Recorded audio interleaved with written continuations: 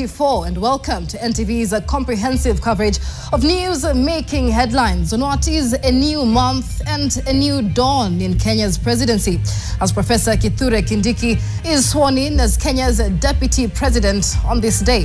The ceremony will be held at the Kenyatta International Convention Center from 10 a.m. this morning, with Kindiki becoming Kenya's third Deputy President under the 2010 Constitution and the nation's 13th number 2. The Gazette notice announcing the swearing-in came just hours after the High Court lifted an order stopping Professor Kindiki's ascension to the DP post. Minutes after the swearing-in date was gazetted, President William Ruto appointed the acting CS Interior and his first Mudavadi as the acting CS Interior, and in his first act in office, Mudavadi declared Friday, November 1st, a national holiday. Now, this was a tactical move, effectively meaning that no petition can be filed to stop the ceremony, as all judges will be off duty. The 52-year-old Kindiki has been Ruto's loyalist for more than a decade, with his journey going back to the International Criminal Court in The Hague. We'll be discussing more on Kindiki's profile, but we'll be giving you live details of what's happening at the Kenyatta KICC, where our team is on the ground to give you live proceedings as the preparations are underway. And here with us in studio, we have Senator Professor Tom Ojienda, Senior Counsel, who will be discussing this all-important day, the in-tray for Kindiki, and what his swearing-in will mean for the country's governance and the political landscape as well. Let's take you live to KICC, where our reporter Ibrahim Karanja is live as he brings us up to date with the preparations so far. Karanja, it was a quick succession of Gazette notices there paving way for the swearing-in this morning. What is happening at the KICC as we speak? Well, Michelle, good morning. It is a very big day in the country. It is the swearing in of the third Deputy President, and that is Professor Kithure Kindiki. We are at the KICC with my colleague Frida Mwaka. Frida, ni siku kubwa sana leo hii, siku ya kumwapisha Kithure Kindiki. Na si kuapishwa kutokana na uchaguzi, bali ni kuapishwa kutokana na kubanduliwa kwa aliyekuwa naibu rais Rigathi Gachagua na sasa Kithure Kindiki kuingia.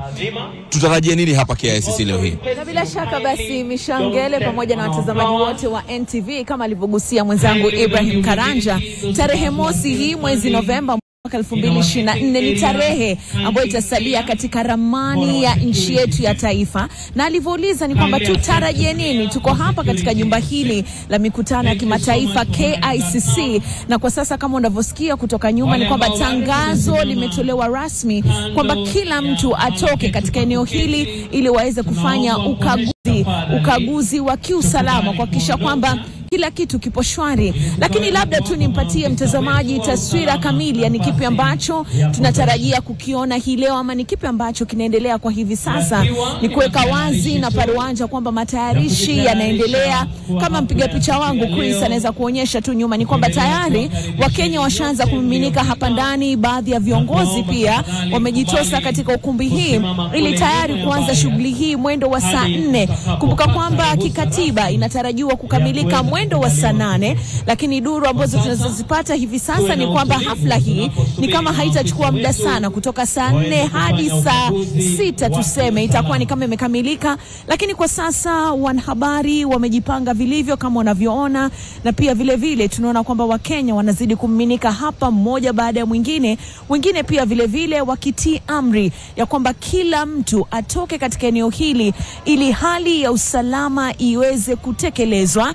Na picha ambazo naziona katika runinga yako moja kwa moja ni Wakenya ambao wametii amri na kujiweka kando ili masuala ya usalama tu yaweze kutekelezwa. Lakini upande huu mwingine pia tunashuhudia matayarishi ambayo yanazidi kuendelea. Mahema yamewekwa hapa na kuegezwa, na pia vile vile kuna hapo awali tuliona wanawake ambao walikuwa wamevalia nguo rasmi za bendera ya Kenya.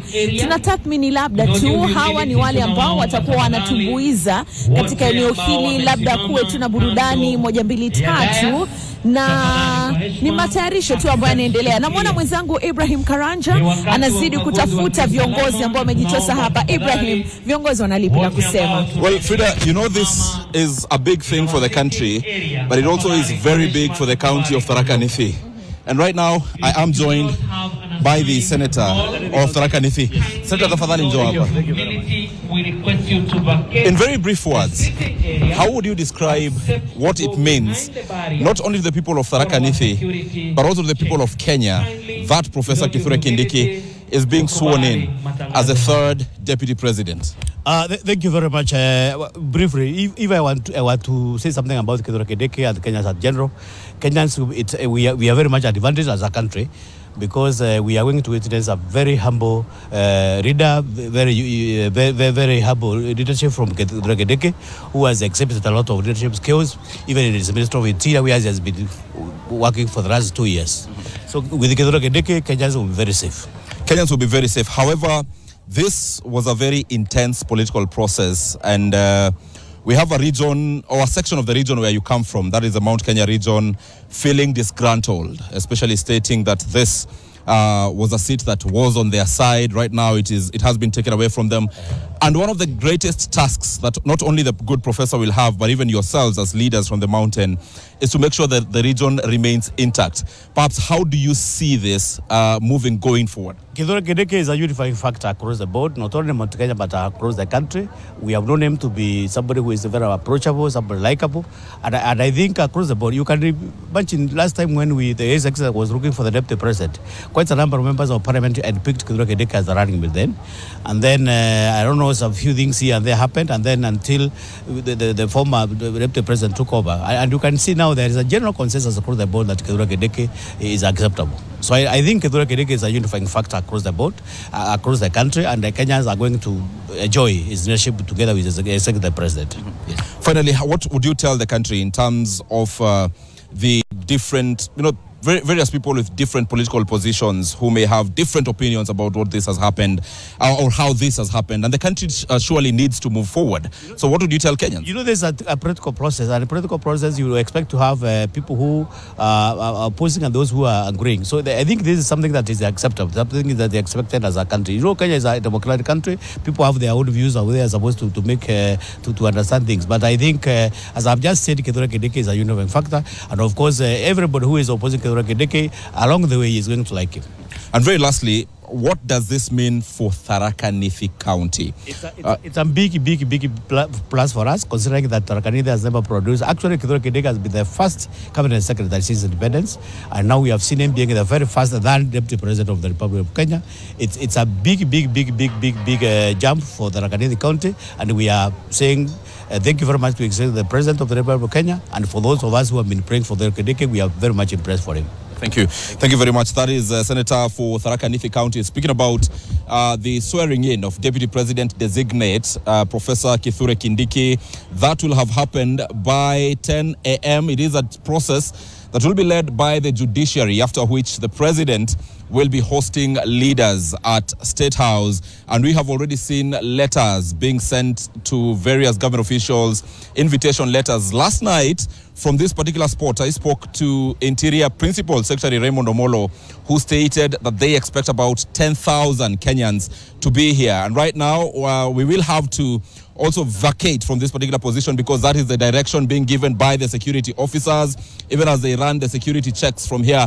But later we will be coming back and give you a blow-to-blow account on what happens here. I am with Frida Mwaka, I am with Chris Dixon, with an entire team from the Nation Media Group. So, Michelle, I take it back to you in studio, but in a short while, we will be coming back. Many thanks. That is Ibrahim Karanja at the Kenyatta International Convention Center, KICC, where all preparations are in top gear for the swearing in of Kenya's Deputy President Designate Abraham Kithure Kindiki, who is on the verge of becoming Kenya's 13th second in command since independence. And with us here in studio, Senator Professor Tom Ojienda. Very, very good morning to you, Senior Counsel, and thank you for joining us on NTV on this monumental day. So Kithure Kindiki is on the verge of becoming Kenya's 13th second in command. What did you make of that High Court's ruling yesterday, paving the way for his swearing in? Thank you, Michelle. First of all, let me congratulate the Deputy President elect nominee, Professor Abraham Kithure Kindiki, who is an advocate and a professor of law. and who has been CS Interior for this momentous, I must say, achievement on being nominated as the 13th Deputy President of the Republic of Kenya. And I think for me, what I would say is that this coming after the proceedings that we undertook at the High Court under Article 144, Sub-Article 7, where an impeachment took place and the former Deputy President, Rigathi Gachagua, ceased to hold office of Deputy President. Now, the Constitution contemplated the possibility of an impeachment leading to a Deputy President, or a President for that matter, being sworn in to take over from the past or the former Deputy President. In my view, the court process was undertaken within the law. The former Deputy President had opportunity to challenge or to go to court to challenge the impeachment after Senate voted on the night of the 17th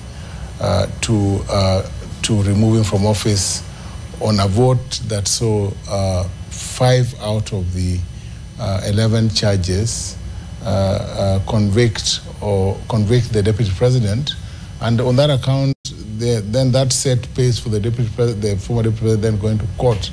So he litigated, and I can tell you about 26 cases have been filed in court, but one case or two cases had orders of injunction or conservatory orders that stopped the proceedings, that stopped the swearing in of Kithure Kindiki. And yesterday, we were successful in setting aside those orders before a 3-judge bench. Where does that leave the court case now? Because I understand that the team representing the former Deputy President has already filed an appeal over that decision by the High Court, by the 3-judge bench.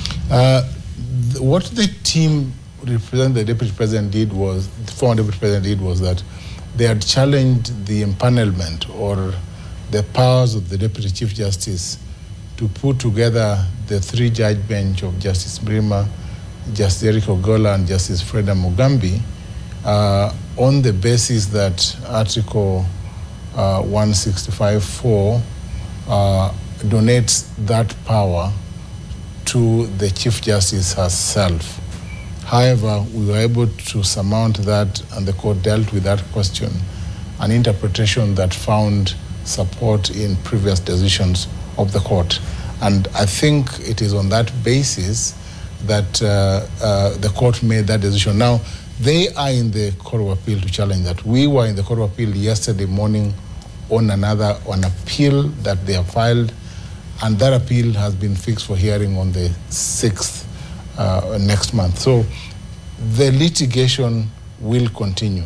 Even the litigation at the High Court will continue on certain rights, because the former DP claims that certain rights that obtain to him, or certain fundamental rights that obtain to him, including, as he says, the right not to have been heard substantially, were violated. So it is what else they would be claiming in law that they'll be litigating in court. But that does not stop the assumption of office by the current Deputy President nominee. In the event that the court then deals and finds whatever remedy would be available, the court will pronounce itself at whatever stage. Remember, the appellate process of our courts allow an individual to appeal from the High Court to the Court of Appeal and to the Supreme Court. And I think we, as the legal team for the other side, will be waiting to litigate at all those levels.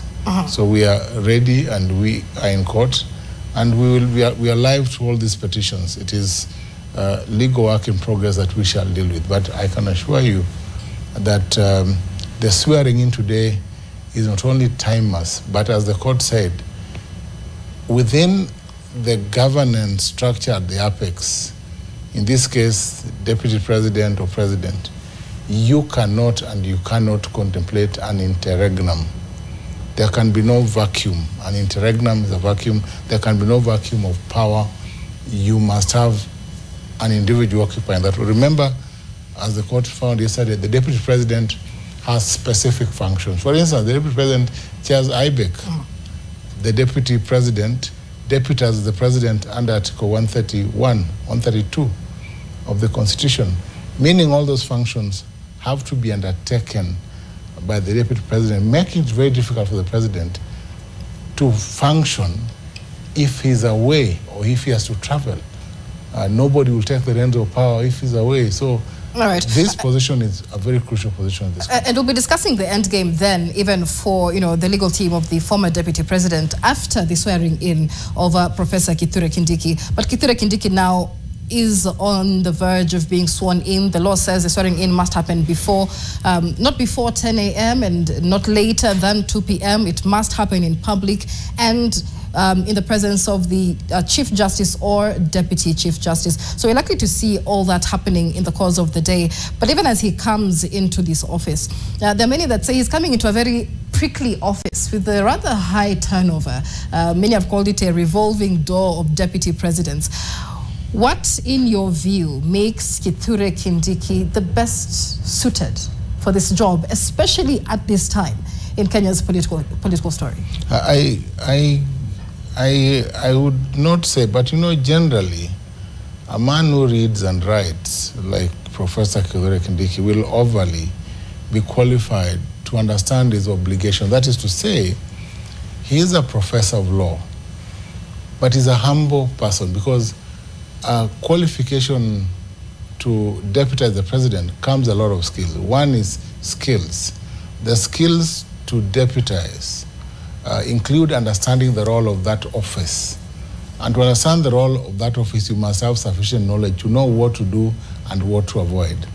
Any deputy president or a deputy in any position who tries to play beyond the boss or who tries to undermine a boss can never last long. It is imperative that a deputy president must ensure that they play by the script so that power does not get into their head, so that they ensure that they belong to the nation and not to a region, and perform those duties as assigned by the Constitution and by the President. And I think the functions of a deputy president are well prescribed in the Constitution and in other statutes, so that if you stick, as long as you stick to your game and ensure that you truly deputize your boss, you can never go wrong. I think Kithure Kindiki is a man of that stature. I do not think that is a megalomaniac who will go for power beyond what the Constitution needs to him. And I think with that, you succeed.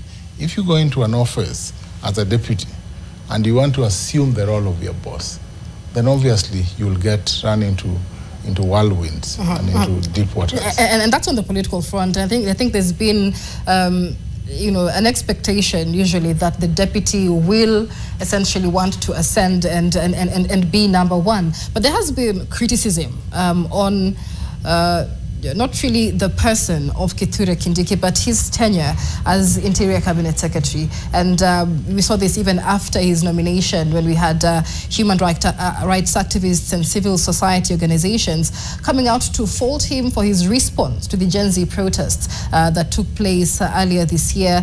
Of course, Kindiki denying that there was police brutality, going ahead to even commend the police for the manner that they handled the Gen Z protests. Now, the media reported on the protests, and over 60 people are recorded by human rights organizations to have died.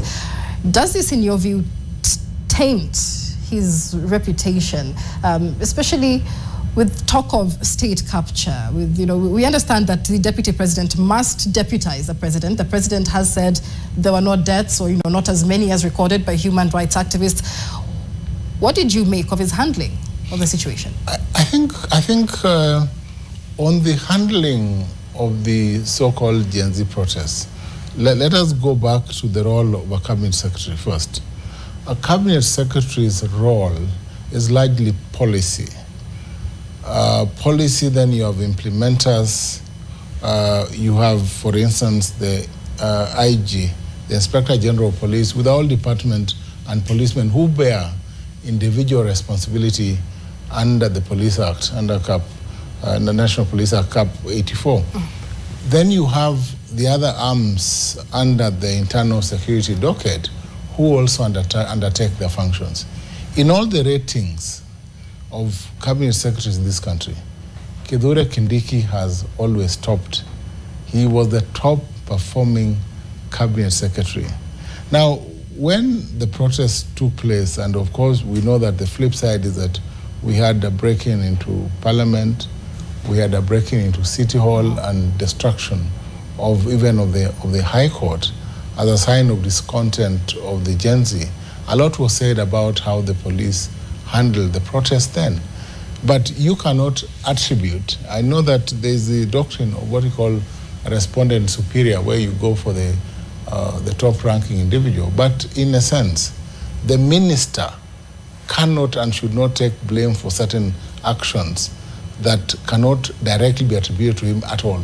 He did not make any pronouncements that were in the public domain where he said that police should undertake certain actions against protesters. I think what we saw was a seamless act by the police trying to guide the youth. And it was only when it was impossible that I saw a few, there were clashes, where there were physical clashes and there was loss of life, which is regrettable. Then only can you point fingers to individuals who did those things. And I think there's one thing also. There were claims of certain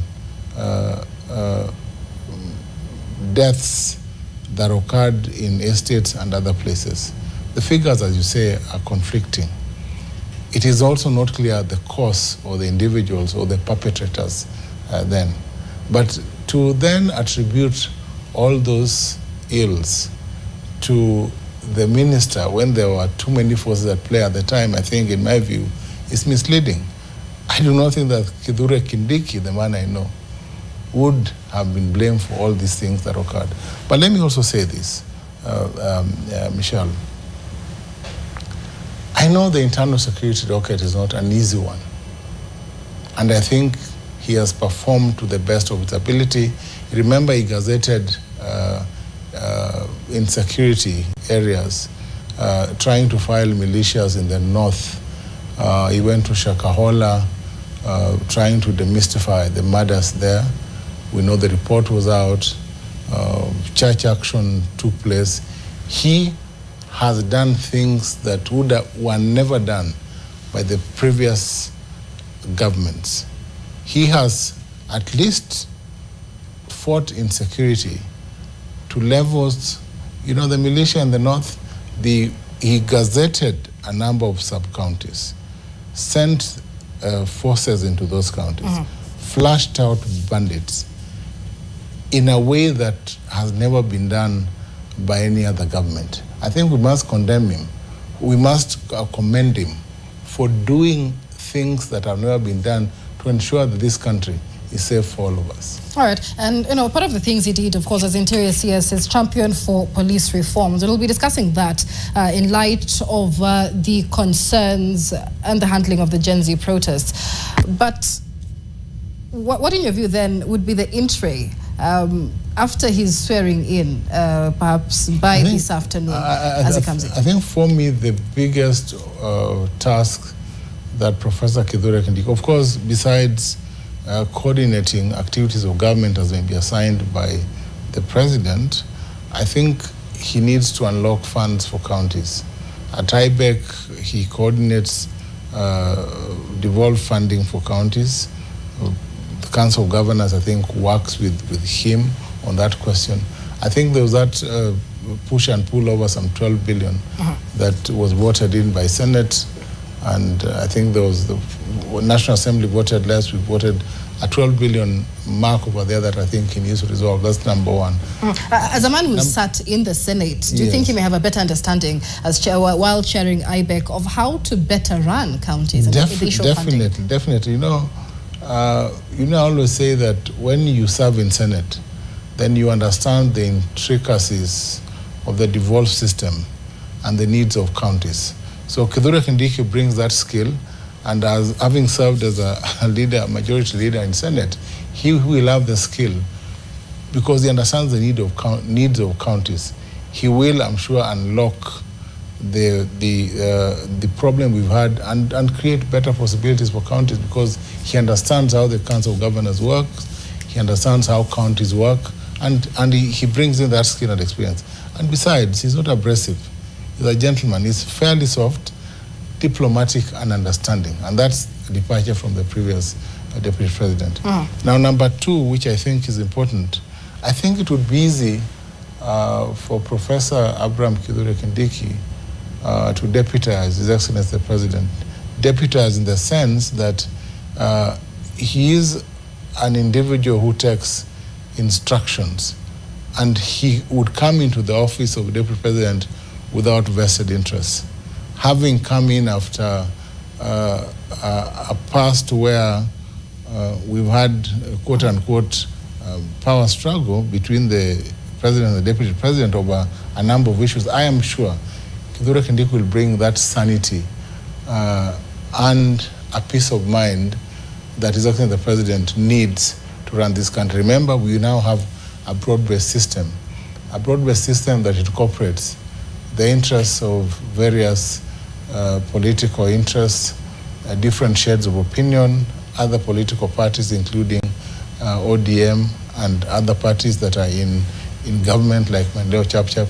And you can imagine that to have a framework where you're managing all these interests, you not only require sobriety, but an individual who also understands the architecture of the Constitution, the architecture and design of the Constitution, and the framework of governance for the entire country that incorporates all and ensures equality as contemplated by the Constitution and the principles, of course, under Chapter 6 and Article 10.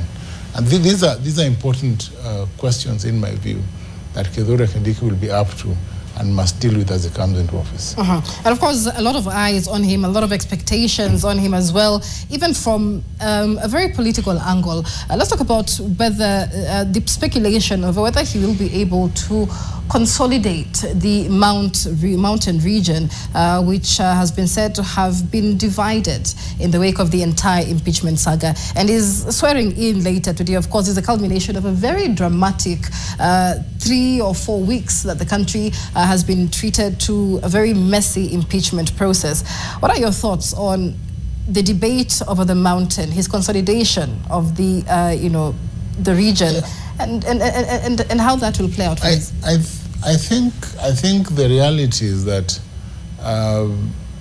the hold on the mountain or on the politics of the mountain will take a bit of time to resolve, because it is not lost to most Kenyans that Mount Kenya East and the other regions, that is Meru, Embu, and the other Mount Kenya areas, have had a not so uniform political relationship over time. And that now Mount Kenya East, which is the Meru region, has a new kingpin, would take time, in my view, to settle in the minds of those in Mount Kenya West, if you may, or the other regions in the Mount. So I think Kithure Kindiki has a big task, and the task he has would be to settle and to seamlessly ensure that the people of Mount Kenya West do not feel left out in the governance structure. He would need to deliberately, to be very deliberate in what he does, so that he can reach out to the erstwhile diehard supporters of former Deputy President Rigathi Gachagua, appease them, also ensure that he sufficiently incorporates them into his structures so that he can prevail politically, but in a seamless manner where he will attract more members or supporters from Mount Kenya West into the Mount Kenya East club, quote unquote, and thereby become relevant and ensure that the politics of succession in 2027 is easy to go around, because remember, President Ruto will need a second term, which I think he'll easily get anyway in 2027.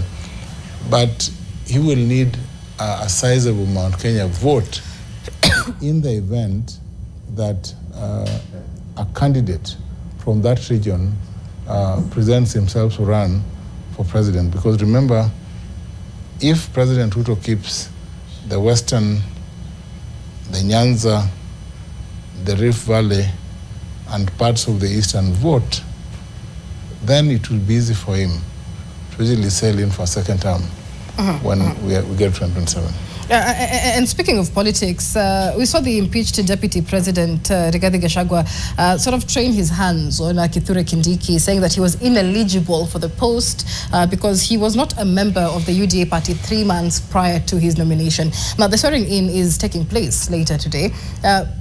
But what are your thoughts on the conversation now to replace Rigathi Gachagua as UDA deputy party leader and replace him with Kithure Kindiki? What would that mean for Kithure Kindiki's political career as well? I think former Deputy President Rigathi Gachagua is not the custodian of the records of membership political parties. That is a record. The law provides that the Office of the Registrar of Political Parties keeps those records. But secondly, and more importantly, the IEBC cleared Professor Kithure Kindiki. That question is currently sub judice.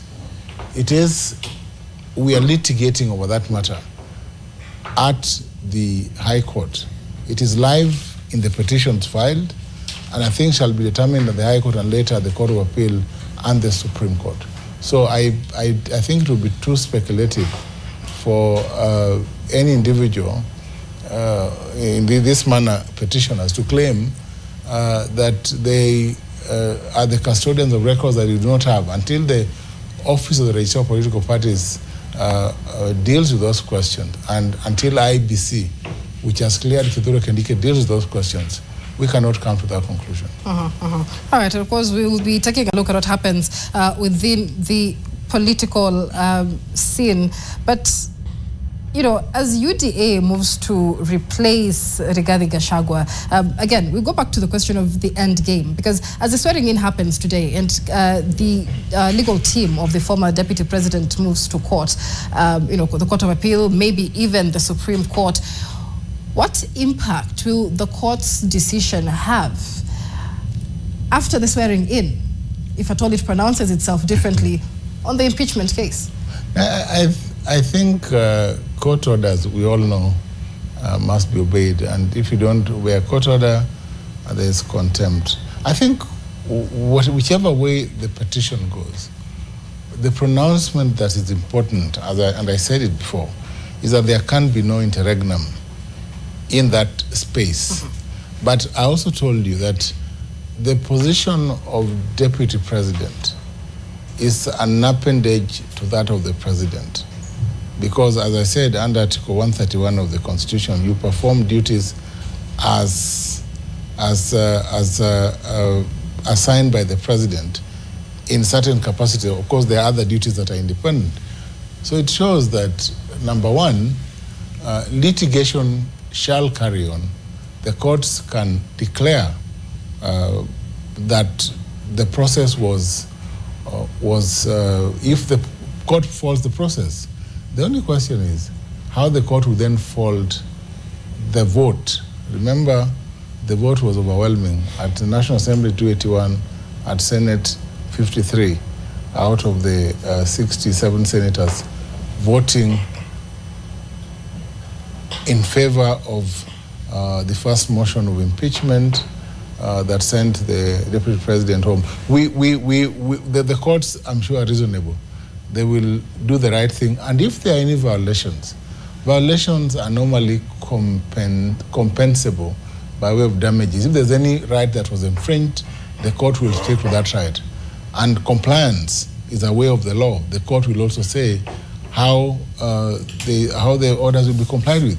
And as you've said, litigation, it takes time for litigation of this nature to progress all the way to the Supreme Court. All right. Amid talk of a possible purge from UDA for supporters of allies of Rigathi Gachagua. The perceived allies, including your colleagues in the Senate, who were very vocal on supporting the DP, saying this will be a messy process. We may be the first casualties now, but there'll be more casualties later. But they've gone eerily quiet. Why do you think that is so? I think they're waiting to. Most of my colleagues, I would say, who are supporting the DP, and I think in the vote, if you look at the tally of the vote, there's a constant number of 13 that voted for the deputy president. Whenever, of the 11 motions, there's a constant 13 that voted for him, and so who I would say are supporters. I think that the supporters were hoping that the court process would turn out differently, but it has turned out in favor of Professor Kindiki, in favor of the impeachment, because, as I said, Article 145(7) is an article that speaks to the DP ceasing to hold office. It is the article that sounds the final. It is basically saying once the vote is done, you stop being a deputy president. And I think that is the tricky thing about what the people intended when they wrote that article. But let me say this, that for those who have been by the side of the deputy president, perhaps they're reflecting as well, and they're hoping that they get a better result at the Court of Appeal or the Supreme Court. They are fairly quiet, I agree with you. They're no longer speaking. But I think that in this country, we need everyone. In the political setup, I think you need everyone. And it is only in politics where people who do not agree today will agree the next day. So I don't think that it is too late, that those who may have supported the deputy president will not probably have a different view and say that in view of the amount of political time that has passed, in view of the legal framework that we have now, that perhaps it is time to support the president and work for the country. All right, so let's bring in former Nairobi Town Clerk Philip Kithure joining us live in studio. Mr. Kithure, very good morning to you. And thank you for joining us at NTV on this pivotal moment in Kenya's political landscape. Anytime from between 10 a.m. and 2 p.m. we'll have Professor Kithure Kindiki sworn in as Kenya's 13th second in command. What are your thoughts just even on the events that led us here today? Well, Michelle, thank you for having me this morning, and thank you for making it possible for me to meet my former friend, Professor Ojenda. Former friend? Yes, a former friend. You know, at least I'm referring to him as a former friend. He has no courtesy to refer to Rigathi Gachagua as the outgoing president, and he's a learned man. But I can forgive him because, you know, people in our Senate think not from their heads, but from their stomachs. But that said and done, I think, we are Kenyans, as Professor Ojenda said. And no matter what happens, we must put this country before our own personal interests. So I want to join other Kenyans who are wishing the incoming deputy president best of luck. And I'm hoping that just like Professor Ojenda is a professor of law, he will teach our president good manners, not to disobey court orders going forward, and to do the right thing, that we shall see extrajudicial killings disappear for good, because these are professors of law and they need to guide the president accordingly. Let me say that this is a Simon Makonde moment. We saw a judgment where the courts pronounced themselves yesterday, and at a supersonic speed. My friend, the son of Samson Mudavadi, who was gazetted as acting Interior Cabinet Secretary, which confirms the fact that until that moment, Kithure Kindiki was actually the Interior Secretary. And again, within seconds, Kenyans were given a holiday that we don't deserve because we are a working nation. And then within supersonic speed, you know, everything happened. But that having been said and done, we are in Kenya. We are getting used to a government that is efficient. And I'm hoping that in the same breath, that the two gentlemen, the incoming Deputy President and the President of the Republic of Kenya, will serve Kenyans diligently. Kithure, I have no doubt that Kithure will do a good job. He's a fairly sober person. He's a good communicator, with good people skills. So I have no doubt that he will do that. In any event, that position had to be filled.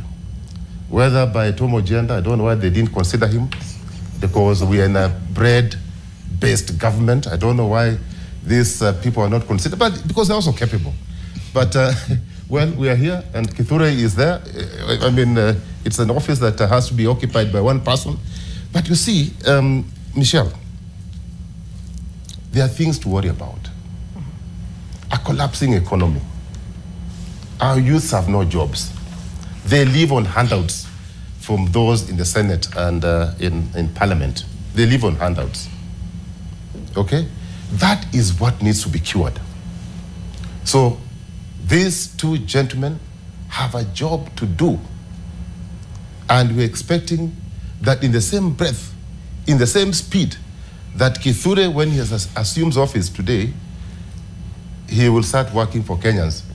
And we shall now start seeing the benefits of this bread-based government. Okay, and we'll be discussing this bread-based government that you bring up, but you also bring up the issue of extrajudicial killings. We've also seen enforced disappearances on the rise for the better part of this year, and this is especially during what had been called the Gen Z protests.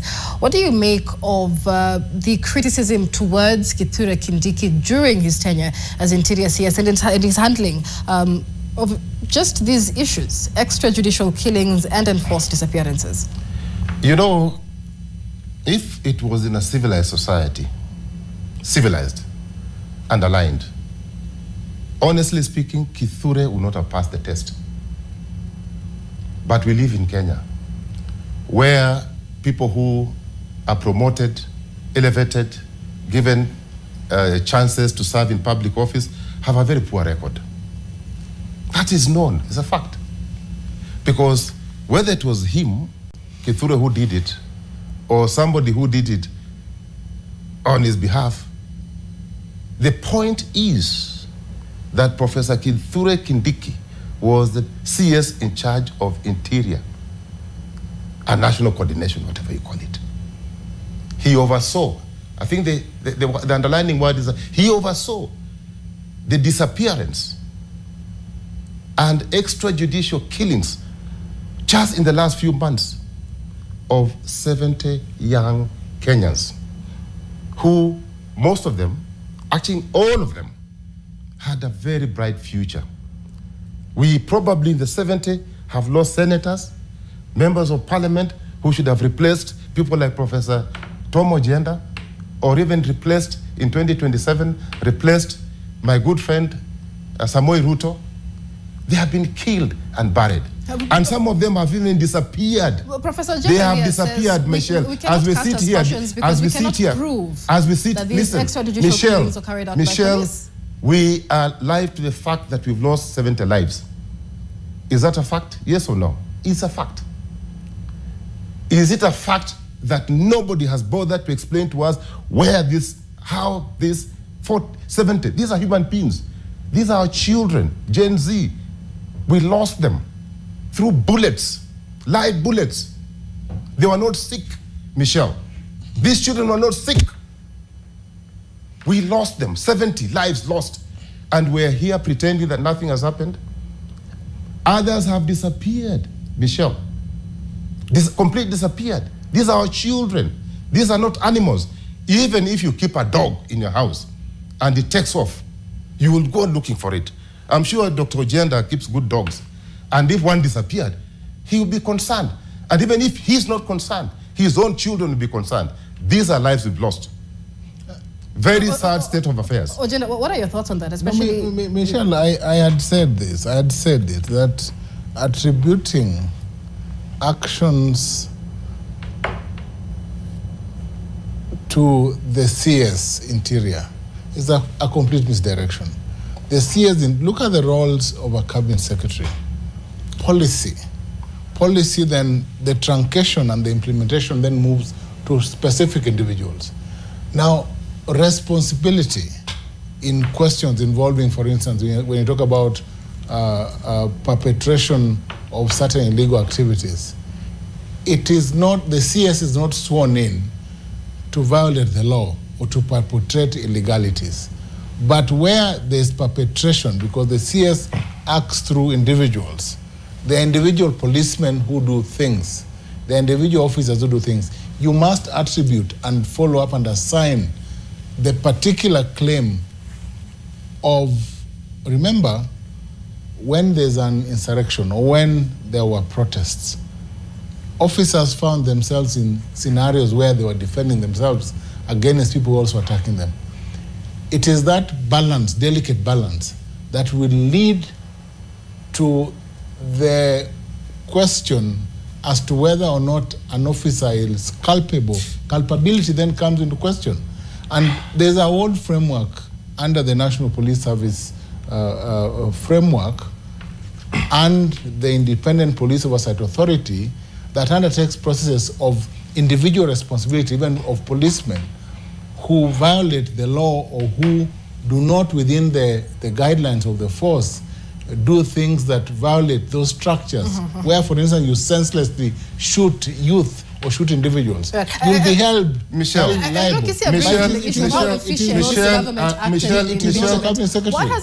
I'm boiling. IPOA process has been very I'm boiling. efficient. Michelle. Yes, Kithure. Allow me to ventilate. I'm boiling. And coming from my former friend, Professor Ojenda, I am actually utterly shocked. You know, and I know as a professor of law, probably doesn't understand what management is all about.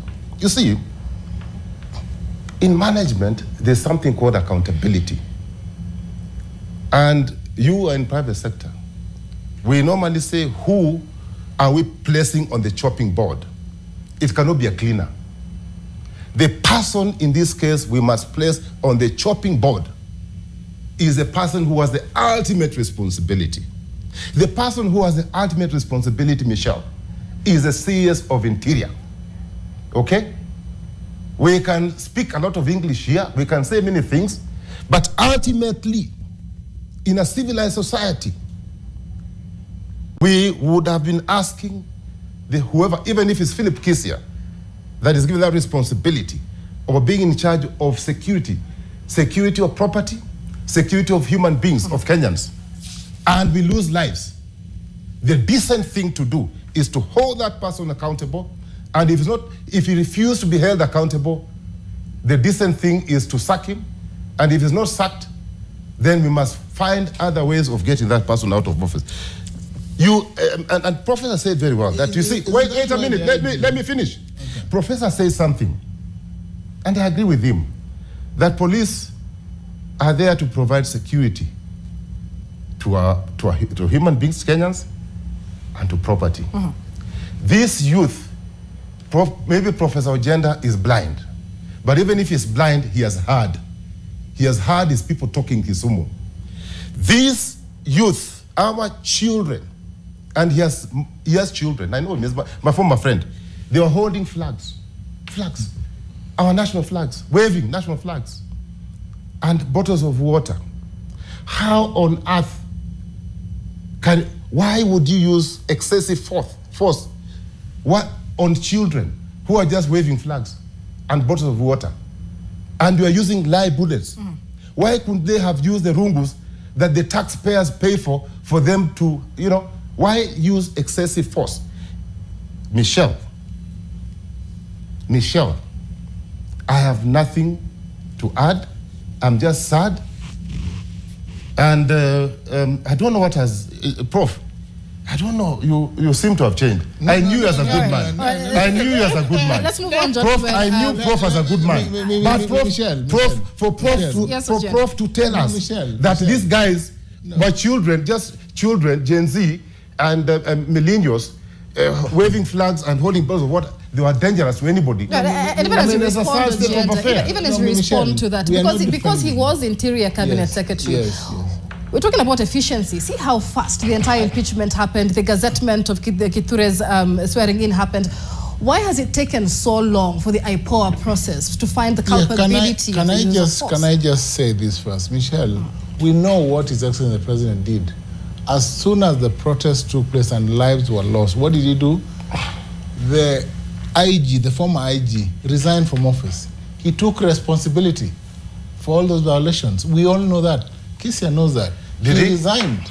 Inspector General IG Kome, resigned from office. Number 2, investigations were launched into the killings that happened. And I remember even the Quarry Dam incident where bodies were found. The DCI investigated some of those bodies, finding or rendering a finding that some of them were not as a result of the protest that took place. But thirdly, I do not defend extrajudicial killings. I cannot defend extrajudicial killings. But it is important to know where the blame lies. The blame cannot lie on the doorsteps of Professor Kindiki, because as CS Interior, his role is defined by the law.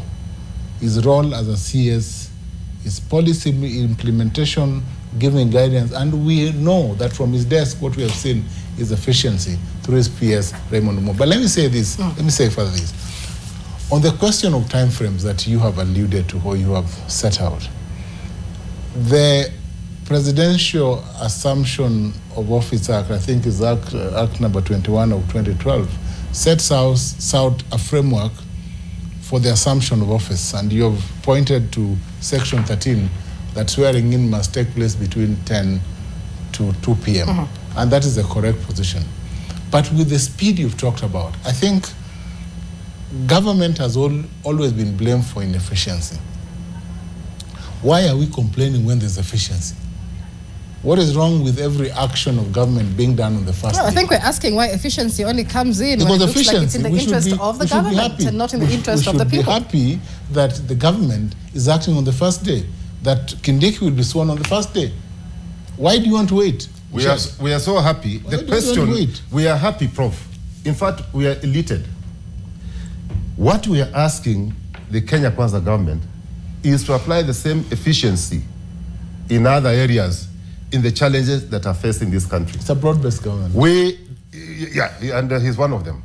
He's a senior member in that government. All right, so let's take a break, gentlemen. What we are saying, we are happy, Prof.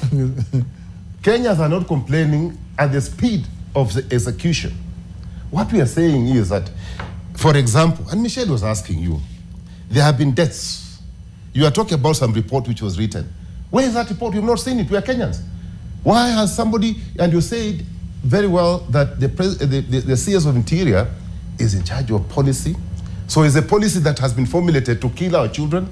He is saying it's guidance. So is it to guide to kill our children? Is that the guidance we're talking about? Is that the policy we're talking about? All right, let's take a break, gentlemen. We'll be back with this conversation as we take a look at the events unfolding on this pivotal moment for Kenya's political landscape. We have live pictures for you from the Kenyatta International Convention Center, KICC, where Professor Kithure Kindiki will be sworn in as Kenya's 13th second in command any moment between 10 a.m. and 2 p.m. according to the law. Live pictures there on your screens as preparations in top gear. And the assumption of office team, they're saying about 10,000 people will be expected at KICC for the swearing in. So it is a change of guard for the country. Out goes Gachagua, and in comes Kindiki as Kenya's third deputy president under the 2010 constitution. We'll be bringing you wall-to-wall coverage of this monumental event for the country. Also be taking you across the country to get the events, the feelings of Kenyans and their reactions ahead of the swearing in this morning. You're watching NTV. Do stay with us as we bring you more coverage.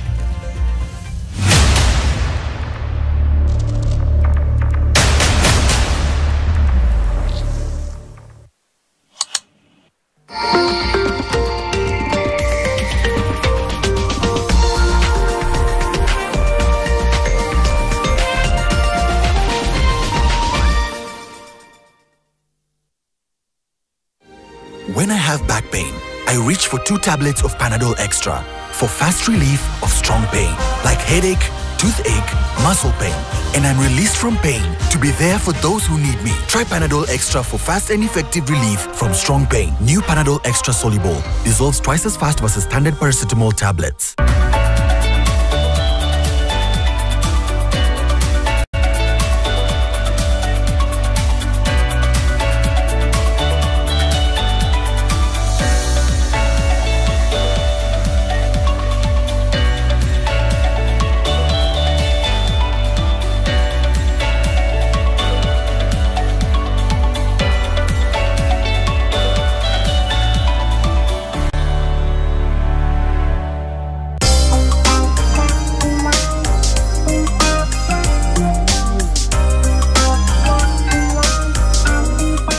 As a newly regulated deposit-taking SACCO, Mhasibu is here for all professionals, offering secure and flexible products and services, all under one roof. Whether you're saving for a brighter future or investing in your dreams, become a member now and start your journey to financial success.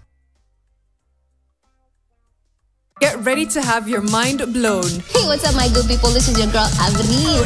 We're bringing you the hottest show in town. The king of gospel, and I represent for Quantum Mix. Yo, Butruse K, the sharp god up in the mix, you know what I'm saying? NTV, shout out to you, bro. From exclusive interviews with the biggest names in the game.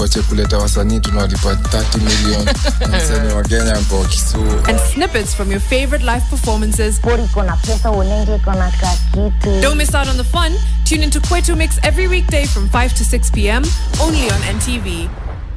New Panadol Extra Soluble dissolves twice as fast versus standard paracetamol tablets.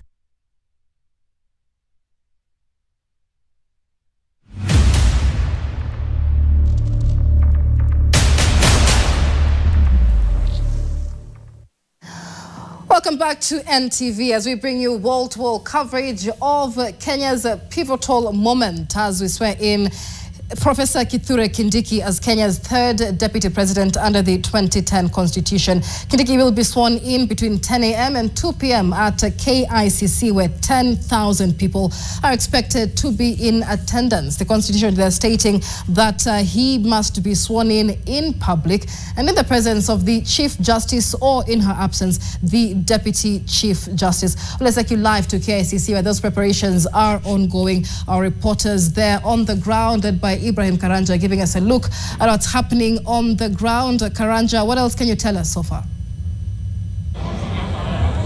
Well, Michelle, we are still at the KICC, and what is happening right now is that the people have started sitting down, and this is according to the program that we were given yesterday by the Interior Principal Secretary, Raymond Omolo, when he stated that most people have been expected to sit down by 9. Right now, the pictures that we have are of the front row of the people attending this particular event, members of parliament and a host of other top government officials who have already taken their position at the various designated sitting positions.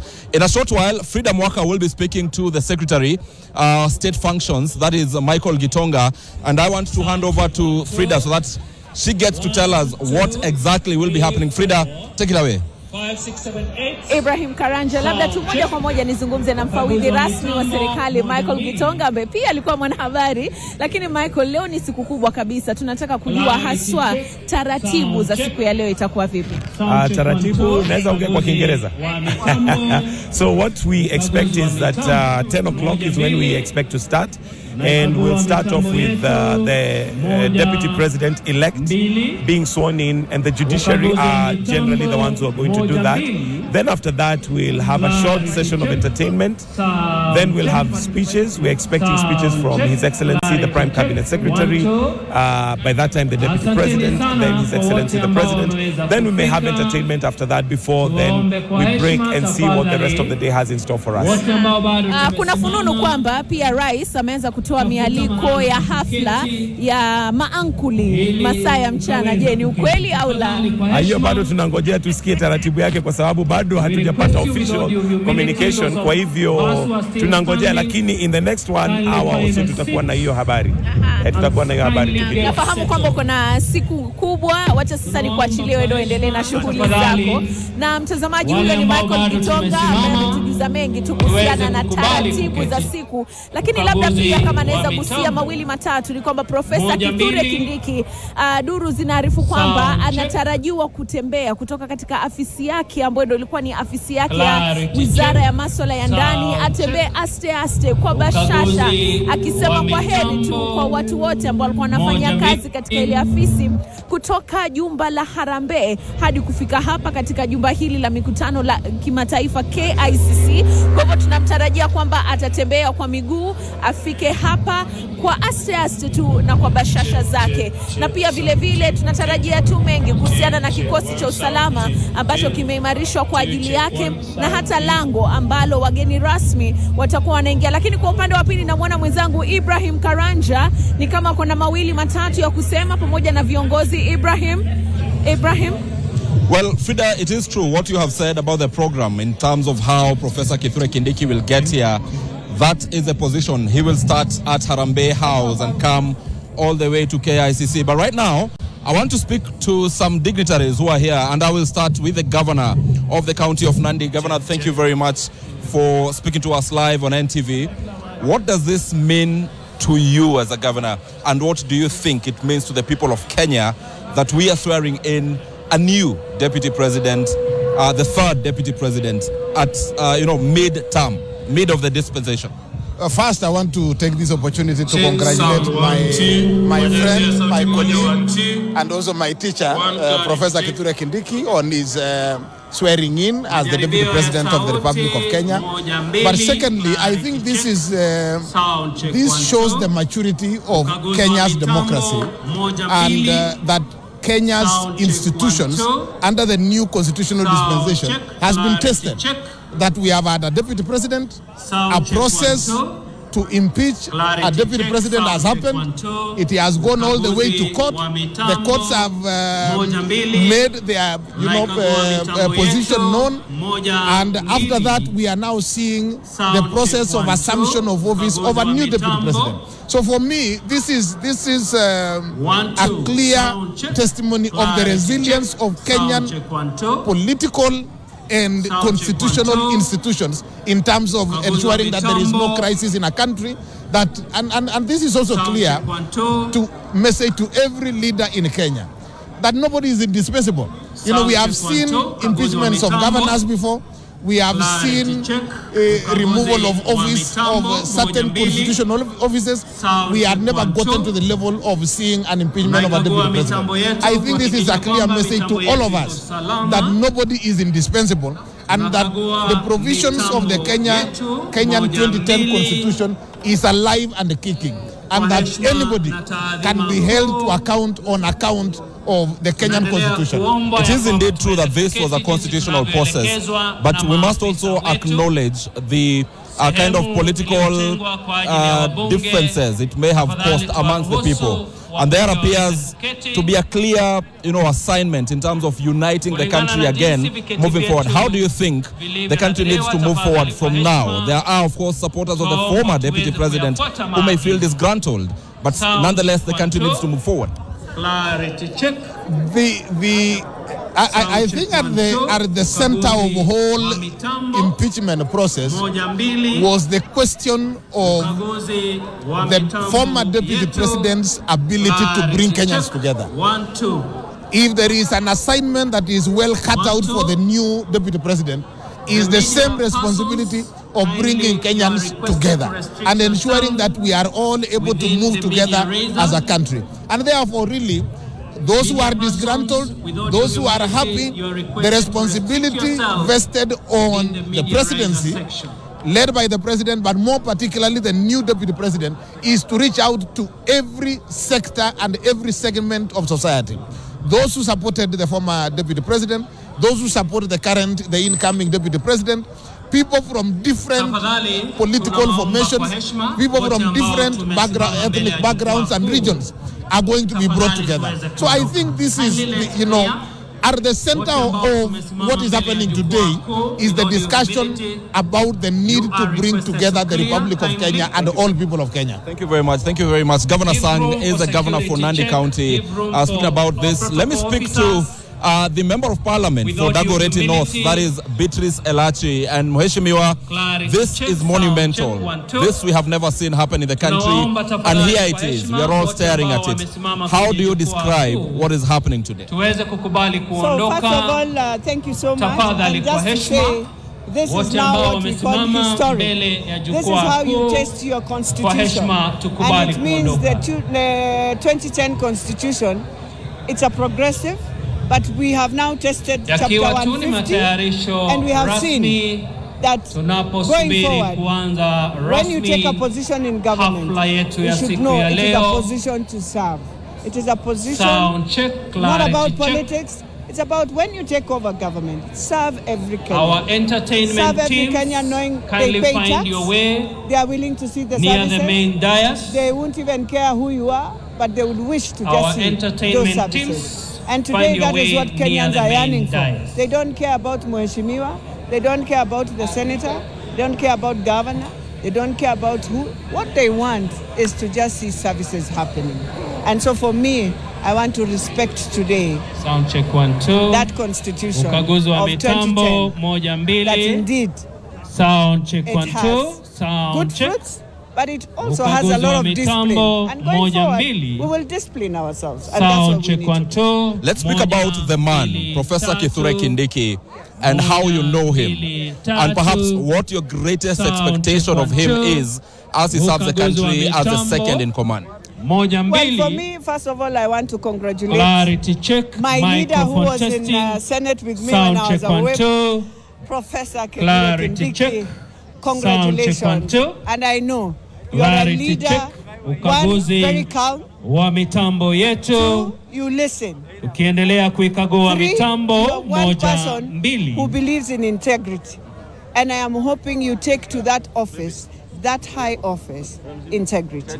That indeed we will see a huge difference, that we can now see the president functioning and working without us taking us into more politics anymore. And so that's Prof.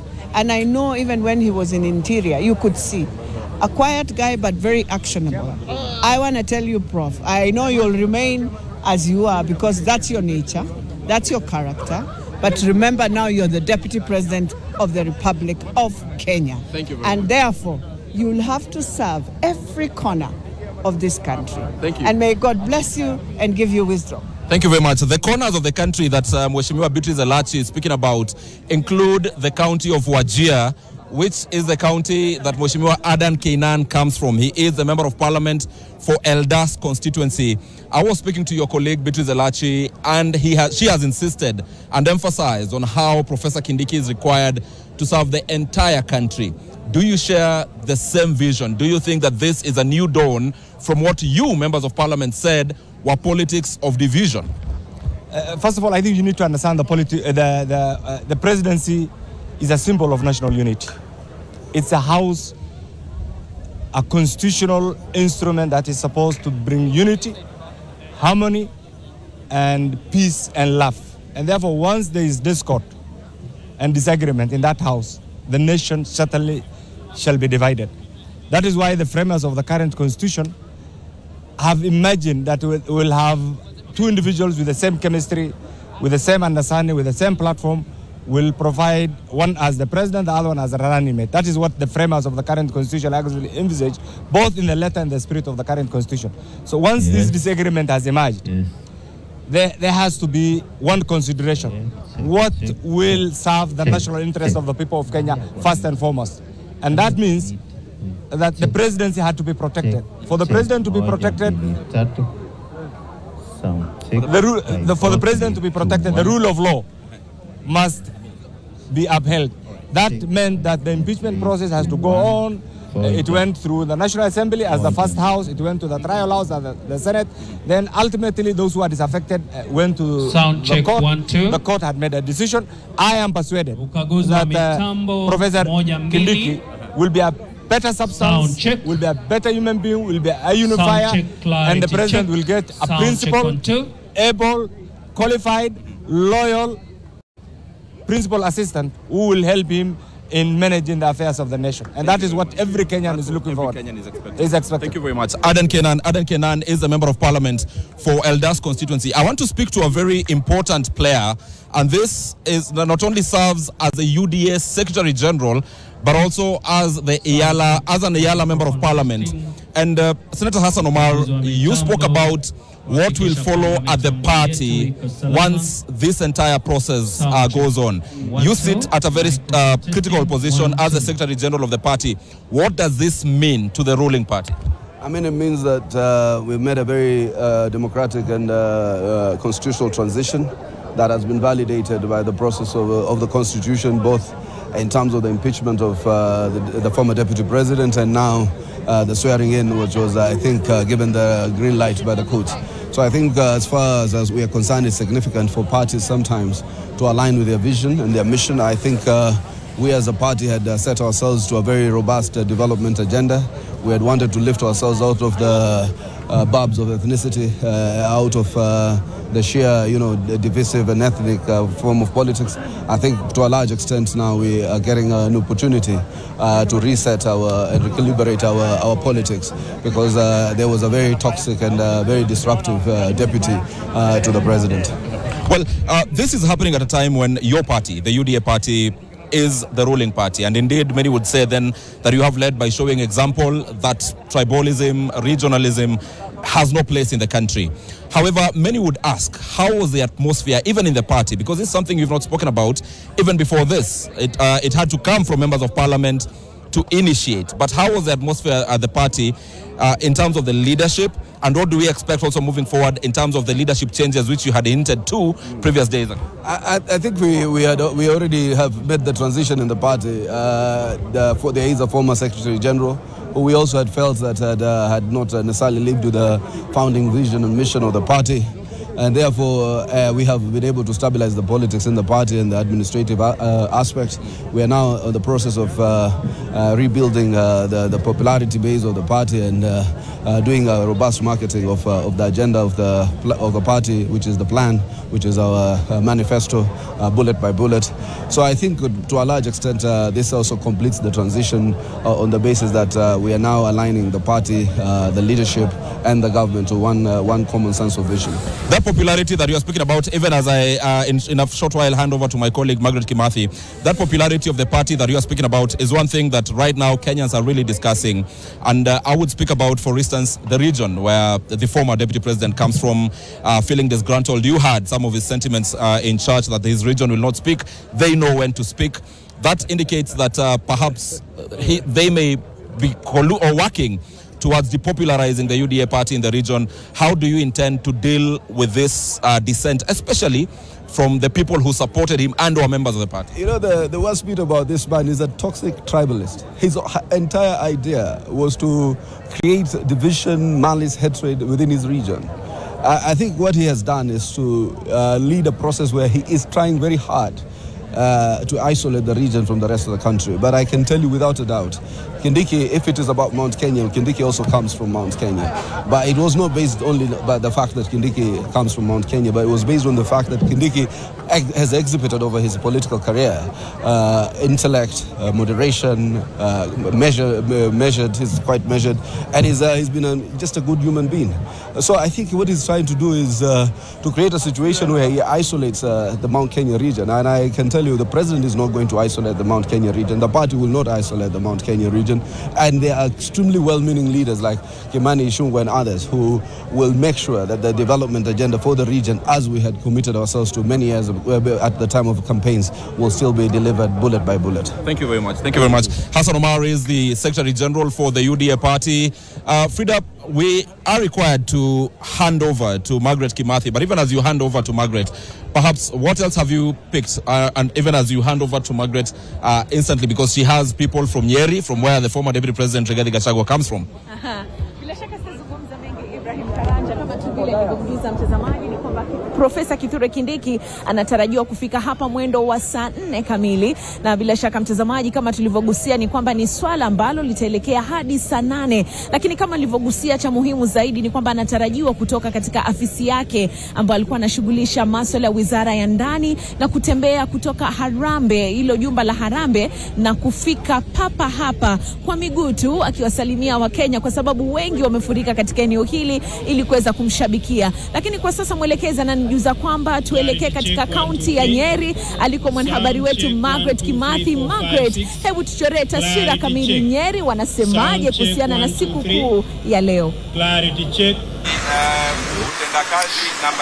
Not a very good morning here in Nyeri County as residents continue to express disappointment after the High Court lifted orders blocking Kithure Kindiki swearing in. And right here I'm at the CBD in Nyeri County, and the town is calm, and I can see the business is taking place as usual. And I would like to speak to a few residents here in Nyeri County. Anza kwa jina lako, alafu tuambie maoni yako ni yapi kuhusiana na kuapishwa kwa Kithure Kindiki. Kwa majina yangu naitwa Mugristo Region wa Subukia, mfanyabiashara hapa Nyeri Town stage ya katikati.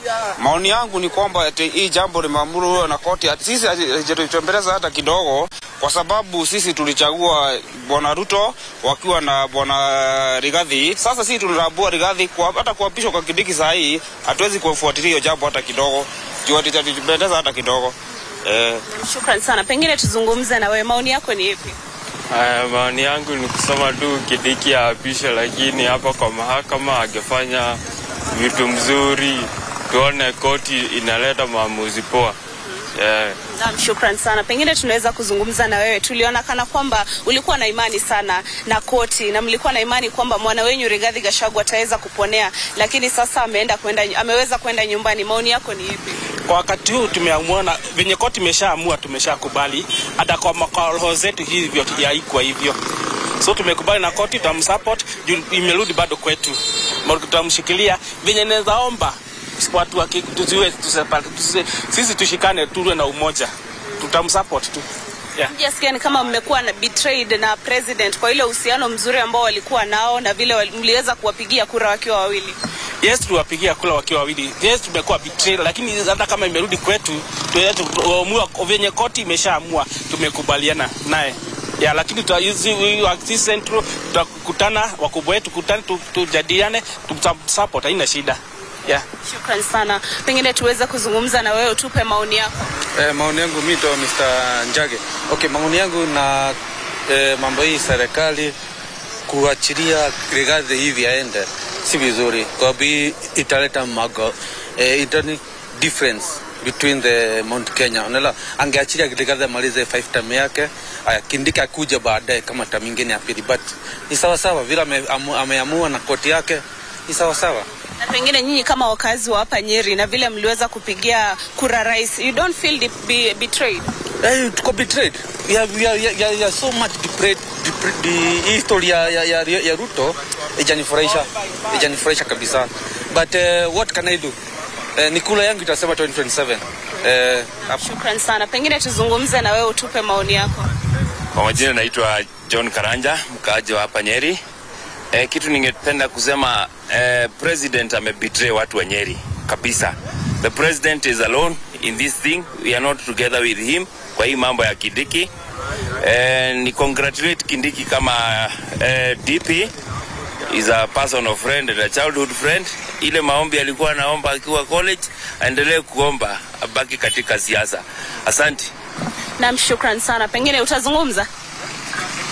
Na Frida, hayo ni maoni ya wakazi kutoka hapa kaunti ya Nyeri. Wengine wanasema kwamba wanahisi kana kwamba Rais William Ruto ameweza kuwa betray kwa kuweza kumchagua Kindiki kukuwa naibu rais wa tatu. Na hapa katika kaunti ya Nyeri naweza kuona kwamba biashara zinaendelea kama kawaida, wakazi wametulia, na hayo tu ndo maoni ya wakazi kutoka eneo hili. Wacha turejee katika eneo la KICC kwa Frida na Ibrahim Karanja. Well, thank you very much, Margaret Kimathi. We are still here at the KICC with Frida Mwaka, and we are speaking to more leaders and the people of Kenya on what is happening today. Frida, who have you seen here?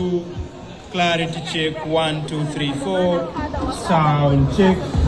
Clarity check, 1, 2, 3. Ananisaidia kuwaleta magavana hapa, lakini kuna wale ambao pia kwa manufaa ya mtazamaji wetu labda ungetaka kusikia kidogo tu na kiduchu ya historia ya Profesa Kithure Kindiki, na nikuuliza kwamba kabla ya kuteuliwa kuwa waziri na naibu rais, Profesa Kithure Kindiki alihudumu kama seneta wa kaunti ya Tharaka Nithi kuanzia mwaka wa 2013, ambapo pia mtazamaji aliweza kuhudumu kama naibu spika wa seneti pamoja na kiongozi wa wengi katika seneti. Na katika hali hiyo, ngoja nizungumze na mheshimiwa. Karibu sana mheshimiwa katika runinga ya NTV. Labda tu moja kwa moja unaweza jitambulisha na kutujuza pia wanasemaje wa Kenya kuhusiana na siku ya leo. 5, 6, 7, 8. 1, 2, clarity check. Sound check. Clarity check. 1, 2, 3, 4, 5, 6, 7, 8. Clarity check.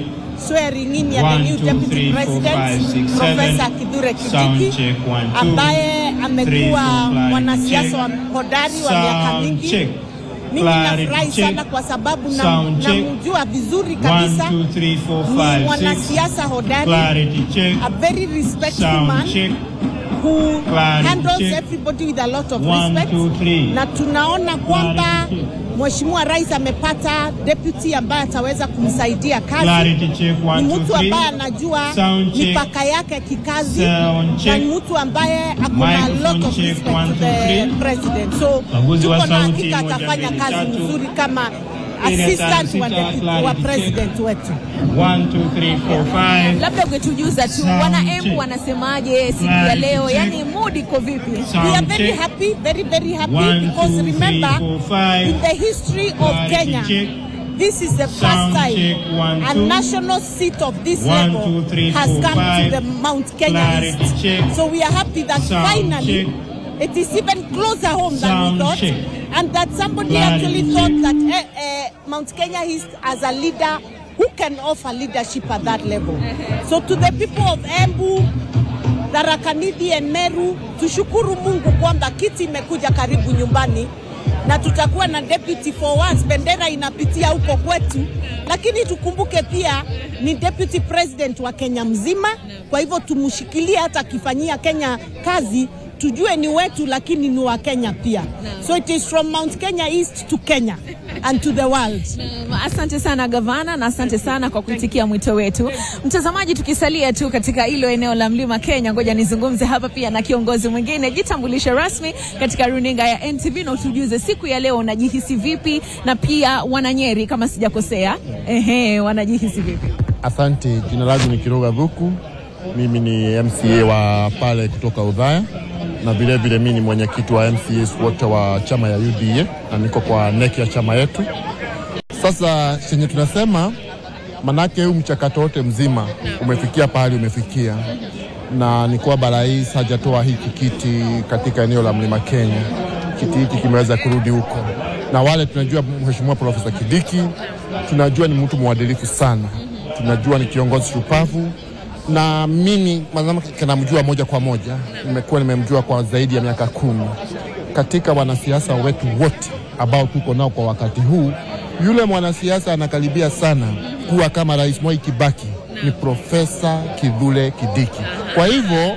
Kwa hivyo sio ati tungependa huyo mwingine hata, lakini manake mambo imekuwa vile imekuwa. Sasa haja yetu ni kushikana. Sisi tulienda kwa watu wetu tukawaambia wachague hii serikali. Kwa hivyo tunategemea kwamba Profesa Kindiki atatuongoza a deputy president, na wananchi wa Mlima Kenya pia wapate maendeleo, lakini sio ati mlima peke yake juu tunajiita mlima, ni Kenya mzima ikiendelea, hata eneo la kati iweze kuendelea. Manake wananchi chenye wanahitaji ni viongozi washikane, wawaletee maendeleo. Labda tu nikuulize swali la haraka haraka, uhusiano wako wewe na Rigathi Gachagua ulikuwa vipi? Kwa sekunde 2-3. Unajua mimi sina ubaya na mtu yeyote. Sasa jambo limetendeka, ni masuala ya kikatiba yamefanya, kwende kule kumeenda.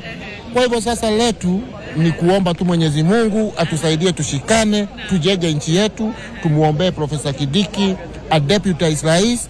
Hiyo mambo watu wamekuwa wakisema ati sasa umechaguliwa ati ndio usimame, you stand up to the president. No, you are elected or you are there to deputize the president.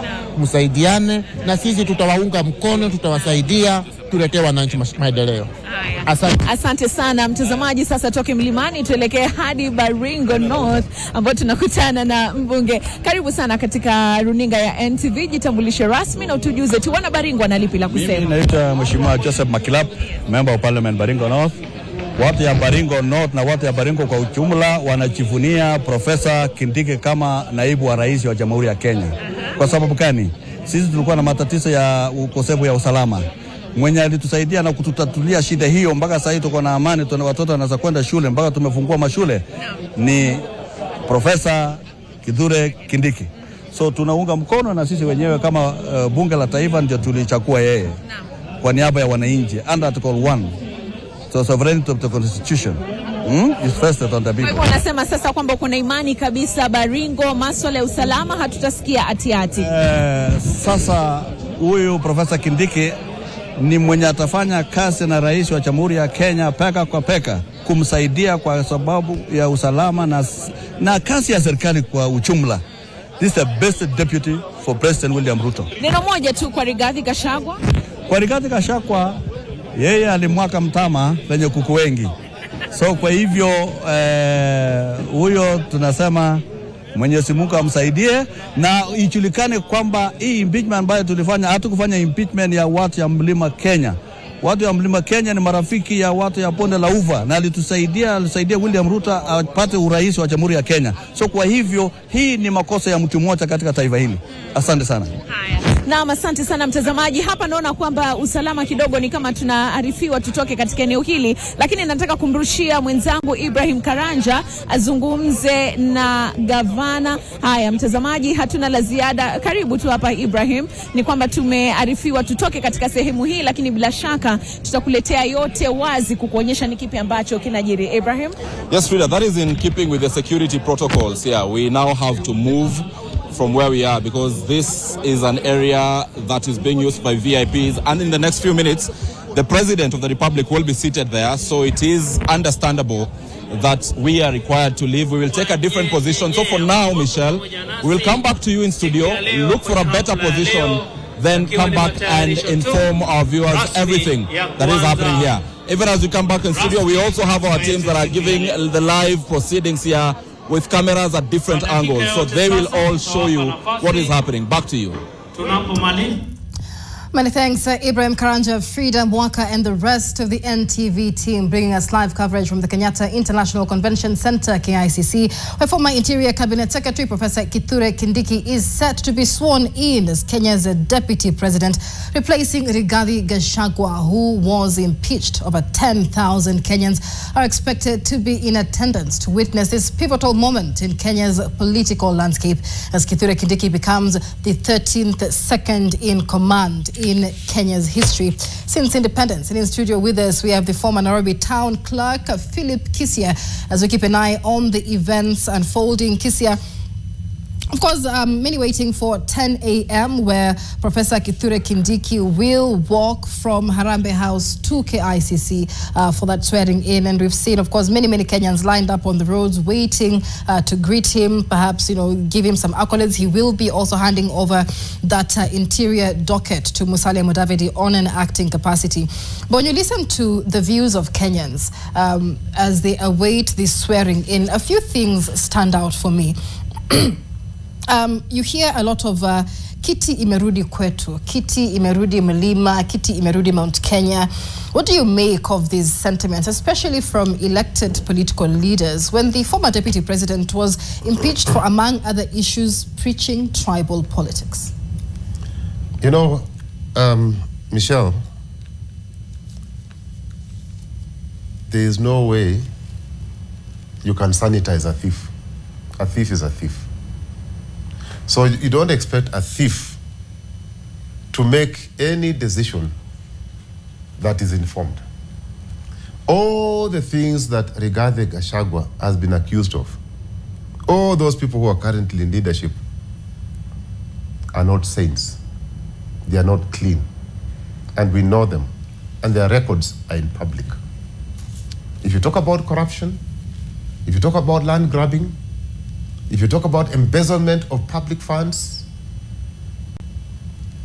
none of them is clean. So while we celebrate the appointment of Kithure Kindiki, because the office had to be filled, and as Justice Murima said, the Constitution had not foreseen a situation where that office will be left vacant for too long. So they have filled it. Whether the procedure that were followed were not proper, it had to be filled. So we leave that matter to rest. However, it is sad, extremely sad, to see people at the level of a governor still propagating tribalism. They are saying, and I heard, and it's on record, my good friend Cecil Mbarire, governor, said that this seat is not even closer to home. Closer to home meaning Mount Kenya East. I have not heard any of them point out the qualities of that office holder. They have not said that Kithure Kindiki is completely corruption-free. He is as clean as a peeled potato. I have not heard them say that these are the abilities that Kithure Kindiki has. I have not heard them say that he has the requisite experience to occupy that office. I have not heard them say that he's going to be a symbol of national unity that will help the president. I have not heard them say that Kithure has capacity to assist the president in ending tribalism, because the Kenya Kwanza government has propagated tribalism. We've seen it in appointments. It is on record. It is not a secret that the appointments of the Kenya Kwanza government are tilted towards one region. So, from where I sit, Michelle, I was hoping that that type of talk can be left to a common mwananchi. You know, at that level, Kiti merudi nyumbani. He is one of our own. That is village talk. But when it comes from people who are holding a high office, like an MP, a senator, a governor, it is a sad state of affairs. It is not something that we should encourage. We should be promoting people or getting people to occupy public office or whatever office it is because of the competencies, because of the experience that you have, because of the value that you're coming to add. But when, conveniently, and I'm hoping that is not the barometer that President William Ruto used in appointing Kithure Kindiki, that Mount Kenya West have lost this one, but to pacify the mountain, let me pick somebody from the east. I am hoping that that was not a consideration. But we are Kenyans, I suspect that that was his biggest consideration. That if I'm going to lose the west of the mountain, let me pacify the east and give them this seat so that I can secure some votes, because 2027 is around the corner. But I must tell my friend, President William Ruto, your re-election will be based not by the people, incompetent people that you have appointed, because most of them are incompetent, and we know that. Your re-election will be based on what you deliver. So far, Michelle, on a scale of 10, William Ruto is scoring 3. That's a D+, 3 out of 10. So it doesn't matter what he does. That will not change anything. Will it change the fact that the cost of living is high? No. Will it change the fact that this regime is overly corrupt? No. All right. Will it change the fact that they are trying to push Adani down our throats? No. We have issues to deal with as a nation. Let us focus on the bigger picture. And Kenyans should not be derailed. You are being derailed. You know, you're being taken in a circus, which is not very useful. Let us hold this government to account. Let us measure their success based on what they put in their manifesto. So far, it's a D. All right. D+. And we'll be coming back to that, especially the expectations of Kenyans with regard to the economy, education, the health sector, and the very pressing issues that have been put in the back burner in the wake of the entire impeachment process. But let's take you back to KICC, where at exactly 10 a.m. this morning, Kenya's third deputy president under the 2010 constitution will be sworn in at the steps of the iconic Kenyatta International Convention Center. Now, the office Kindiki is assuming, however, faces an unprecedented heavy task of repairing, among others, broken political relations, as well as returning the office back to its envisioned national standing. So I take you back there to KICC. Our reporter Frida Mwaka, as well as Ibrahim Karanja, are bringing us the latest events. Frida, over to you. Naam, kama tulivyokujuza tu awali ni kwamba shughuli nzima inazidi kuendelea, na kama tulivyokuwa tumekujuza pia vile vile ni kwamba takriban Wakenya 10,000 wameminika hapa katika jumba hili la mikutano ya kimataifa KICC. Na kwa sasa tu, mtazamaji, kama unaweza niruhusu nizungumze na baadhi ya viongozi ambao wamefika hapa siku hii ya leo, watujuze mengi tu kuhusiana na ni kipi ambacho wanatarajia kukiona, na hata pia vile vile wanajihisi vipi siku hii ambayo tutakuwa tunamwapisha Profesa Kithure Kindiki kama naibu rais. Na moja kwa moja tu nianze na aliyeketi kando yangu. Karibu sana katika runinga ya NTV.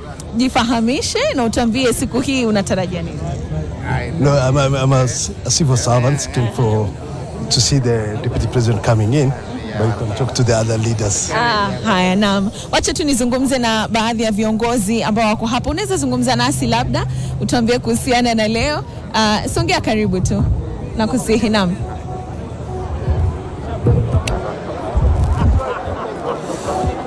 Jitambulishe rasmi na utujuze siku hii unaichukulia vipi? Thank you very much. My name is Martin Ogindo, Chairman Kenya Fish Marketing Authority. Today is a very important day in this country, and we are marking the transition from what was a dividing regime to the next level, which is now a unifying regime that will now assist the president to consolidate his leadership so that this country can be moved forward with one command that is interested in the well-being of the Kenyan community. Asante sana. Namuona hapa mwenyekiti KICC Bwana Kobia. Karibu sana Bwana Kobia. Tukiangazia masuala ya usalama, masuala ya utangamano wa taifa, siku hii ya leo katika meza yako wewe unaweza sema ni siku gani? Je, unahisi ni kwamba ni siku ambayo italeta Wakenya pamoja kulingana na hayo yote ambayo tumekuwa tukiyashuhudia? Hii siku ni ya muhimu sana, na ni siku ya kufurahia katiba yetu. Tukiwa Wakenya ni vizuri tujivunie vile katiba yetu inafanya, kwa sababu vile inaonekana ni kwamba ukiona hii process imetuleta hapa kutoka kwa bunge, alafu ikaenda mahakama, na leo ni executive. Sasa wakati these three arms of government zinafanya kazi pamoja, hiyo ni kuonyesha kwamba our constitution is working, na Kenyans wafurahie siku hii sana.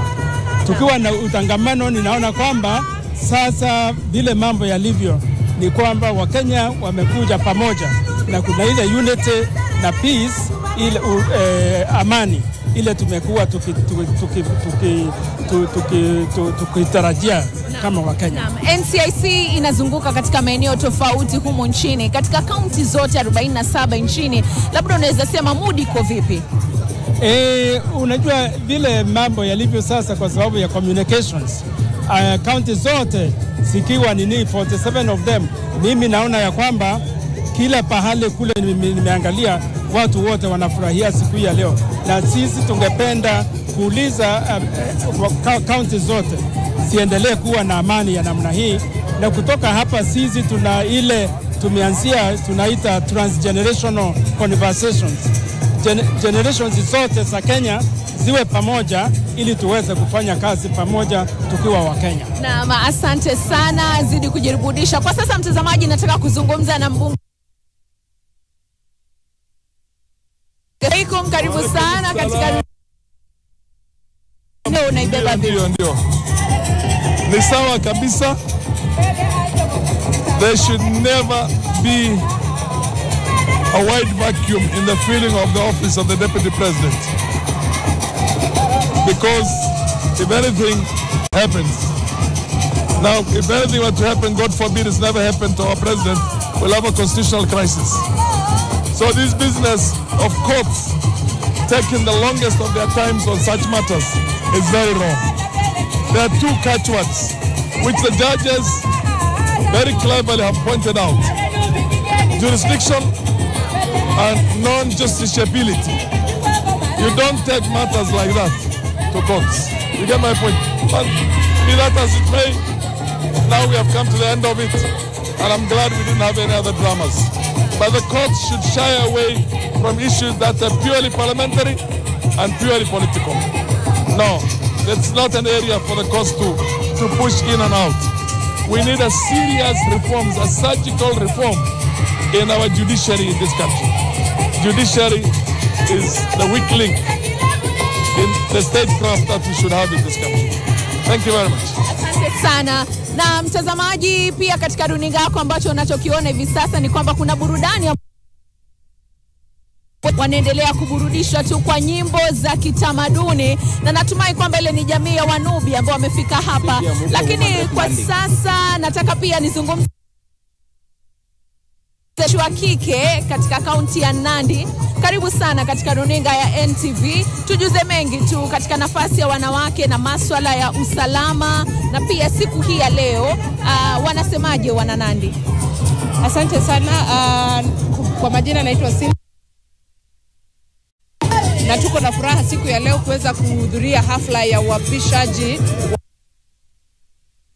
wa Kenya Profesa Kithure Kindiki. Mimi mwenyewe niko na furaha sana ya kwamba tutakuwa na naibu wa rais ambaye tuweza kufanya kazi pamoja. Ikumbukwe ya kwamba serikali ya Kenya Kwanza iliweza kupeana ahadi kadhaa. Jembe chini, tuweke mikono kwenye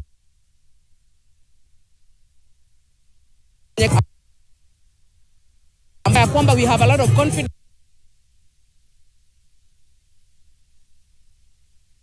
right direction with development. So as the people of Nandi, they are happy that finally we are going to have peace, na ya kwamba tutaweza kuendelea kupata maendeleo.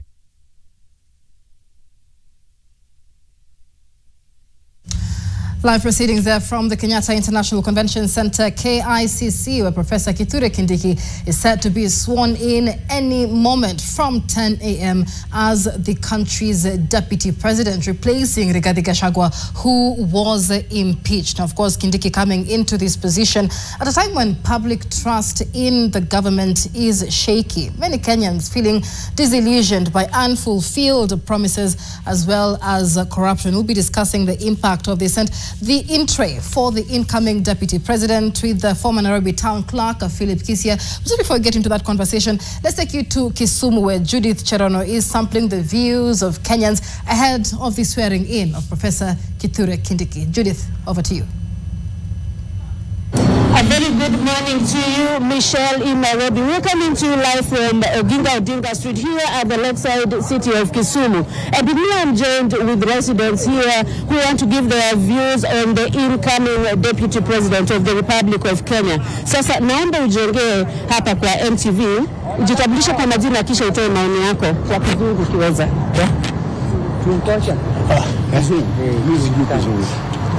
Thank you very much. My full names are Jackson Omologuena. I'm the chairman, National Parents Association chairman, region, Nyanza region. I'm also the Secretary General, Kisumu Business Association. What I can say to Kenyans, this is an historic moment This is a new chapter in the Republic of Kenya. We are citizens of Kenya, or citizens of Kisumu.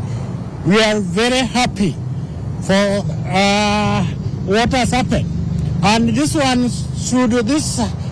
message should pass to all people who are holding the office, national office and public office, that what Kenyans need is what we call servant leadership.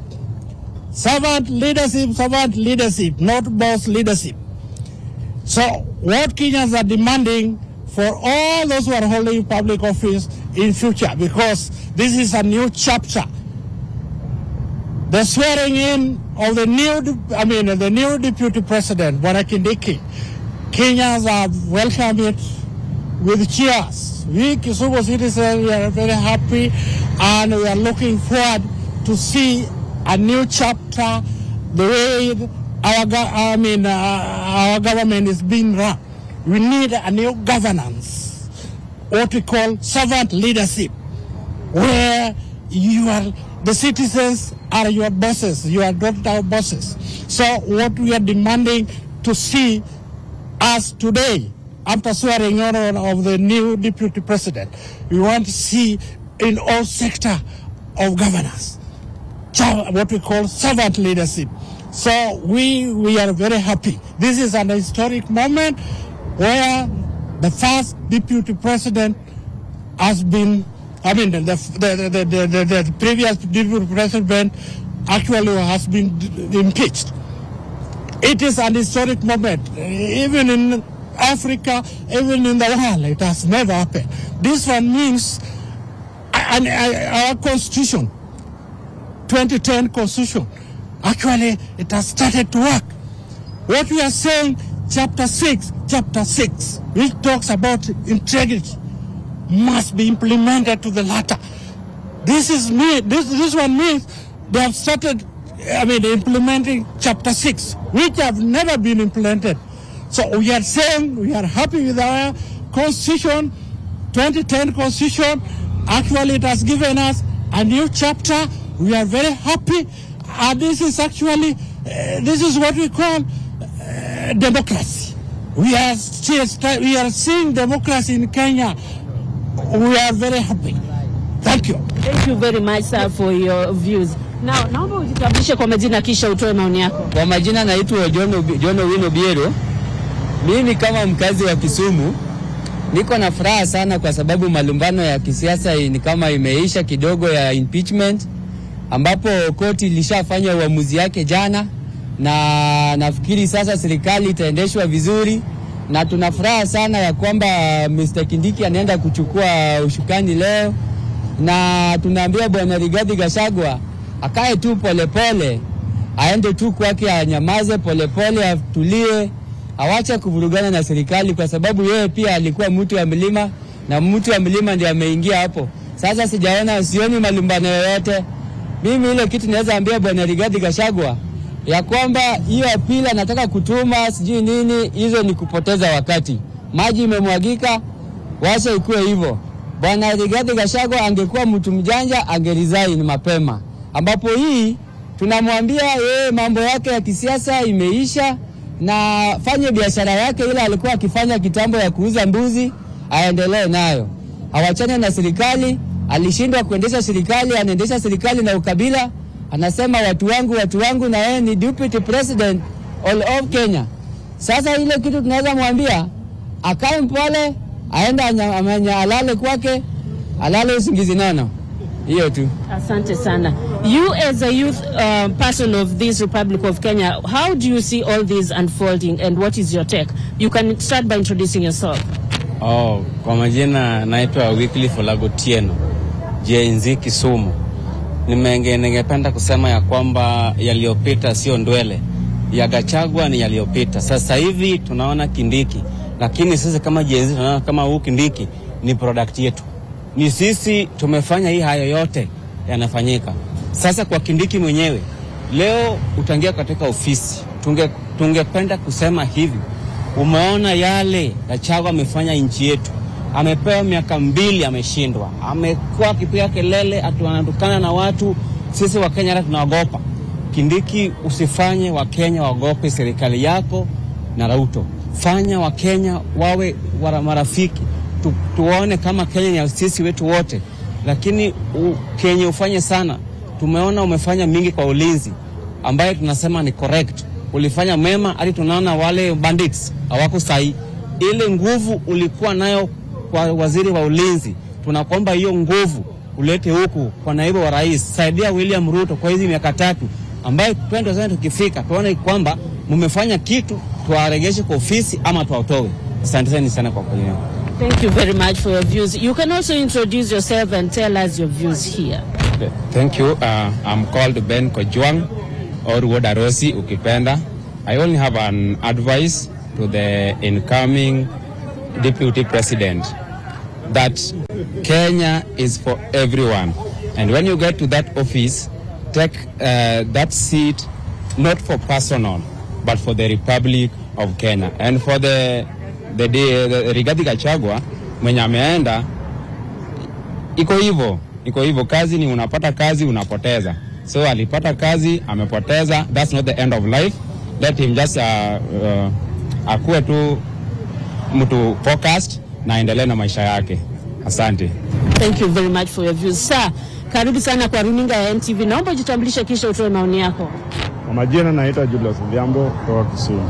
Mimi pande wangu, kwanza nimependa sana Bwana Kindiki apishwe kama naibu wa rais wa Kenya. Kwanza yeye ni mtu wa kazi. Hata kama walikuwa waziri wa interior, tuliona vile wanafanya kazi. Na yeye pia ni machua na ana ukabila. Sasa kwanza vile akiingia tunamuomba tu aunganisha wa Kenya wakuwe kitu kimoja. Yeye ni naibu wa kila Mkenya. Sasa akiwa hapo kufisi juu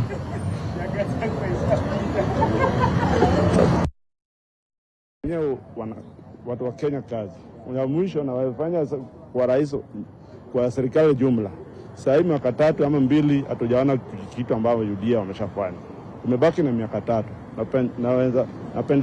Naweza waambia rais sasa hivi wa focus on project ambao walipromise watu wa Kenya. Juu tumebaki na only 3 years tuende kwa national election. Sasa hivi mwaka 3 tungependa mkue pamoja mfanye kazi ili tuone matunda yenu baada ya 2027. Asante sana. Asante sana. Ya mwisho fanya kwa ufupi. Kwa majina? Kwa majina naitwa Zado Kusimwa. Nasema ni asante kwa uchaguzi yenye ilifanyika kwa kuchagua Deputy President Kindiki. Hiyo inaonyesha kwamba Kenya kisiasa tumekomaa. Nikikompea Kenya na nchi zingine kama South Africa tunaonyesha ukomavu wa siasa. Na nashukuru kubwa kwa vile wamefanya na Mungu awabariki. Asante sana kwa maoni yako. Those are views from residents here in Kisumu, and now I'm going to take you to the newest city of Eldoret to my colleague Mashara Mash. Take it up.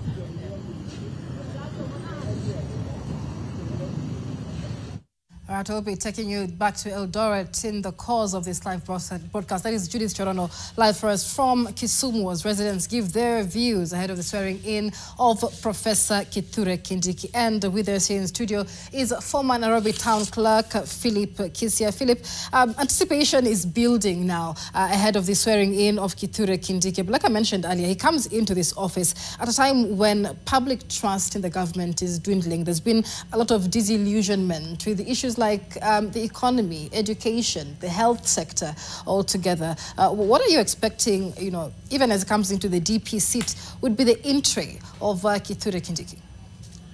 Well, Michelle, there's a deficit in terms of trust, a serious deficit. And I'm hoping that Kithure Kindiki, being a fairly sober man, that he will not change once he ascends into that office. That after he is sworn in, he will maintain the person that he has been.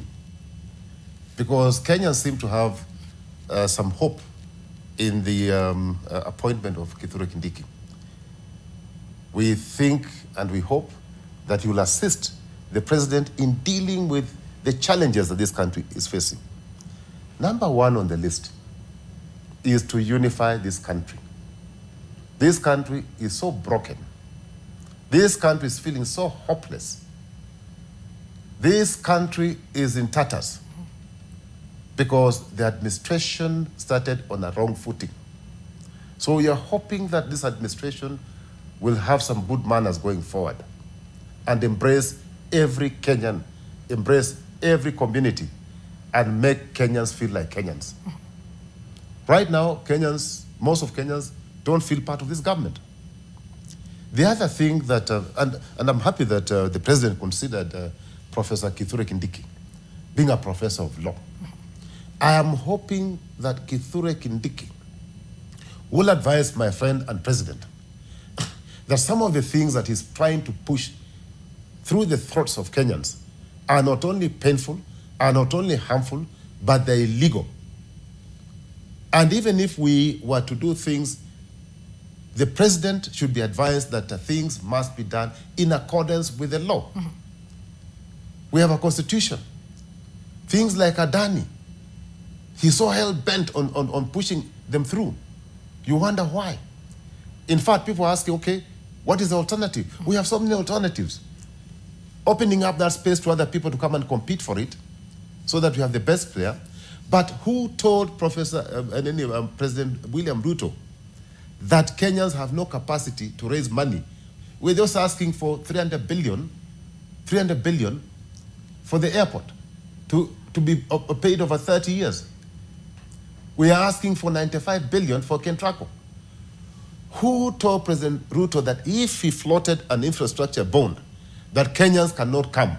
We have banks, we have insurances, we have money, we have all these companies, we have Kenyans in diaspora who can raise that money. Why is he hell-bent on getting some fellows from India to come and take over our airport forever? Right.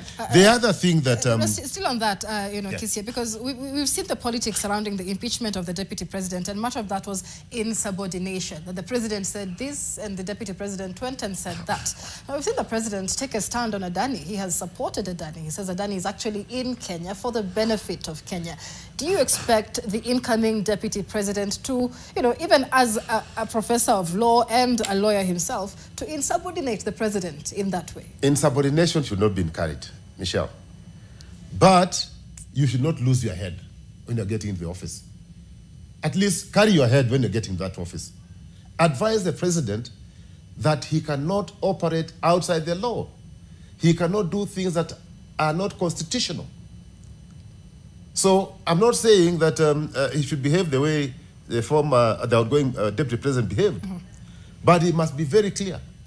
And if the president does not take advice, then I would encourage Professor Kindiki to shut up, not to say anything, to be like Arap Moi when he was deputy president. You say nothing, or a vice president say nothing. But to come and affirm things that are illegal in public. Remember, we are not stupid. The internet does not forget. We shall hold them to account until they go to their graves, or until the day somebody else comes over, takes over, and they are put on the guillotine machine. Now, the other thing is that our youth, thousands of them, are suffering because there are no jobs. This government promised to create jobs. The only jobs they're talking about are Mujengo jobs that have created 120,000 jobs in Mujengo. We have millions, over 5, 6, 7 million youth who have no jobs. The only jobs they're talking about is sending our children who are graduates to Middle East to be watchmen. Are they the type of jobs? Why can't this government create industries here, expand the economy, so that we can absorb these children into our economy and be useful to this country? The other thing, what are your expectations? The last one, Michelle, he must advise the president. He must advise the president or remind the president that he's a servant.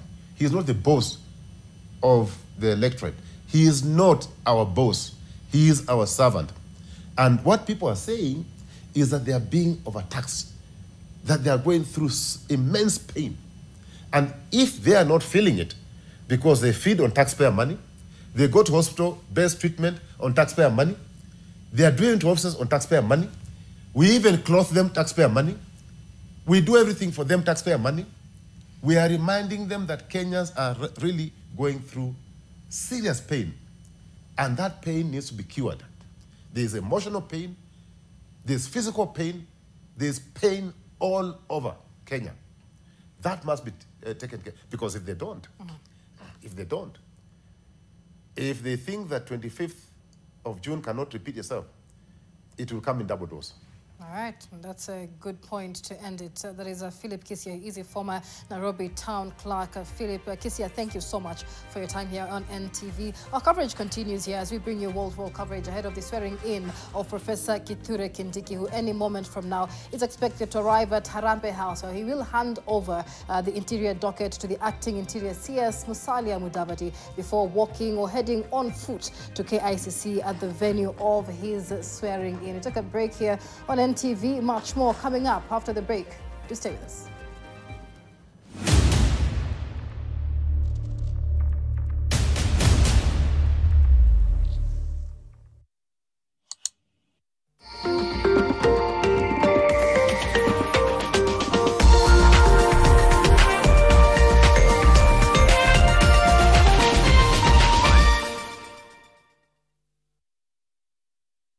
Touched by the tender nature of strawberry fruits that enfold you with an ever-hugging sweetness is the new Strawberry Kisses lotion from Zoe.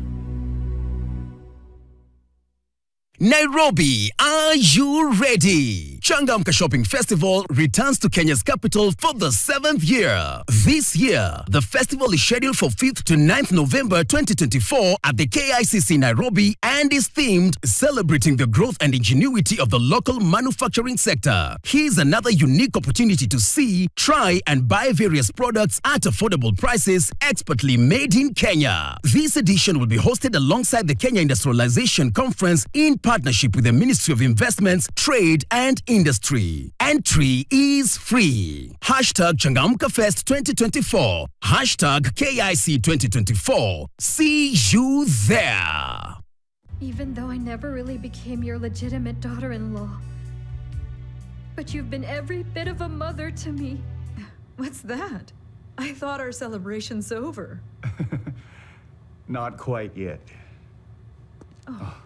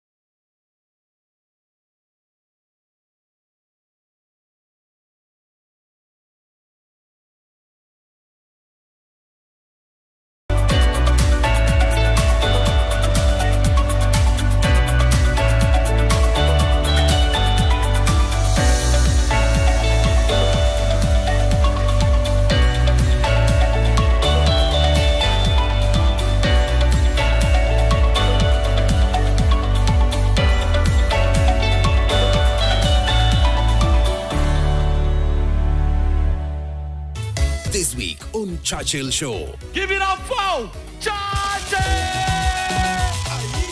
Lakini Jesse nimerealize leo kumbe unakuanga tu muande sa mgombali. Nimekaribia, I swear.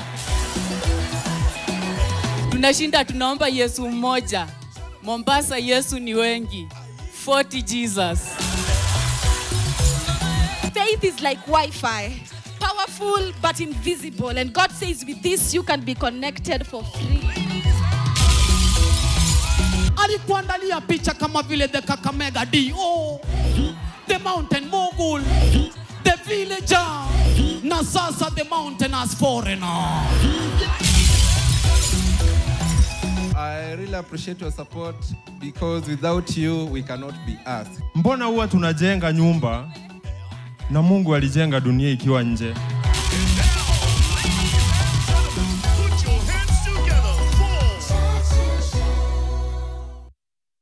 To protect our family from germs that cause illness when it's cold, we use Dettol soap. Dettol soap with germ defense gives you protection. When it's cold, germs are transferred in different ways. And Dettol soap's germ defense protects you from up to 100 illness-causing germs. Be Dettol sure.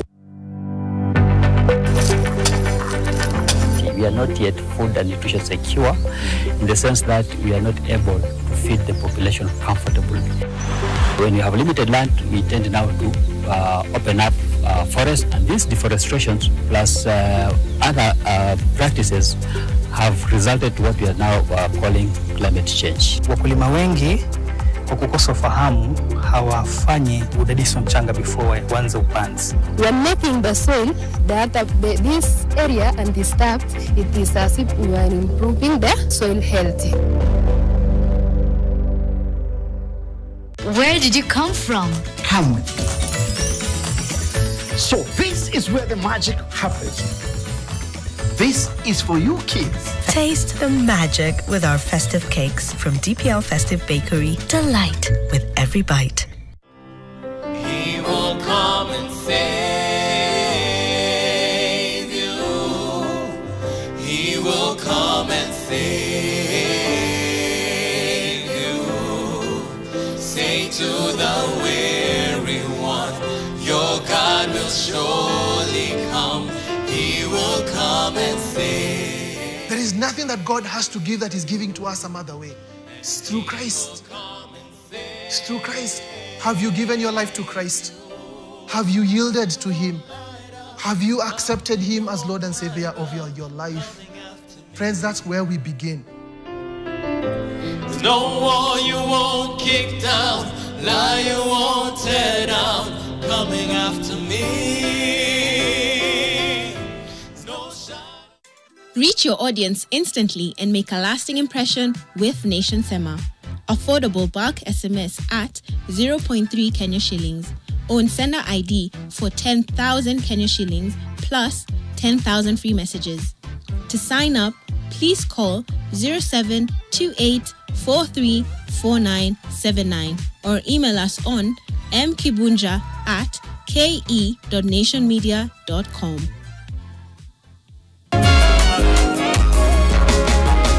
Sinasumbuka kwa kuwa Mungu ananitunza daima, anachukua mizigo yangu nyakati zote za mwendo. Sijaibona nyingine siku na jana imetoweka, na leo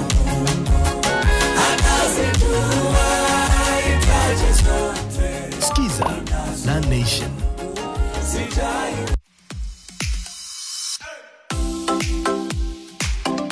Get ready to tantalize your taste buds and embark on a culinary journey with Pishi Bomba, the ultimate cooking show that brings the flavors of the world right into your living room.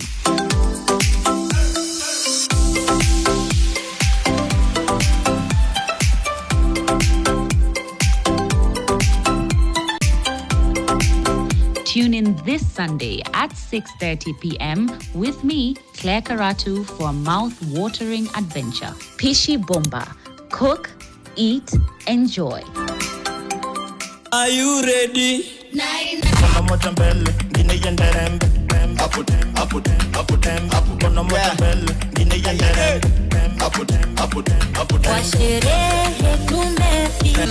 Lete kingari nikusitie kifuaka. Niko na dem, mwenye kuna dem pia. Masa flani ekifika na wachangamkia. After scene kabaridi sezi nkatulia. Tunakubali. Katika. Katika. Kila mtu. Cash pop za Nyandarua ni mawaru.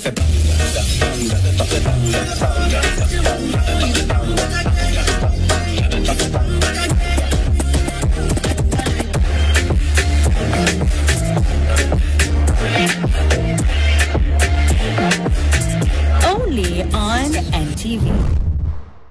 Want to know the biggest story of the week? Do not worry. The Weekly Review got you covered. For in-depth analysis of politics, business, governance, as well as social issues, the Weekly Review covers it all. For well-researched, exclusive and investigative content, read the Weekly Review every Sunday in the Sunday Nation. What is happening in your life is demonic machinations, is satanic attacks which are attacking you. So they are downsizing you to make you feel you are useless. You are not useless. In heaven, when God is looking at you, He's seeing a millionaire, He's seeing a president, He's seeing a businessman, He's seeing a leader, He's seeing a visionary, He's seeing a great man, a great woman. May you be the one in Jesus' name.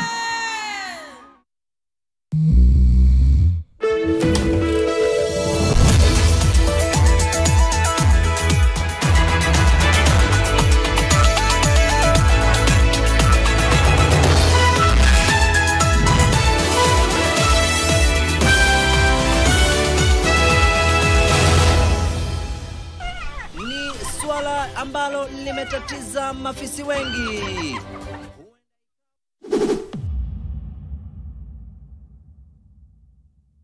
Skiza na Nation.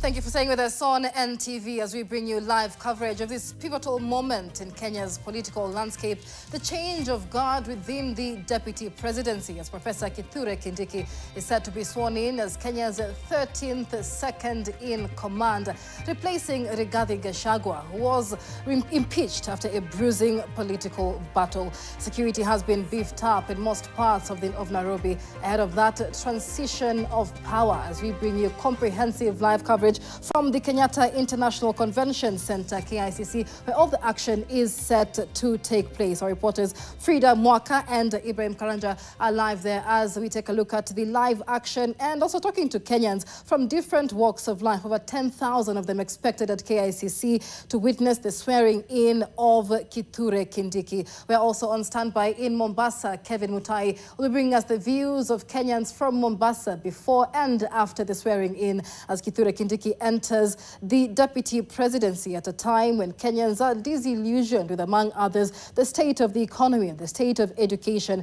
among other pressing issues. But let's take you live to Eldoret now, where Macharia Mbugua is on standby in the hometown of President William Ruto. Macharia, very good morning. A lot of anticipation ahead of the swearing in of Kithure Kindiki. What do Kenyans from President William Ruto's hometown have to say?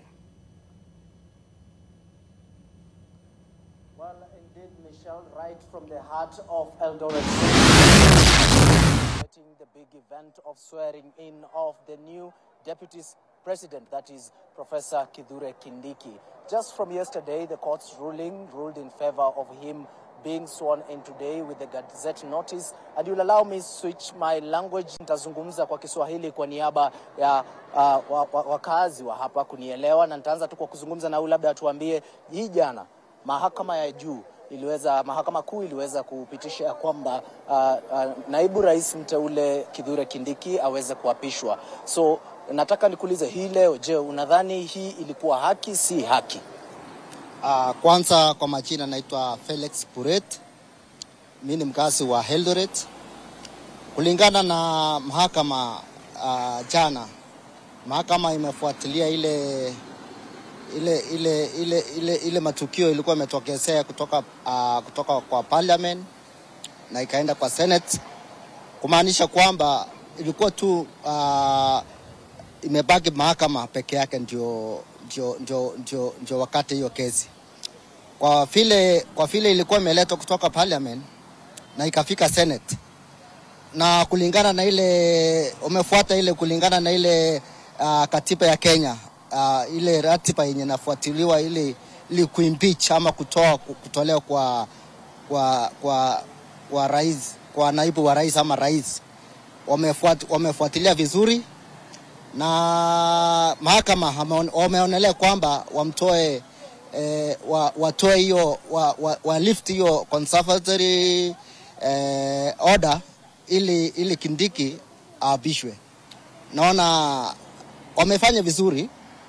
So je, unatarajia kutakuwa na utofauti wote baini, kuna utofauti na jinsi Kindiki ataweza kuendesha shughuli yake kama naibu rais tofauti na Rigathi Gachagua naibu wa rais ambaye aliweza kubanduliwa mamlakani? Kwanza Profesa Kindiki amekuwa kwa wizara ya usalama na tumeona kazi yake vizuri. Hata wakati wa usalama pande wa Baringo amekuwa huko ground kabisa, amekuwa huko chini akienda mwenyewe na ametuliza pakubwa sana. Amefanya kazi yake pakubwa sana. Na tunatumaini kwamba hata akiwa kwa hiyo ofisi ya naibu wa rais atasaidia rais sana. Kuna changamoto mingi sana kwa hiyo ofisi, lakini naamini Kindiki Kithure atafanya kazi vizuri. Kwa niaba ya Gachagua atafanya kazi vile inatarajiwa, kwa sababu ukiangalia mara mingi ile shughuli anafanya, ukiangalia mara mingi shughuli zake mingi anakaa tu bande moja, kwa sababu hiyo ofisi yake anastahili kutembea Kenya mzima, lakini ukiangalia yeye mwenyewe anatembelea tu eneo moja. Hata kenye kimefanya yeye atolewe kwa kiketi ni ile tu kutembelea eneo moja, akisema hii milima haikusu. Asanti. Labda tu pia tukizidi kuzungumza na wakazi hapa, Profesa Kithure Kindiki amekuwa mhadhiri katika masuala ya sheria, ukipenda kusema ni lecturer katika matters to do with the law. Je, tuna maelezo ambayo yalikuwa yamepelekwa na mapendekezo na makosa ambayo naibu rais Rigathi Gachagua alikuwa amepewa, alikuwa amepelekwa mbele ya seneti na bunge, alikuwa yanahusiana, mingine watu wakisema kisiasa na nyingine sheria. Je, kuna utofauti ambao unatarajia utofauti kama mkazi wa Eldoret, unatarajia utofauti wowote kutoka kwa Kithure Kindiki? Kwa majina naitwa Susan Amdan, mimi ni mkaaji wa Eldoret. Maoni yangu ni Wakenya koti ilifanya jana, mimi naweza sema ilikuwa haki na ilikuwa haki kwa Wakenya, kwa sababu sisi kama Wakenya tunataka kazi, hatutaki kesi kotini, na tumependelea hiyo uamuzi wa mahakama. Kwa maoni ya Profesa Kindiki kukuwa wakili atasaidia, najua atasaidia president. Actually this was a good deal for the president from the beginning. We can say president sahi atakuwa na peace of mind, kwa sababu atapata mtu anaeleza kuhusu sheria na atapata mtu mwenye anafanya kazi ground na ataeleza vile iko, ataongeza chumvi. Ni nini hii ambayo imekufurahisha kuhusiana na Profesa Kithure Kindiki kama mkazi, kwa sababu amekuwa kama waziri kwa muda mrefu katika serikali hii ya Kenya Kwanza? Mimi nimefurahia Kindiki kwa muda. Tangu Kindiki aingie kwa hii serikali, sijawahi sikia Kindiki akiongea lugha yake kwa any forum, any sherehe, kikazi, sijawahi sikia akienda huko Membu ama Nyeri ama Central ama Mrima na akaongea lugha yake. Mara mingi huwa anaongea Kiswahili ama English, national language. So mimi nimefurahia Kindiki kwa muda. He is actually a good leader and he is going far. Asante sana. Now, as I wind up, my brother, maybe you can just tell me, do you think the court process and the court's ruling was favorable? Okay, by name, I'm Kithure. In my views, the court ruling seems to be favorable because looking at the threshold, the Senate held on to the impeachment that was brought by the Parliament, and with the expertise the judges had, given the fact that the same judges were also being contradicted, being fought. How can you fight the same court that you want justice from? It's very difficult. So, in my views, the court might have done justice if there was no political hand behind it. So let us wait and see how our new deputy president, who is soon to be sworn in, will perform. And his performance will tell us if the court did justice in its ruling. So matarajio yako, maybe what is your expectation from the new deputy president-elect Kithure Kindiki as he's being sworn in office, considering he's been a professor of law, that is being a lecturer of law? He has an advantage. Being a professor of law, he knows what the law requires from him as a deputy president. And my expectation is that he unites back the Kenyans together from all races so that we become one nation once more. Asante sana. Maybe nizungumze na wa mwisho tu kwa kiufupi, utueleze unahisi vipi kuapishwa kwa naibu rais mteule Profesa Kithure Kindiki? So mimi ni mkazi wa Wazingishu na jina ni Kirwa na tumefurahia sana uamuzi wa mahakama kufikisha mwisho hii mambo na impeachment na kesi kwa ujumla. So ndio Kenya iendelee mbele. Tunashukuru mahakama. Alafu kwa Kithure Kindiki tuko na imani na yeye. Aswa sisi wakazi wa Wazingishu na Kenya kwa ujumla. Kwa sababu amekuwa akifanya kazi bila kuegemea upande mmoja ama mwingine. Kama mwenzake sasa aliongolewa Kashakwa ambaye alikuwa anaongelelea mlima. Tunataka Wakenya waishi pamoja na kwa amani. Asante sana. Labda nizungumze tu na wa mwisho kwa kiufupi, matarajio yako na kuapishwa kwa kuapishwa kwa Profesa Kithure Kindiki kama naibu rais wa Kenya. Unatarajia tofauti wowote na yule ambaye alibanduliwa kutoka mamlakani wa naibu rais Rigathi Gachagua? Mimi naitwa Joseph Kimagut, mimi ni mkaji wa Eldoret. Mimi sana tunashukuru mahakama kwa kufanya uamuzi. Kwa maswali moja ni vile yule hakuwa anaheshimu mkubwa. Yule anafanya vitu zake kivyake. Mkubwa akisema hii anafanya hii. Sasa sisi ndio tukue na amani, tunataka mtu wa kutii na ni mtu wa kuheshimu mkubwa. Tunataka sisi kama Wakenya tuongozwe vizuri. Hatutaki shida. Najua shida hatutaki. Kwa uamuzi wa mahakama mimi nafurahia sana. Tena nishukuru sababu hawakuwekemea upande yote. Walisimama kitete. Asante. Asante sana. Well, indeed, those are opinions and from the residents of Eldoret City, that is the 5th city of Kenya. And right now, to our dear viewer, I would wish to switch to the coast region, specifically Mombasa County. That is to Kevin Mutai. Kevin Mutai, if you can tell us, what are residents from the coast region, specifically Mombasa City, saying about the swearing in of the new deputy president, that is Professor Kithure Kindiki? Kevin. Well, let's get straight to the people of Mombasa, get their reflection on the elevation of Professor Kithure Kindiki into the second highest office in the Republic of Kenya, becoming the second deputy president since Kenya Kwanza administration was elected to power. Let's just quickly get the views of the people of Mombasa. Ukianza kwa majina, wetu nani, alafu tueleze haya mambo wana vipi? Asante. Kwa majina naitwa Hamisi Mweri. Haya maoni yangu kwa upande wa kumwapisha naibu wa rais Kindiki Kithure ni kwamba hiyo naona ni sawa, isipokuwa tunatuashishi kwa nini haikuwekwa na muda mzuri mpaka rais akawa yuko. By the way, hiyo iko sawa, tushakubaliana matokeo yaliyotokea. So sahi kama ni kumwapisha, amwapishe ili tukaweze kuona pale mbele katika matarajio yetu ambayo tunaenda kumtarajia. Maana tukiangalia sahi ile shida ambayo tulikuwa nayo ni shida kubwa sana. Tuko na matatizo kama vijana, tuko na matatizo kama wamama wengine ambao wanateseka kwa kazi, wanateseka kwa shida zingine ambazo hata ukiangalia serikali hawajali. So tunavyoenda kumwapisha, maybe labda kama kutakuwa kuna matarajio, tukaweze kupata matarajio ambayo yataweza kunufaisha kwa kila mtu. Kama ilikuwa ni kumuondoa Gachagua ili tukaweze kumleta huyu, ili tukaweze kupata unafuu katika sisi wananchi wa Kenya, tukaweze kupata.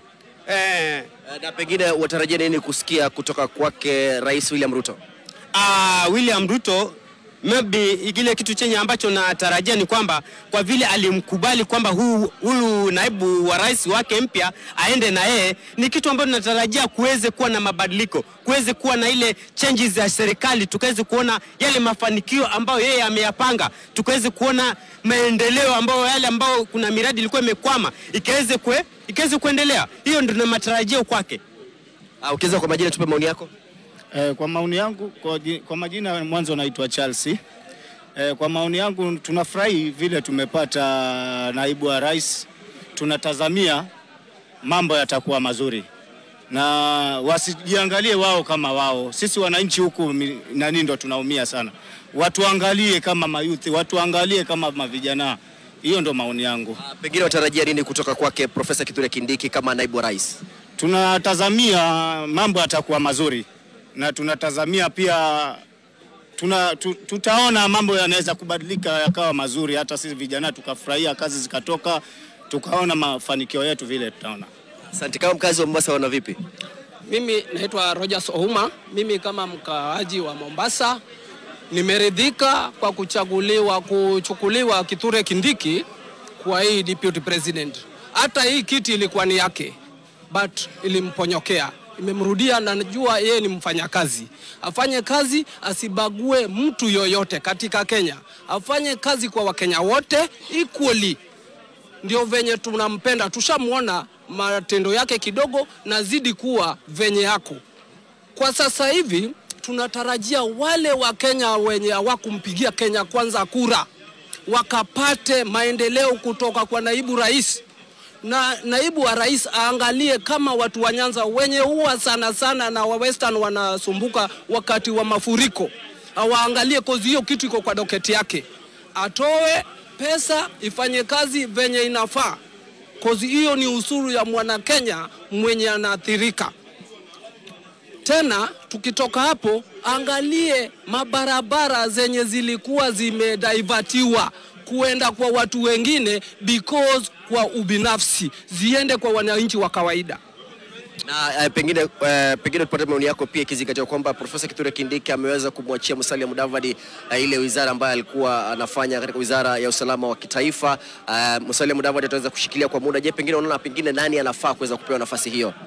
Hii nafasi mimi kama Mkenya wa kawaida nafaa kumwambia rais hii kitu asimpe Mudavadi. Mudavadi ako na doketi nyingi katika serikali, ampe mtu mwingine. Kuna watu wengi wanaweza kufanya hiyo kazi. Kama nani?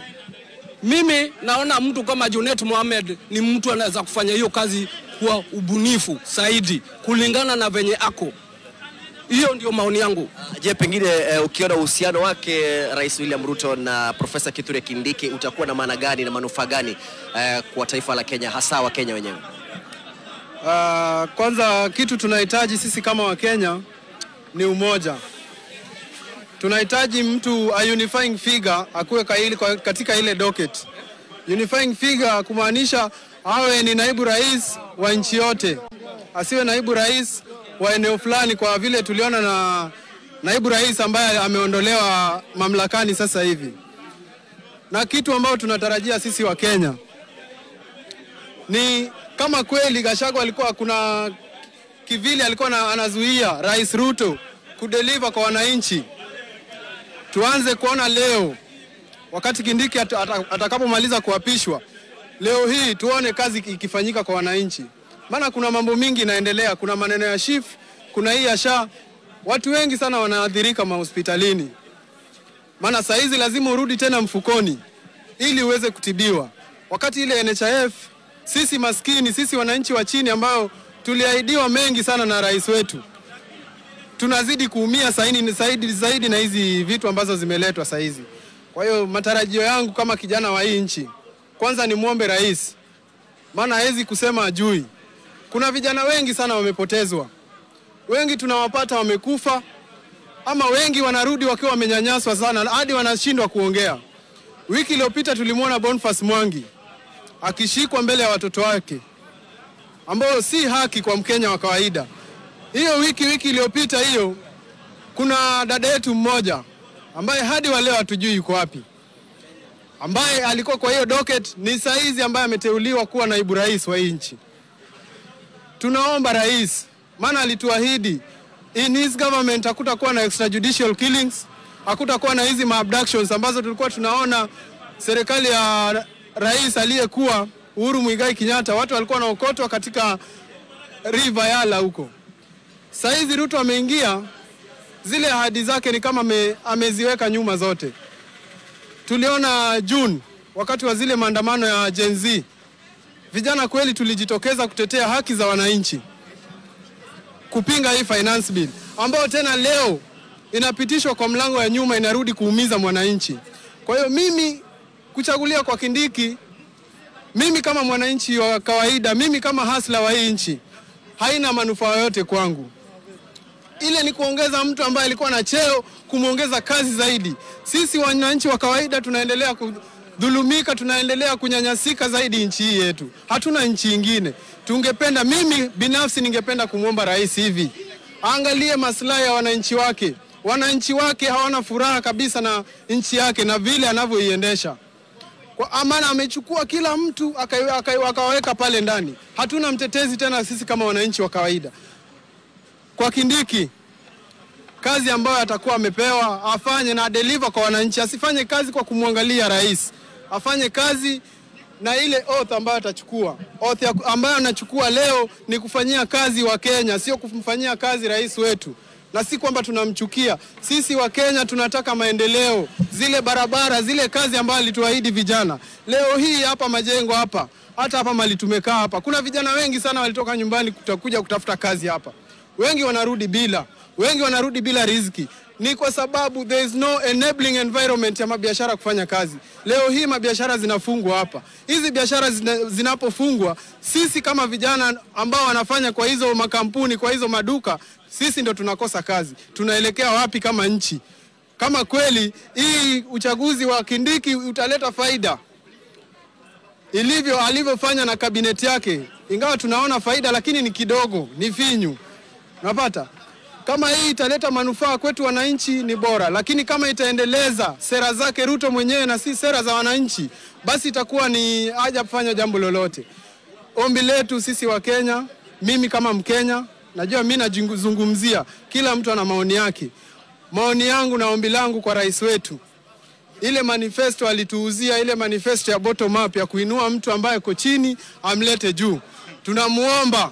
Tunamuomba kama kweli ni mtu ambaye anampenda Mungu, ni mtu wa Mungu kwa vile alijiuza, atii yale masharti yake ama ile sera zake, atufanyie kazi sisi wananchi.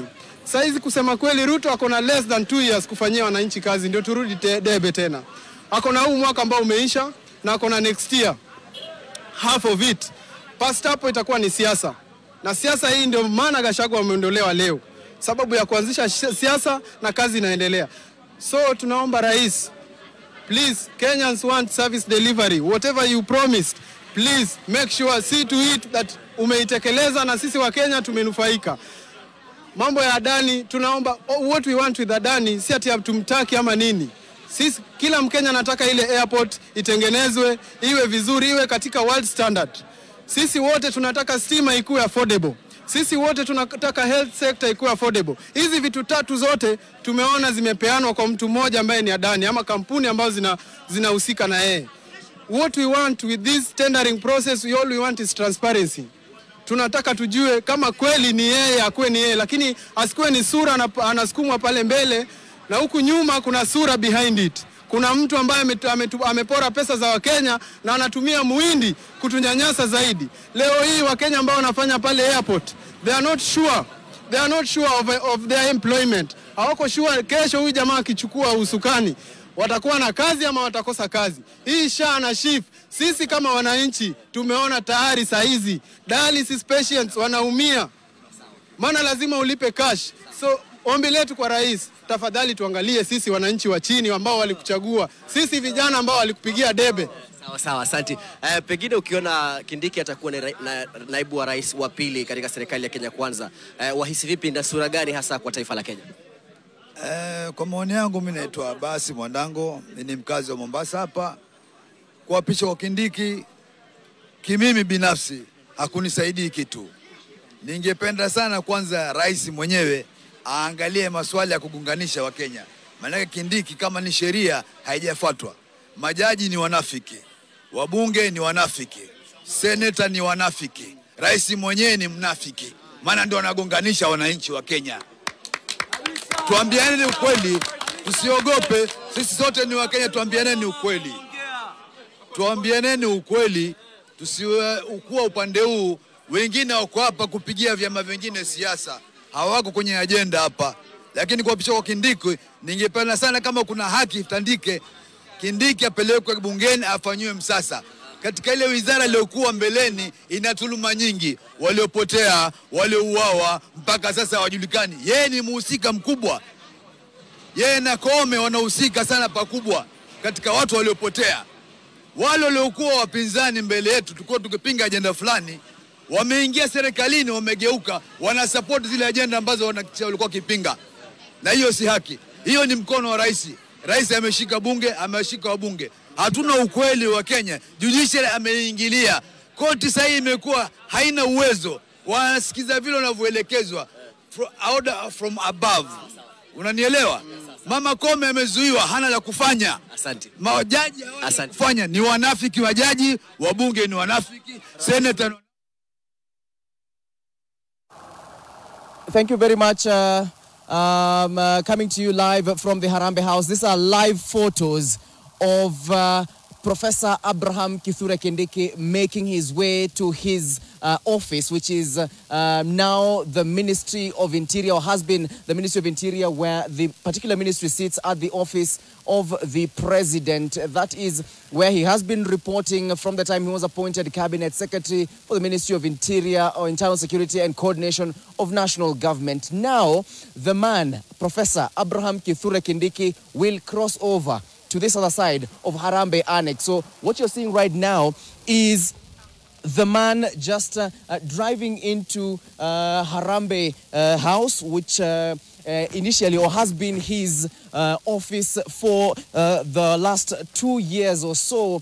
And as we can perhaps just try and get a quick shot of it from this particular area right here, is Professor Kithure Kindiki just making his way into the premises. He is being received by top dignitaries and individuals within the security sector.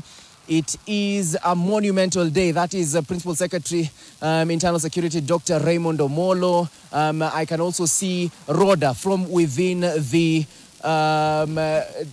county and national and DCC levels of governance within the country. I can also see PS Julius Bitok within the immigration sector. So it is one of those days that they are saying goodbye to a former colleague. Yes, they will continue to work together, but the man now has been elevated from this particular office. That is that last monumental photo that you can see there of Professor Abraham Kithure Kindiki. Perhaps one last photo on the steps of Harambee House as the Cabinet Secretary for Interior and Coordination of National Government. One last photo for them there.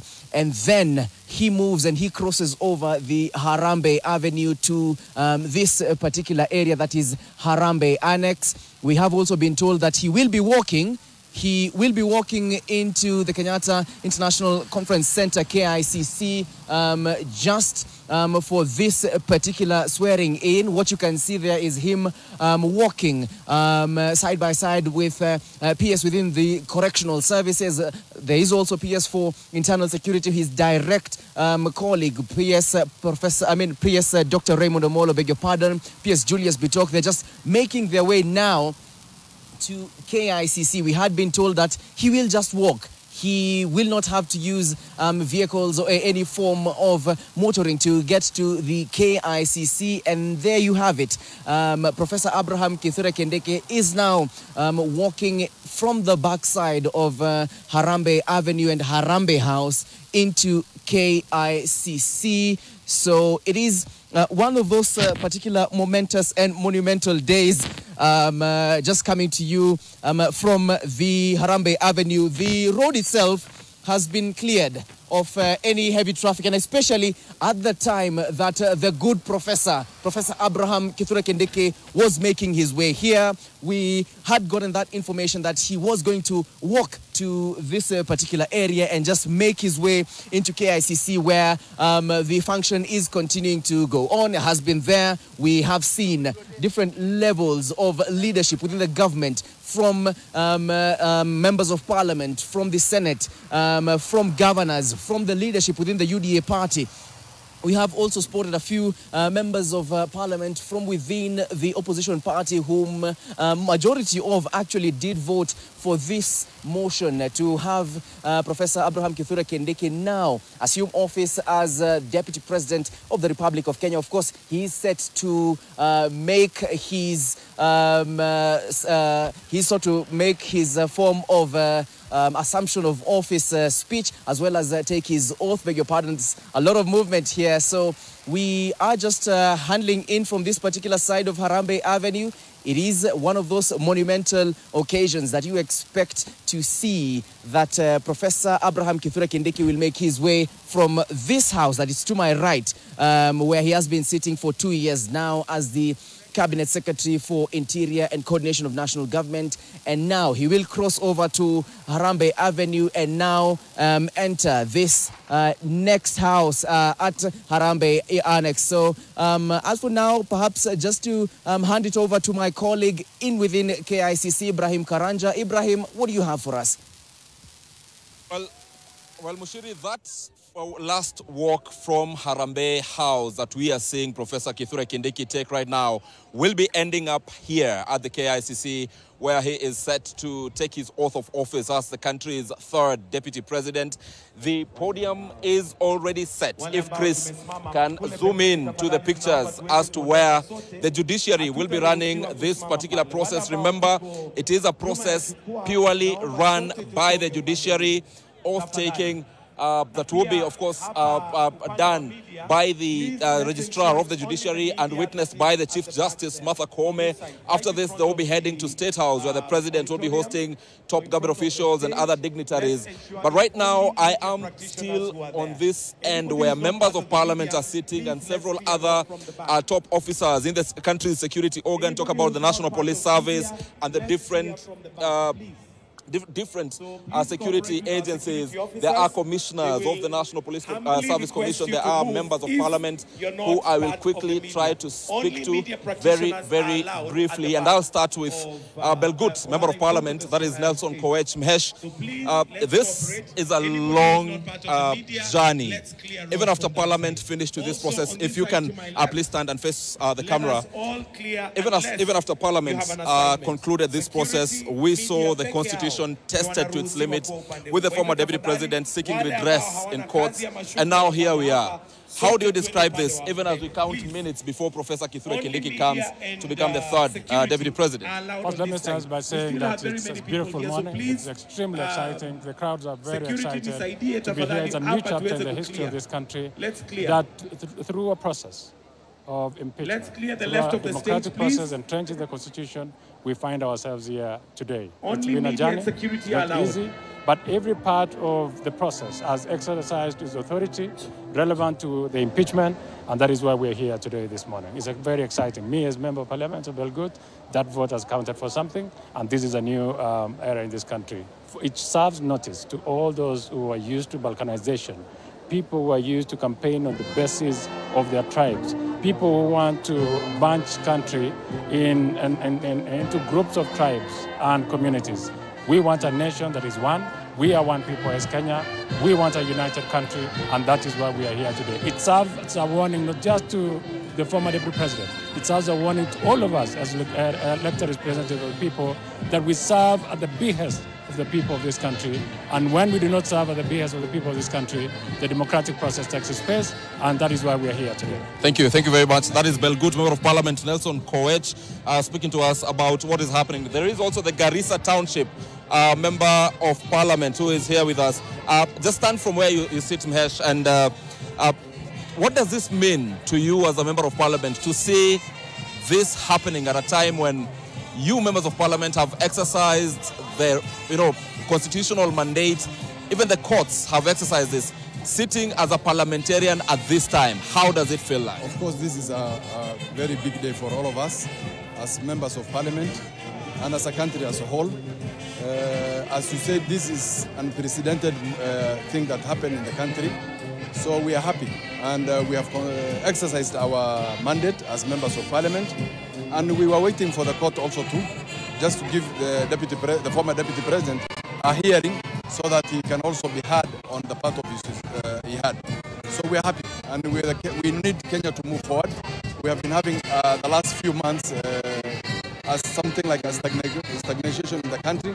Now we are moving forward, and it's important that we move forward, and we as members of parliament from Kenya Kwanza government, and as a country, we want to be given our time so that we deliver to the people of the country. And you believe that this then, the stage is set for delivery. You have 3 years, by the way, and Kenyans will be checking what you have delivered in the next 3 years. Do you believe with what is left behind, then the 3 years are sufficient to meet Kenyans' expectations? At least we expect, because the foundation has been laid by the president and the executive as a team. They have laid the foundation for us to move forward. So we believe in the next 3 years, it is now implementing what has been set as an agenda, inshallah. Thank you very much. Inshallah, like you said, that is Deko Mohammed, the Member of Parliament, Garissa Township. Even as he passes, and I look for more people to speak to members of Parliament who are here with us. Let me speak to Tiati 001. This is William Kamket, Member of Parliament, Tiati constituency. Sir, very briefly, even as we keep informing our viewers that Professor Kithure Kindiki will be here in the next few minutes to take his oath of office. Let me speak to Tiati 001 very, very briefly. He is having a flag on his pocket. Mheshimiwa, why a flag on your pocket today? It's a great day for the people of Kenya. It's a day of unity. The tribal chief is gone, and we are beginning afresh. Yes. Beginning afresh? Yes, indeed. Professor Kindiki will dignify the office of the Deputy President. He will. The other gentleman was an embarrassment to the country. Yes. So there are many who would say that this process, as constitutional as is, may have left the country or sections of the country feeling bruised. There is a healing journey that is required from this. As members of Parliament, how do you move forward with it? It is expected that the others will be unhappy. That's normal, because Kenya is a constitutional democracy. What has happened is an act of politics. It is up to the former deputy president to go and appease his supporters. But Kenya must move on. Yes. Thank you very much. William Kamket is a member of Parliament for Tiati. Let me speak to Sarah Korere, member of Parliament, Laikipia North. Even as I'm being told that Professor Kithure Kindiki is already at the KICC in an office, Sarah, very, very briefly, you come from a county that is associated with the Mount Kenya region. They say that Laikipia is part of the larger Mount Kenya region. What does this mean to you, and what does it mean to the people of Laikipia North? This means the whole world to me, because it tells Kenyans that leaders will be held accountable for what they do in the offices that have been entrusted to them by Kenyans. I come from a constituency that is very cosmopolitan. As you say, it is associated with the Mount Kenya region, and I know what tribalism has done in the past, and I cannot be caught dead waiting for such things to happen in Kenya.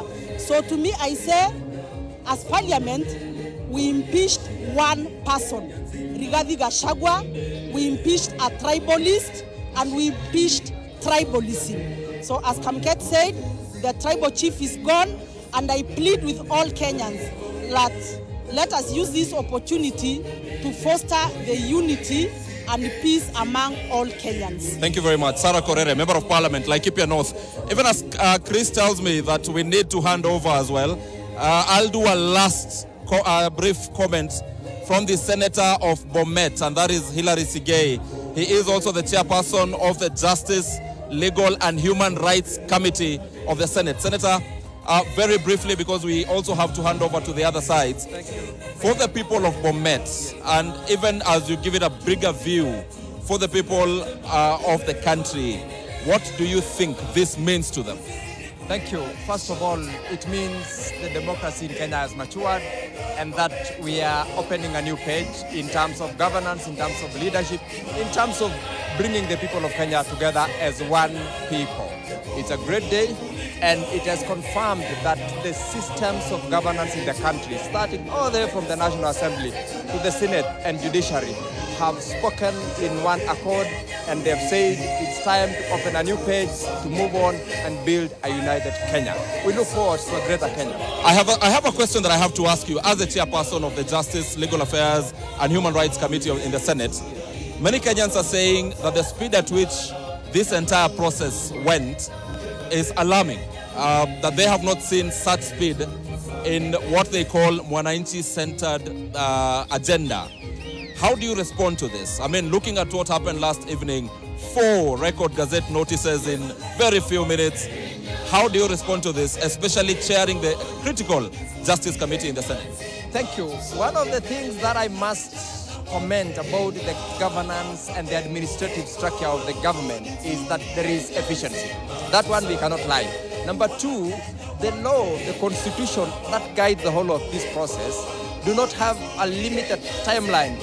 Like in terms of the Senate hearings, for example, the Constitution says you're supposed to do it within a number of days, 21 days. That is within. So as to how fast we can go, I want us to look at it in terms of the efficiency and not the so-called abnormal speed. It is normal. It was part of the normal process. And for one reason that the judiciary spoke about yesterday, the reason is that the office of the Deputy President is a bit away from the presidency.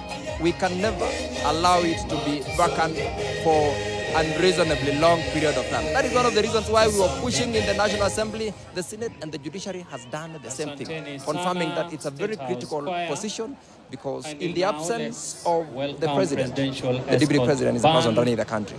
The public interest became key, and that is the direction we took. The public interest aspect became key. Thank you very much, Hilary Sigei, Senator Bomet County, as well as chairperson of the Justice Legal Affairs Committee. It has clocked 10 a.m. already, or it is few seconds to 10 a.m.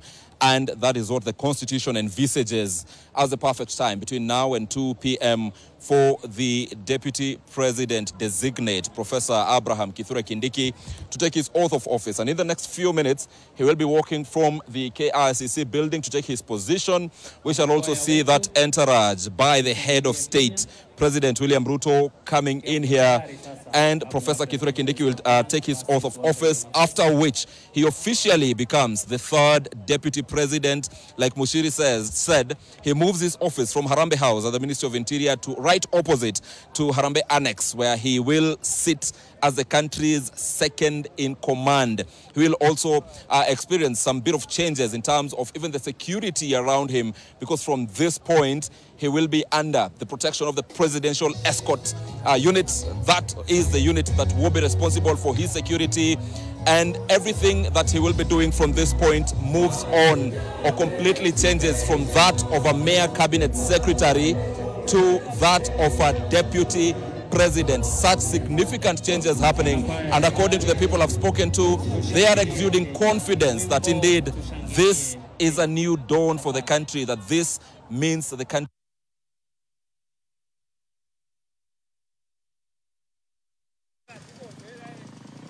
Well, my colleague Ibrahim Karanja was talking about the office of the next deputy president, and that is at Harambee House Annex. Now, I'd like to show you the residence of Kithure Kindiki right here at Tharaka Nithi. As you can see, this is the official residence of Kithure Kindiki. Actually, this village is called Irunduni Village, and this is Tharaka Nithi County, where residents, neighbors, and friends of Professor Kithure Kindiki, as well as his relatives, have been here all morning and actually waiting that moment when Kindiki will be taking his oath of office and assuming the 2nd most powerful office in the land. And so right now, I'd like to take their opinions here as they wait to see Professor Kithure Kindiki assuming office. Ningependa kwanza nawe bingwa hapa tu kwa kifupi. Muda wote kuanzia sasa Kithure Kindiki atatokea pale KICC na atakula kiapo cha kuwa naibu rais wa Kenya. Unasikia vipi?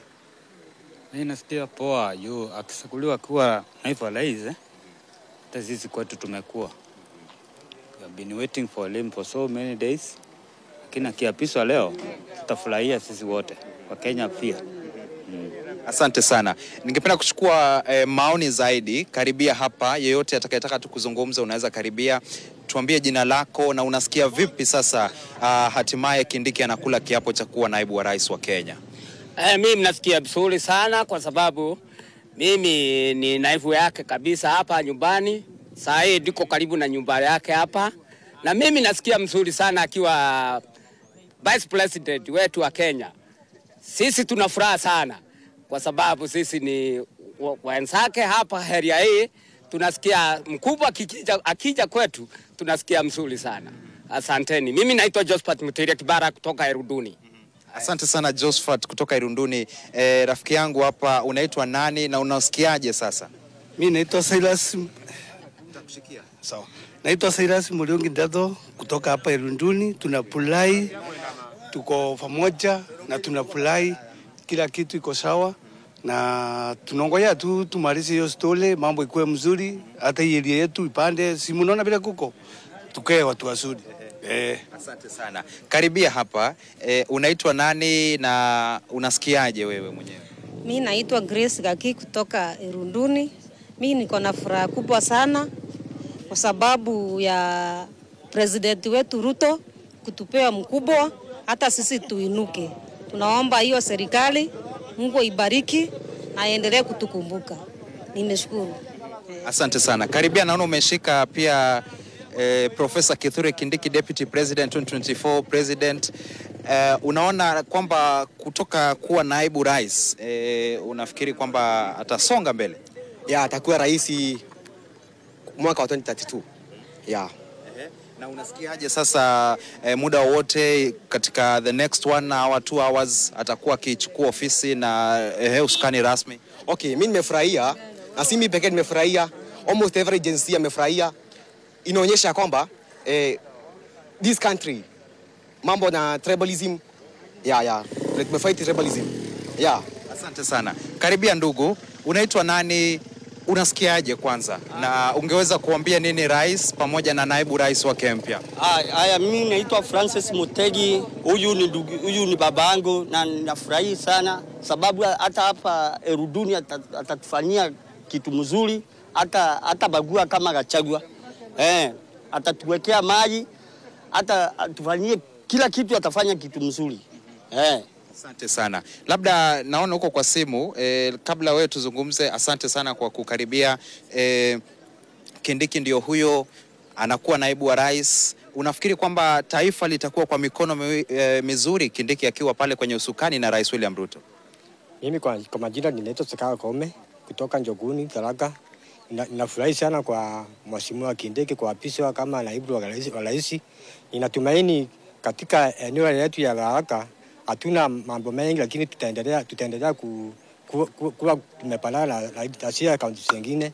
Kama lami tutawekewa lami, sehemu zingine nyingi sana hatuna taito, atatuwekea taito, tuwekewa taito kwa shamba yetu. Kila mtu awe na haki yake ya taito ndio. Kwa hivyo mimi nafurahia sana, iko na furaha nyingi ambazo haina kifumo. Na mpendelea kabisa aendelee hapo, na ikiwezekana 2032 awe rais wa Kenya. Asante sana. Karibia hapa, naona unatoshana kijenzi kabisa. Ujumbe wako ni upi kwa Professor Kithure Kindiki, naibu rais mpya wa Kenya, haswa baada yake kuapishwa leo, na pia kwa serikali? Kwangu mimi naitwa Kenneth. Nafurahi sana kuona Kindiki akiwa deputy rais. Juu kila mtoto na mwanajenzi wote yako hapa ataona mwelekeo na mtu mkubwa wa kuiga hapo baadaye, maisha ya baadaye. So tunashukuru juu kila mtu akisoma atakuwa na mwelekeo wa kutaka pia yeye akue mali kama huyo Kindiki yako, na tena tutapata vitu muhimu sana huku na vya dhamana juu kwa tuko na deputy rais. So kila mtu ayopo amefurahi. Asante sana. Kuna just a few more opinions and views from residents here and neighbors of Kindiki. Wakati wa 2022 tuliona Rais William Ruto karibu amteue Kindiki, akamteua Rigathi Gachagua. Mara hii tukaona amemteua, alikuwa apishwa labda majuma mawili yaliyokuwa yamepita, hakuapishwa. Ikakaa ni kama inamponyoka, lakini sasa hatimaye tunaona pale KICC muda wote kutoka sasa ataapishwa. Unasikiaje? Mimi naitwa Sebastian. Kwa maoni yangu mimi naona iko sawa, tukiwa tumepata ushukani hii side ya Tharaka. Tunashukuru sisi kama wana Gen Z na tunaona tuko na mwelekeo mzuri juu hii Kenya saa hii si kama ile masaa ya mbeleni. Hatuongelelei sana mambo na mfuko venye Gachagua alifanya, hatuongelelei mambo na Mount Kenya venye alikuwa anasema mlima isiguzwe. Naona atafanya kazi mzuri na itaendelea poa. Kwa hiyo tu sisi kama vijana wenye tumesoma tu ile tu tungeomba kama Tharaka tuko nyuma sana. Sisi vijana waajiliwe, tupate kazi ndo tuendelee vizuri kama nchi zingine kama Kikuyu huko, Jaluo. Juu kwa mbele kila mtu akimaliza ile kazi anajua kufanya ndo anafanya vizuri to is perfect ama to a perfect level, na inashukua kila kazi hata kama ni kazi gani inachukuliwa kwa dhamana sana. Si lazima ukuwe kwa serikali ndo ukuile kazi uko nayo inafanywa vizuri, lakini ile kazi yoyote unaofanya ikichukuliwa kwa udhaminifu sana inakuwa mzuri na inakuwa strong kwa kila kitu. So tungeomba sikuwe mtu wa kubagua ama kufanya anything. Acha tu akuwe socialism. Kila kitu akitaka kufanya tu kwanza na clarify, kumaliza hapa akispecify, at final point akisimplify kila kitu itakuwa sawa. Asanteni. Asante sana. Naona umekaribia sana kuja hapa. Unafikiri Kindiki atamsaidia Rais William Ruto kufanya kazi vizuri? Kabisa. Kabisa, ni kijana yetu supavu na ni kijana ambaye tunamwenzi na tunampenda, ni kijana mchapakazi. Na tangu wakati alipewa kiti ya majority tumeona uelendi wake katika kazi. Ni mtu amechapa kazi.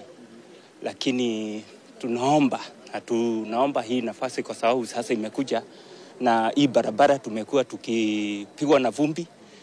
Tunaomba tu serikali tuangalie kijana yetu amepata, pia sisi tu feel hiyo warmth. Na pia kuna maeneo hapa na pale pia hakuna mwangaza. Sehemu zingine hapa unapata ni giza ikikuja hakuna stima. So tushughulikiwe, na tuko na matarajio mingi sana na tuko na furaha kupata hiyo nafasi. Yeah.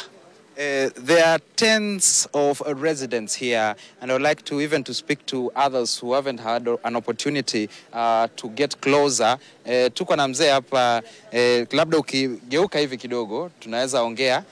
Unaitwa nani na unamjua Kindiki vipi na unafikiri atafanya kazi ile ambayo anapatiwa? Mimi naitwa Njabet Emmanuel kutoka Kabuabua. Kindiki namjua kama ni semesi yangu. Mimi naoa kwa Morogoro, fulani kilani Morogoro. Kwa hivyo Kindiki ni jirani na ni mtu mfanyakazi na njia mzuri kabisa ile naopa. Kindiki kusema ukweli kikazi anaisaba na njia mzuri. Nafikiria kwa Kenya yote Kindiki atafanya kazi na ile njia inafaa kabisa.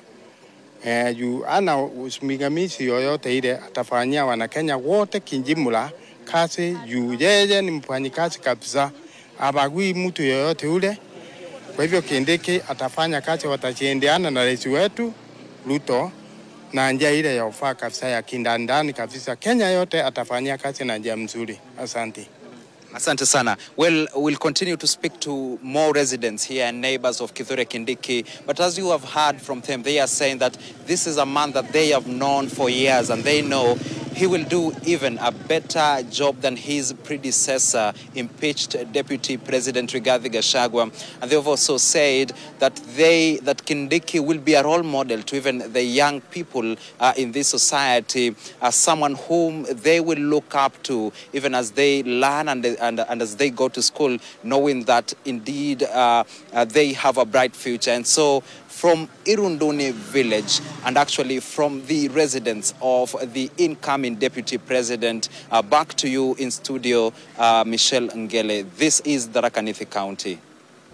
Many thanks. That is David Mudoka live for us from Tharaka Nithi, the residence of Professor Kithure Kindiki, the incoming Deputy President of the Republic of Kenya. We have live pictures on your screens there as Chief Justice Martha Koome arrives at the Kenyatta International Convention Center. According to the Constitution, Kithure Kindiki must be sworn in the presence of the Chief Justice Martha Koome, or in her absence, then in the presence of the Deputy Chief Justice Philomena Mwilu. And so Martha Koome there arriving at the KICC, where thousands of Kenyans, the general public, civil servants and state officers have gathered to witness this historic swearing in of Professor Kithure Kindiki as the 13th second in command since Kenya's independence. Now, it is just about 13 minutes past the hour, so any moment from now, Professor Kithure Kindiki will be sworn in at the iconic steps of the Kenyatta International Convention Center. And as the clock ticks down towards that anticipated swearing in, it did appear that the government has been racing against time, of course, to ensure that there are no further legal maneuvers by the team of the impeached Deputy President Rigathi Gachagua. And we are seeing Musalia Mudavadi, the Prime Cabinet Secretary, and now the Acting Interior Cabinet Secretary, also making his way to the KICC. Just moments ago, we had Professor Kithure Kindiki also make his way to Harambee House, where he has been domiciled over the last 2 years, working as the Cabinet Secretary or for the Interior Ministry, a role that is now being taken over in an acting capacity by the man on your screens, the Prime Cabinet Secretary, Musalia Mudavadi. Now, following Mudavadi's appointment as the acting cabinet secretary last night, he did flex his muscles with his first act in office, declaring Friday, today, the 1st of November, a national holiday. And we have on your screens there Kithure Kindiki now just appearing at the KICC. Now, the move to declare today, Friday, a national holiday, may have been a good move to allow Kenyans take part in the swearing in, but also a tactical move by the government to ensure that no petition can be filed to stop the ceremony, as all judges would be off duty. And so the man of the moment, Professor Abraham Kithure Kindiki, Kenya's Deputy President designate, and moments from now, Kenya's 13th second in command, has made his way to the Kenyatta International Convention Center there, and we are seeing thousands of Kenyans, as the Constitution prescribes that the swearing in must happen or must take place before the public, even as Kenyans anticipate the in-tray that the immediate former Interior Cabinet Secretary will be tasked with. Part of that is repairing what has been termed as broken political relations and returning the office of the Deputy Presidency back to its envisioned national standing. We are listening to a lot of joy and jubilation there at the KICC. Let's cross over live and listen in.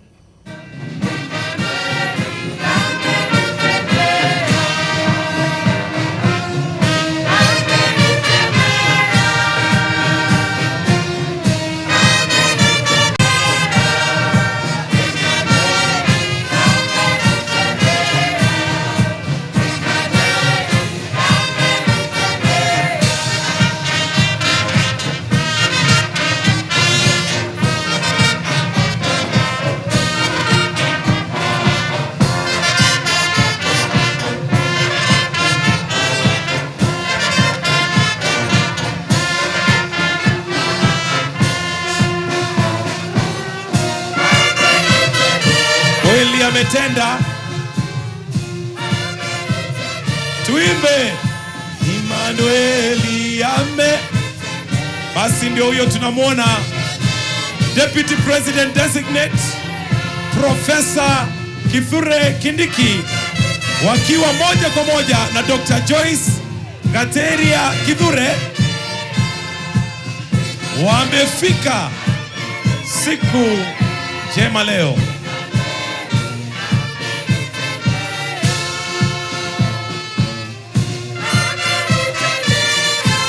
Wakenya tuwakaribishe kwa shangwe. Shangwe ya Deputy President Designate. Karibu, karibu.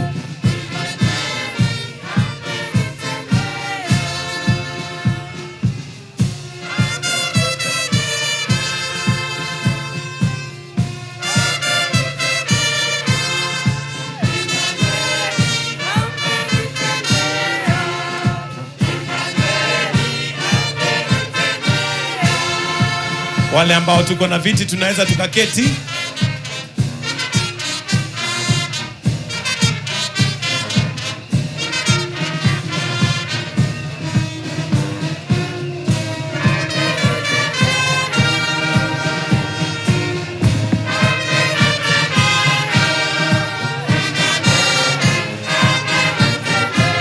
Naona watu wa Mbwekse.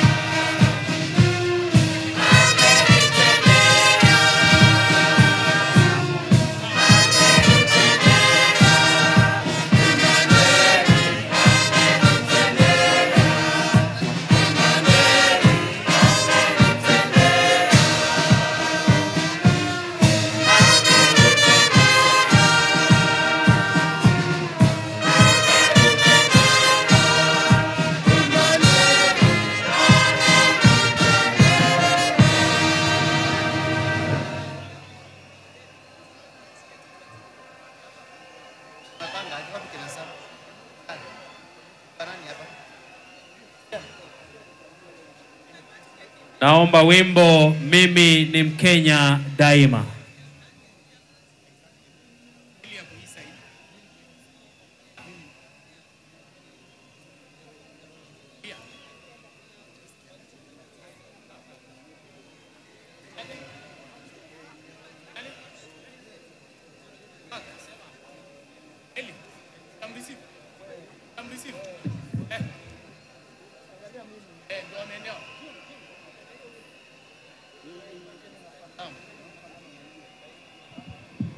Haya basi, tunaendelea kungojea Mheshimiwa Rais wa Jamhuri ya Kenya ambaye atawasili hivi karibuni. Lakini tayari sherehe imeanza.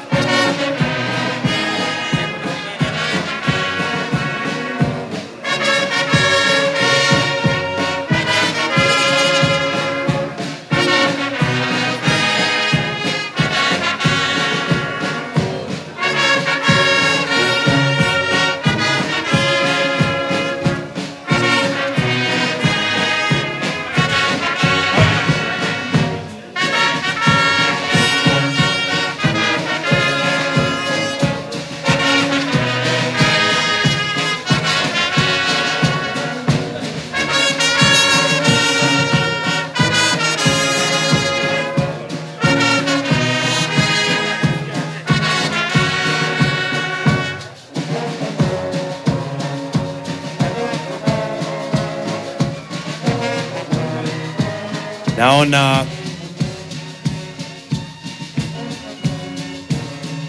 bosi yako amefika. Bosi yako amefika. Sawa.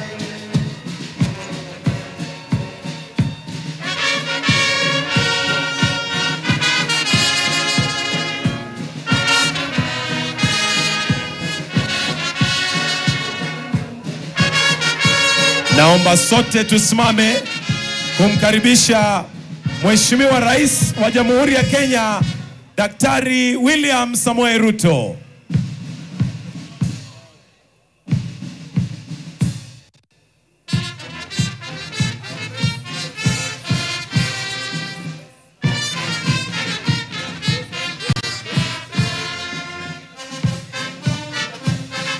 Tumkaribishe Rais wa Jamhuri ya Kenya wakiwa pamoja na Mama Rachel Ruto, First Lady of the Republic of Kenya.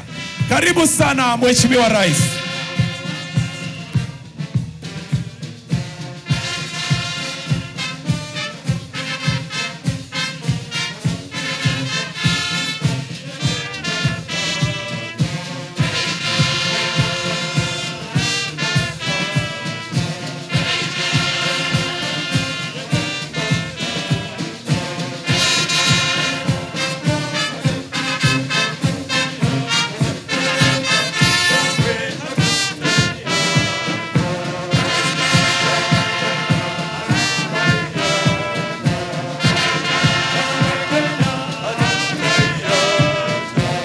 Naomba sote tusimame wima sasa.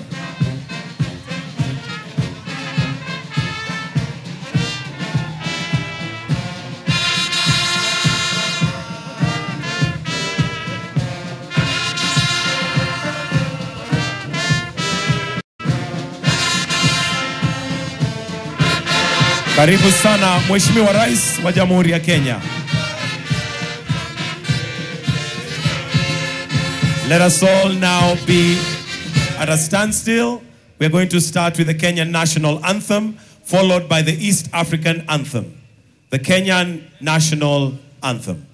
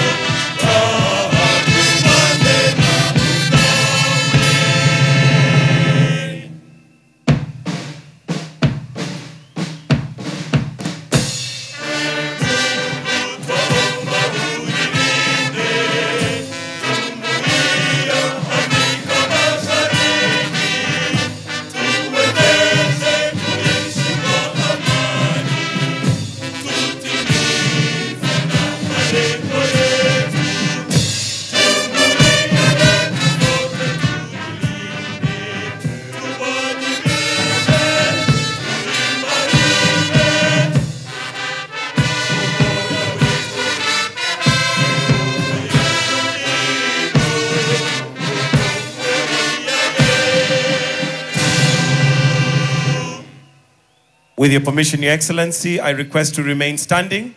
We'll start with two prayers. Our first prayer will be led by Isaiah Deye, Presiding Bishop of the Methodist Church in Kenya, and Sheikh Athman Shami. Tutaanza na Bishop Deye. As a nation, before we pray, let us be guided by the prayer of Saint Francis of Assisi as follows. Lord, make me an instrument of your peace. Where there is hatred, let me sow love. Where there is injury, pardon. Where there is doubt, faith. Where there is despair, hope. Where there is darkness, light.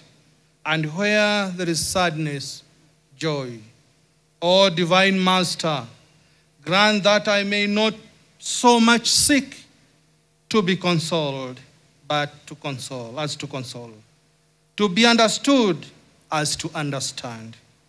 To be loved as to love. For it is in giving that we receive. It is in pardoning that we are pardoned. It is in dying that we are born to eternal life. Let us pray. Almighty and everlasting God, we come before you on this day of new beginnings with hearts full of your gratitude.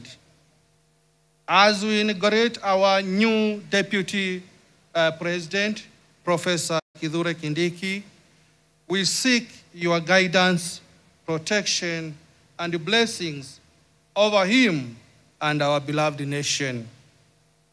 Lord, we lift up our president and his deputy to you.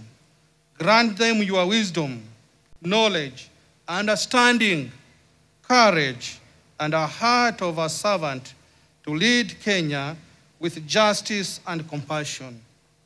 Surround them with your presence and guide their every decision for the good of all Kenyans.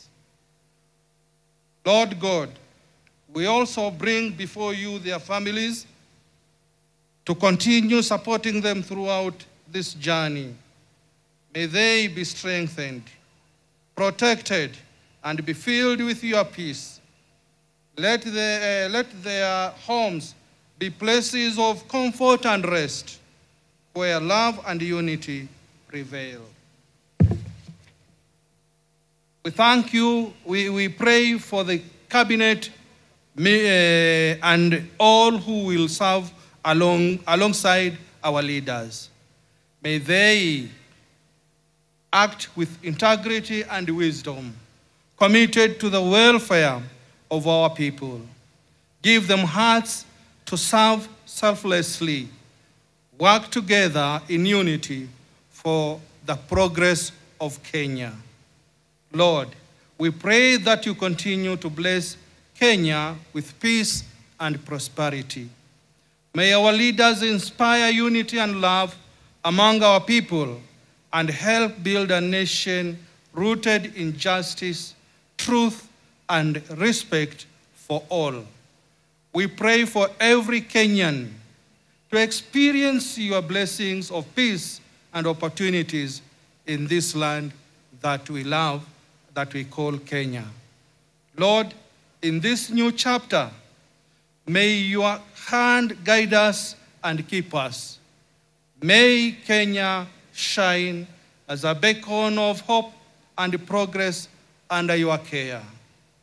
God bless all our leaders. God bless bless Kenyans. God bless Kenya. In the name of the Father, the Son, and the Holy Spirit, we pray and believe. Amen.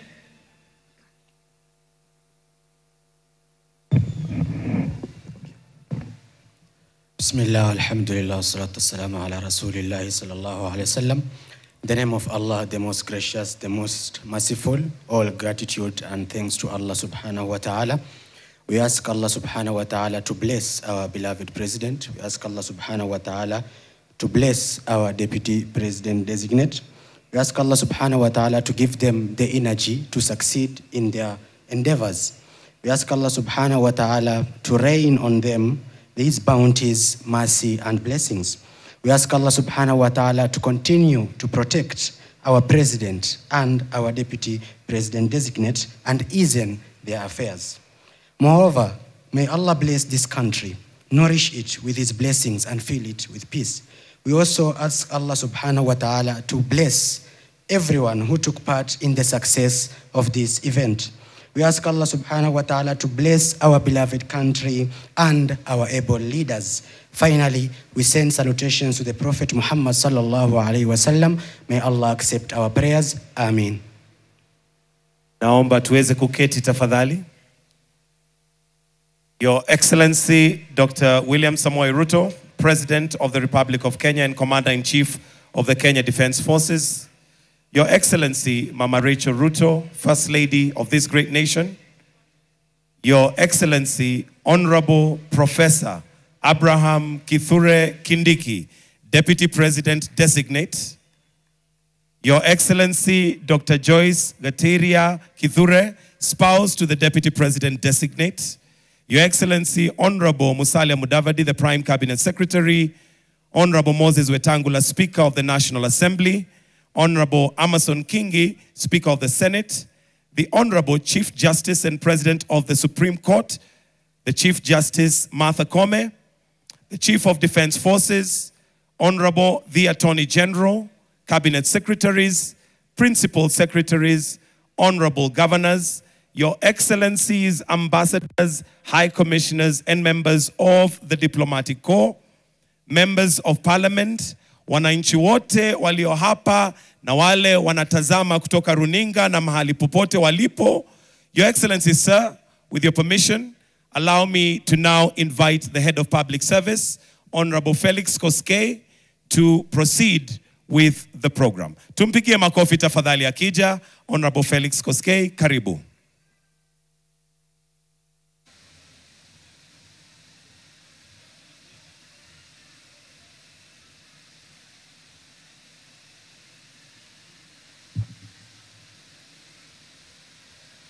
Your Excellency, the President, Your Excellency, the Deputy President Designate, Your Excellency, the Prime Cabinet Secretary, the Speakers of both Houses of Parliament, Your Ladyship, the Chief Justice, Your Ladyship, the Deputy Chief Justice, the Honorable Attorney General, all Cabinet Secretaries, all county governors led by the Chairperson of the Council of Governors, all members of Parliament as led by the majority leaders from both houses, all principal secretaries, chairpersons and members of the constitutional commissions, holders of constitutional and independent offices, the chairperson and CEOs of all state corporations, the diplomatic corps, the clergy, honored guests, distinguished ladies and gentlemen. Your Excellency, we are convened this morning to witness the swearing in of the third Deputy President of the Republic of Kenya in accordance with Article 148 of the Constitution. This ceremony marks a new chapter in our constitutional journey as necessitated by the operation of Article 149 of the Constitution. The vacancy in the office of the Deputy President arose on the 17th October 2024 as a consequence of the Senate's resolution pursuant to Article 150 of the Constitution. This resolution was formally notified to the public through Kenya Gazette Notice number 13400 of 2024. To steer the transition in the office of the Deputy President, His Excellency the President nominated Honorable Professor Kithure Kindiki, EGH, for confirmation as the next Deputy President of the Republic through a vote by the National Assembly in accordance with Article 149(1) of the Constitution. The National Assembly confirmed Honorable Kithure Kindiki as Deputy President designate by an affirmative vote. This resolution of the August House was transmitted by the Speaker of the National Assembly to our Ladyship, the Chief Justice, with a copy to His Excellency the President. Subsequently, legal proceedings were initiated, leading to interim orders being issued on the 18th October 2024, temporarily barring the Deputy President designate from assuming office. On October 31st, 2024, a three-judge bench of the High Court, sitting in Nairobi, vacated those interim orders, thus paving the way for the Deputy President designate assumption of office. To facilitate this significant transition, representatives of the three arms of government convened under the auspices of the assumption of the Office of the Deputy President Committee as notified through Kenya Gazette Notice number 14098 of 2024. In carrying out its mandate, and with due regard to the constitutional imperatives and the consequence of the Office of the Deputy President within the Executive, the Assumption of Office Committee resolved to hold the swearing-in ceremony today, being Friday, 1st November, in the year of our Lord 2024. To ensure that this occasion could be observed by all Kenyans, the committee further recommended that in line with Section 12 of the Assumption of Office of the President Act, the day of this swearing-in be designated a public holiday of general observance throughout the Republic of Kenya.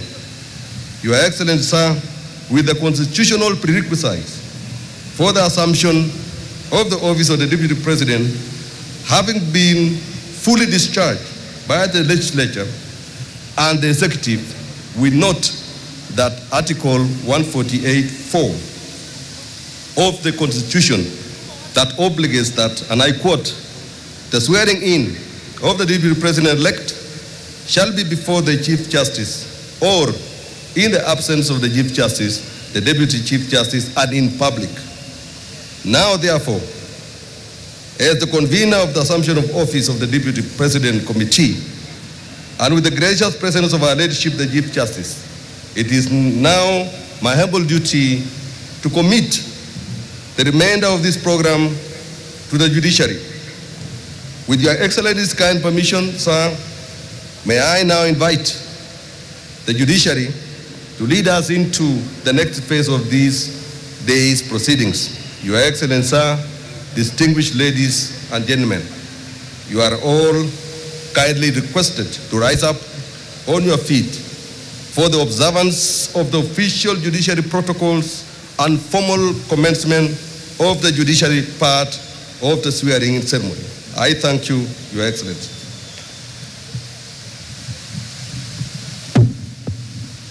May I request us to be upstanding, to remain upstanding? Your Excellency the President, Honorable Chief Justice, this is the official swearing-in ceremony of the Deputy President Designate.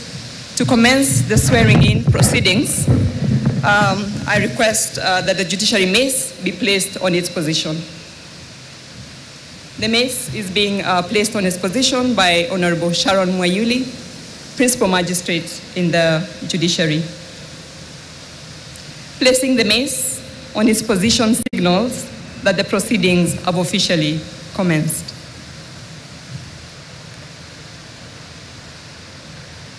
You may kindly take your seats.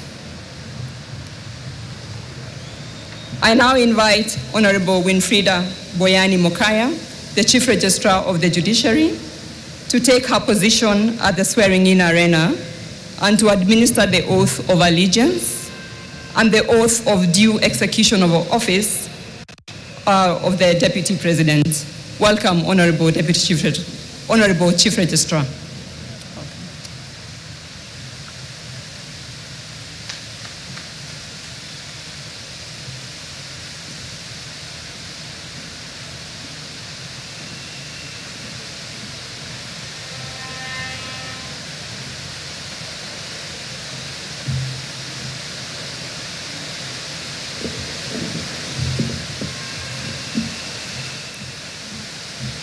Your Excellency, the President of the Republic of Kenya and Commander-in-Chief of the Kenya Defense Forces, Dr. William Samoei Ruto, the Chief Justice of the Republic of Kenya, Honorable Justice Martha Koome, distinguished guests, ladies and gentlemen.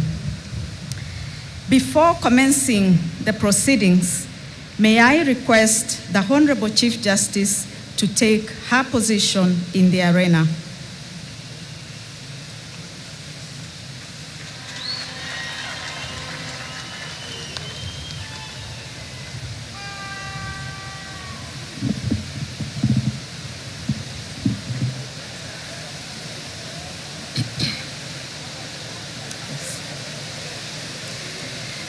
Ladies and gentlemen,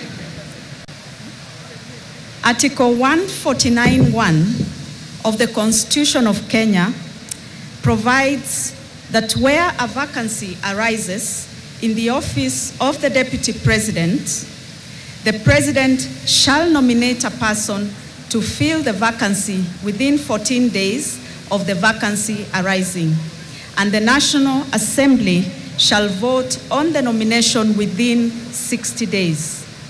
Vide a special gazette notice number 13401, dated and published on 18th October 2024, the Speaker of the National Assembly notified the public that the National Assembly, at its sitting held on Friday, 18th October 2024, voted in favor of the nomination of Professor Kithure Kindiki to fill the vacancy in the office of the Deputy President of the Republic of Kenya.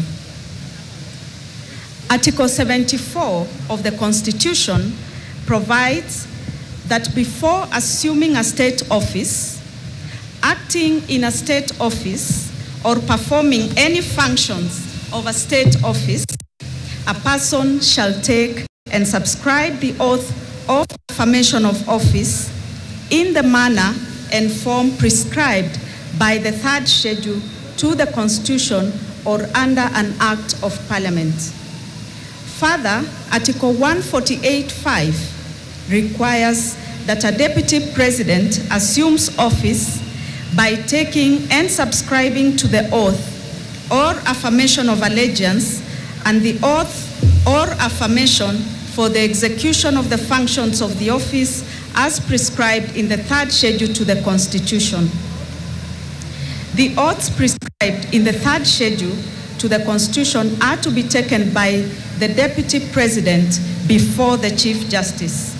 May I now call upon the Deputy President designate Professor Kithure Kindiki to take his place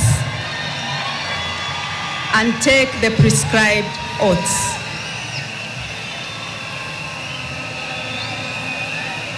Yes. Okay.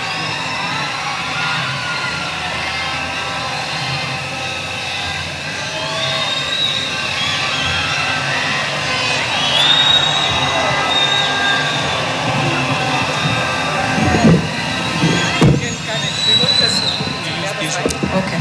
So adjust.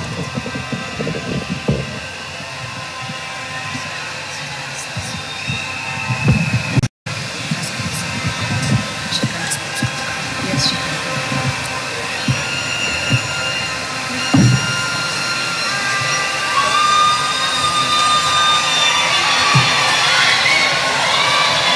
May I request the spouse? May I request the spouse of the Deputy President designate to come forward?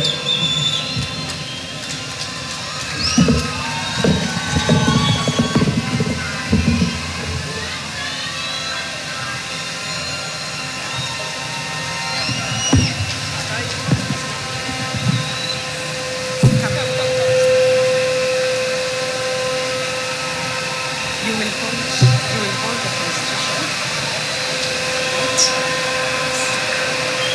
You hold this with your right hand.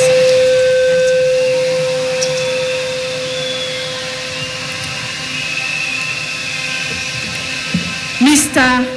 Deputy President designate, I shall commence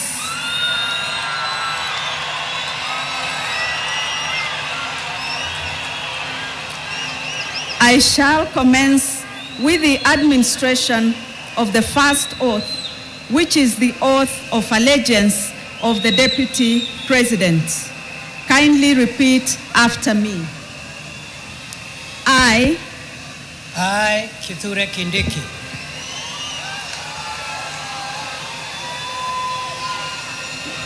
in full realization of the high calling,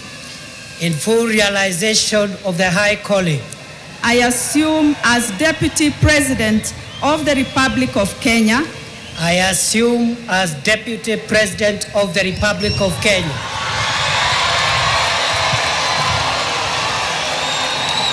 Do swear do swear that I will be faithful that I will be faithful and bear true allegiance to the Republic of Kenya, and bear true allegiance to the Republic of Kenya, that I will obey, preserve, protect, and defend this Constitution of Kenya,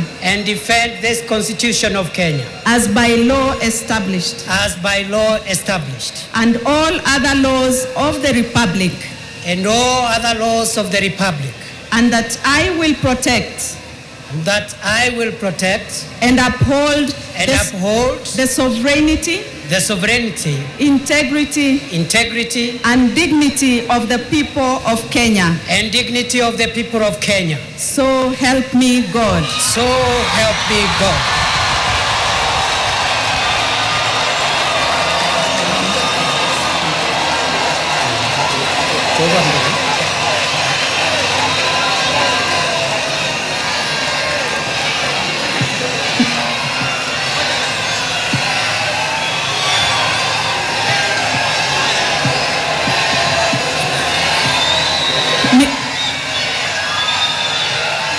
Mr. Deputy President Designate, I shall now administer the oath of due execution of office for the Deputy President. Kindly repeat after me. I, Kithure Kindiki, do swear that I will always truly and diligently serve the people of Kenya and the Republic of Kenya in the office of the Deputy President of the Republic of Kenya, that I will diligently discharge my duties and perform my functions in the said office to the best of my judgment, that I will at all times when so required faithfully and truly give my counsel and advice to the President of the Republic of Kenya, that I will do justice to all without fear, favor, affection, or ill will, and that I will not directly or indirectly reveal such matters as shall come to my knowledge in the discharge of my duties and committed to my secrecy. So help me God.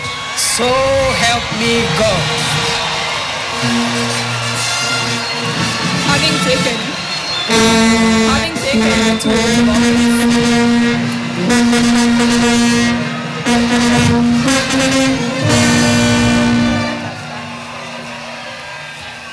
Having taken the two oaths of office, His Excellency the Deputy President of the Republic of Kenya is now proceeding to the ceremonial table to append his signature to the two oaths, that is the oath of allegiance and the oath of execution of office of the Deputy President.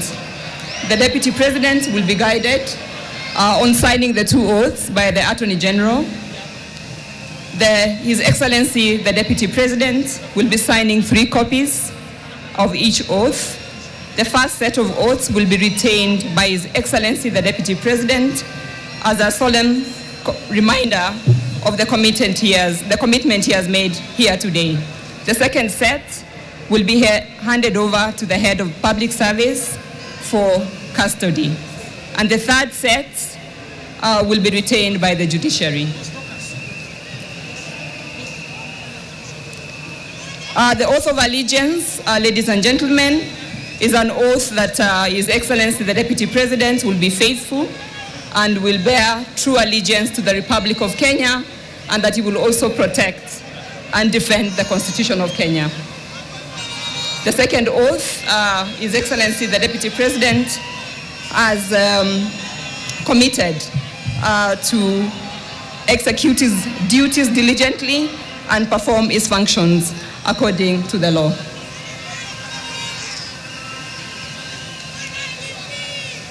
The Chief Registrar will now transmit the oaths to the Honorable Chief Justice, who will also append her signature to the two oaths, 3 copies each. Her Ladyship, the Chief Justice, will be countersigning against the signature by His Excellency the Deputy President.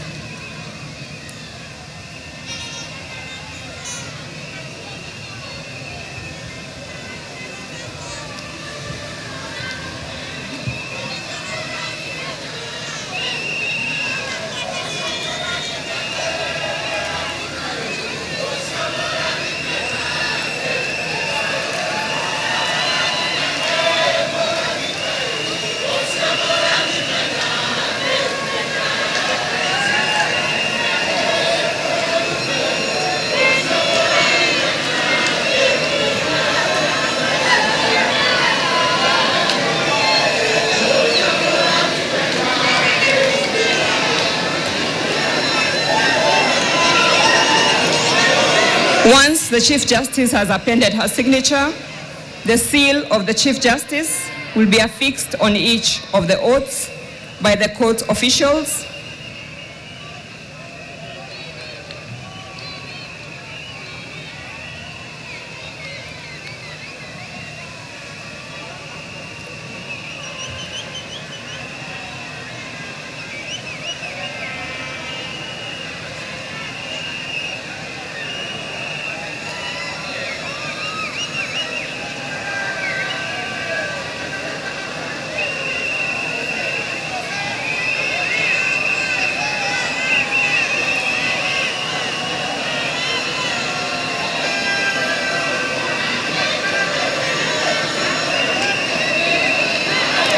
May I kindly invite the Honorable Chief Justice and His Excellency the Deputy President to stand in front of the mace for presentation of the oaths to the public. The Honorable Chief Registrar will be handing over the oaths to the Honorable Chief Justice, who will in turn hand them to His Excellency the Deputy President.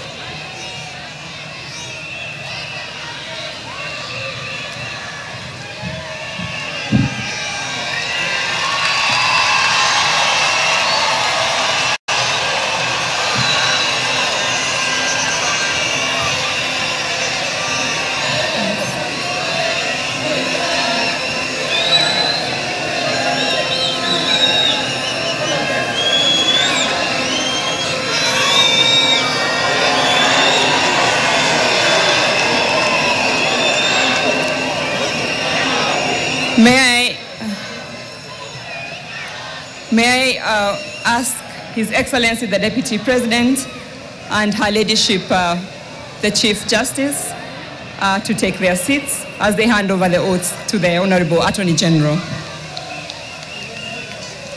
May I call upon the Head of Public, Your Excellency, you may take your seat. Honorable Chief Justice, please, you may take your seat. At this point, I wish to call upon the Head of Public Service to receive the oaths from the Chief Registrar for safe custody. As I mentioned earlier, one copy will be handed over to His Excellency the Deputy President, another will be retained by the judiciary, and one copy will be handed over to the Head of Public Service for safe custody.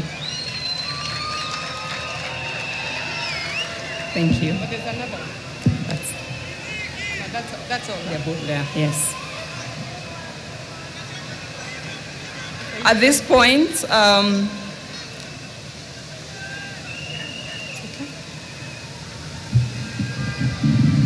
at this point of the program, may I invite His Excellency the President to hand over a ceremonial copy of the Constitution of Kenya to His Excellency the Deputy President, Professor Kithure Kindiki, the Deputy President of the Republic of Kenya. Your Excellency.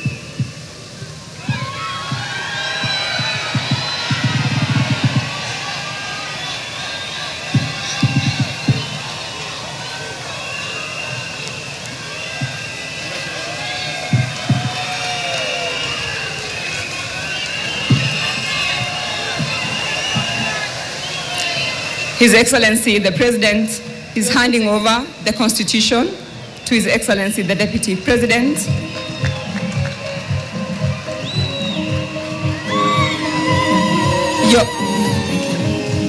Your Excellencies, if you could remain on stage for a brief photo session to commemorate this event.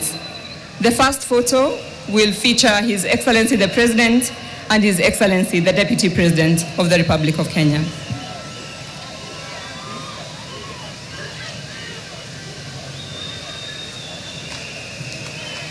Thank you. What happened?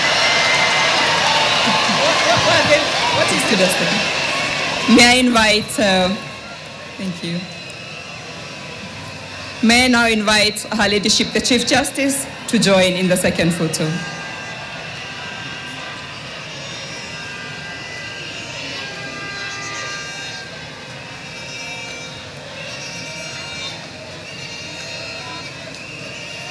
We may take our seats. We may take our seats for the sake of the cameras behind you. I now invite we may take our seats, please. the Honorable Chief Registrar and the Honorable Attorney General to join in the next photo.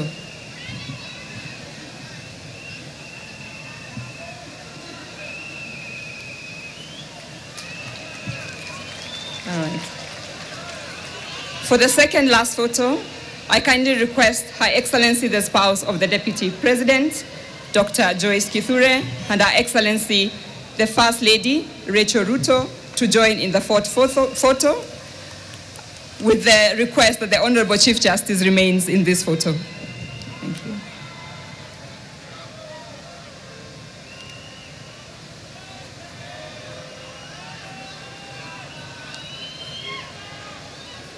Thank you. Thank you very much. For the final photo, we have His Excellency the President, His Excellency the Deputy President, Her Excellency the First Lady, and Her Excellency the spouse of the Deputy President. I request the Chief Justice to please take her seat. Thank you, Honorable Chief Justice.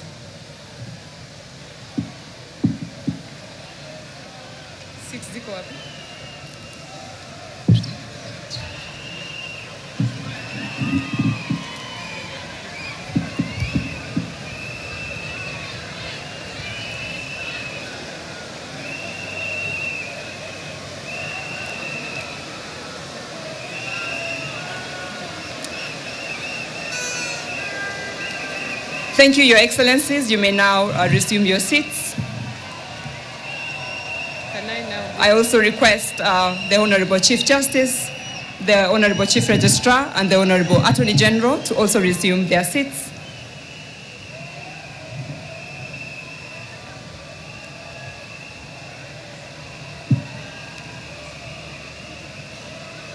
Ladies and gentlemen, as we come to the end of our ceremony, I would like to ask us to remain upstanding for the lowering of the mace.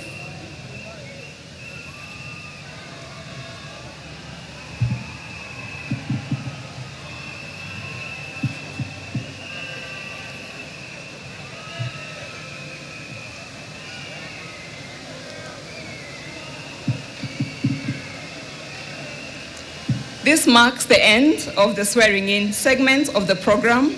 I wish now to hand over to the Master of Ceremony to continue with the rest of the program. I thank you. Tupigie Judiciary makofi tafadhali for a job well done. Let's also take this opportunity to give a warm round of applause to the Deputy President, Professor Kithure Kindiki. Tumpigie makofi tafadhali. Your Excellency, sir, we'll have a short interlude of music before we proceed to the next part of the program. I'll request that we take our seats as we will have now the State House Choir give us a song before we proceed to the next part of the program. State House Choir, uwanja ni wenyu.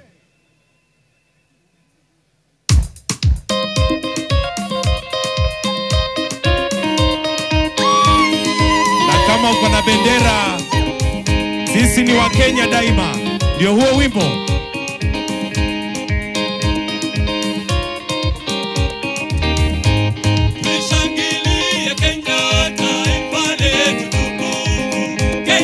Kama uko na bendera tuipeperushe tafadhali, kama wa Kenya daima.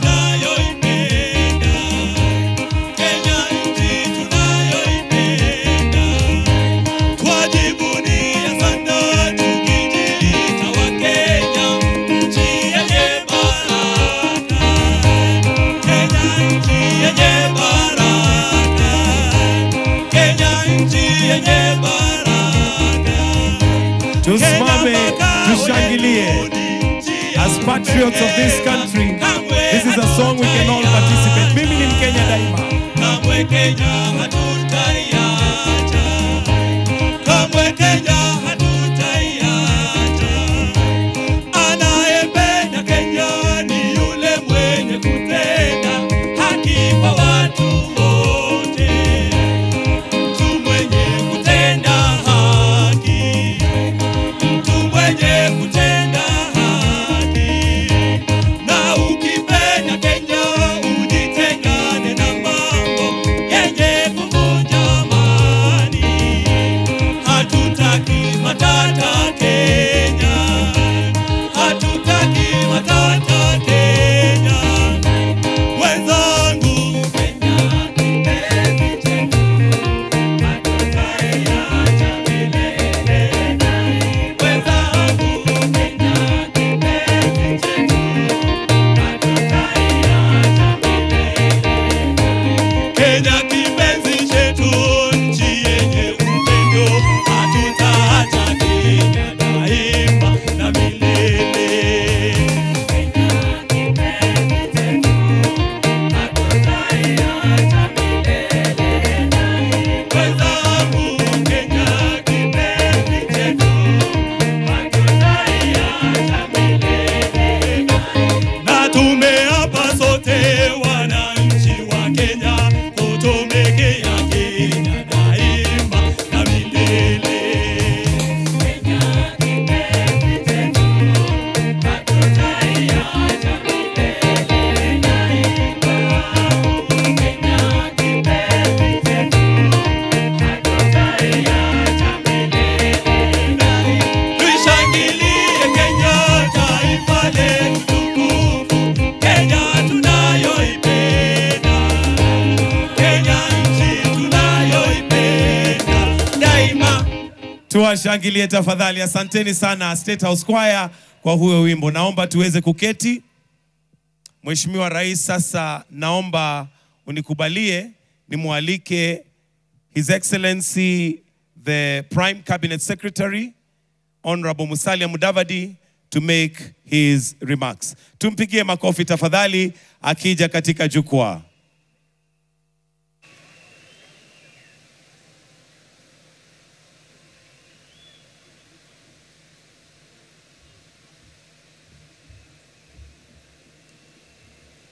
Your Excellency, the President of the Republic of Kenya, Honorable William Samoei Ruto, Your Excellency, the First Lady, Madam Rachel Ruto,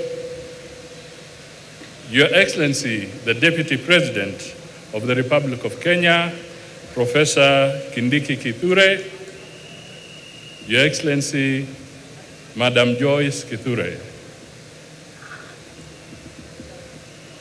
the Honorable Chief Justice, the Speaker of the National Assembly and the Speaker of the Senate, leaders of our forces, members of Cabinet, the Governor of Nairobi, members of the legislature, distinguished guests, ladies and gentlemen, members of the diplomatic corps present, na Wakenya wote, hamjambo. Hamjambo. Your Excellency, let me take this opportunity to be among the first to congratulate Professor Kindiki Kithure on his elevation to the position of Deputy President of the Republic of Kenya. He has now shed off the word designate. He is now substantive. And we all congratulate you and your family for this very honorable position that His Excellency the President of the Republic of Kenya has assigned you. And we wish you Godspeed, God's help, good health, and all the wisdom so that you can discharge your responsibilities with excellence. Your Excellency, we are gathered here on a bright morning, bright sunny morning. And I just want to draw the symbolism of where we are. We are on the grounds of KICC, Kenyatta International Conference Center grounds. On my right is the judiciary. On my left is the legislature. In front of me is the symbol of the capital. And behind us is the symbolism of the executive. Your Excellency, we stand here proudly as a nation to actually show and to prove to the Kenyans who ushered in the 2010 Constitution with a 70% majority, and to the international community, that our institutions work. I would like to repeat that our institutions work. There may be challenges. The wheels may take a little longer to turn, but at the end of the day, the legislature has done its bit, the judiciary has done its bit, everybody gets a chance to be heard if they are aggrieved, and finally, the executive can move on. We are a country that respects the rule of law. Finally, Your Excellency, I think it is important for us to reflect on the journey ahead. We have had a tumultuous 2 years, and there are moments that Kenyans have accused us of having removed our eyes off the ball. This is a moment, a great moment, for us to retrace our steps, get together, have a unity of purpose, have the resolve and the will, and to focus so that we can deliver for the Kenyan people as they requested us to do when they cast their vote 2 years ago. In Professor Kindiki, we see a lot of virtue, but perhaps the one I may want to single out is the virtue of humility.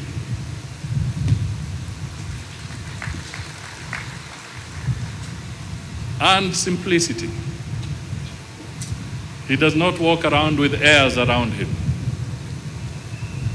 This is a very important virtue. If, as a nation, we can embrace humility, we will go far. If you disregard humility, it can be very expensive. So, ladies and gentlemen, it is now my honor to ask the Deputy President of the Republic of Kenya, Professor Kithure Kindiki, to come forward and make his remarks, and thereafter invite His Excellency the President to speak to us. Makofi tafadhali.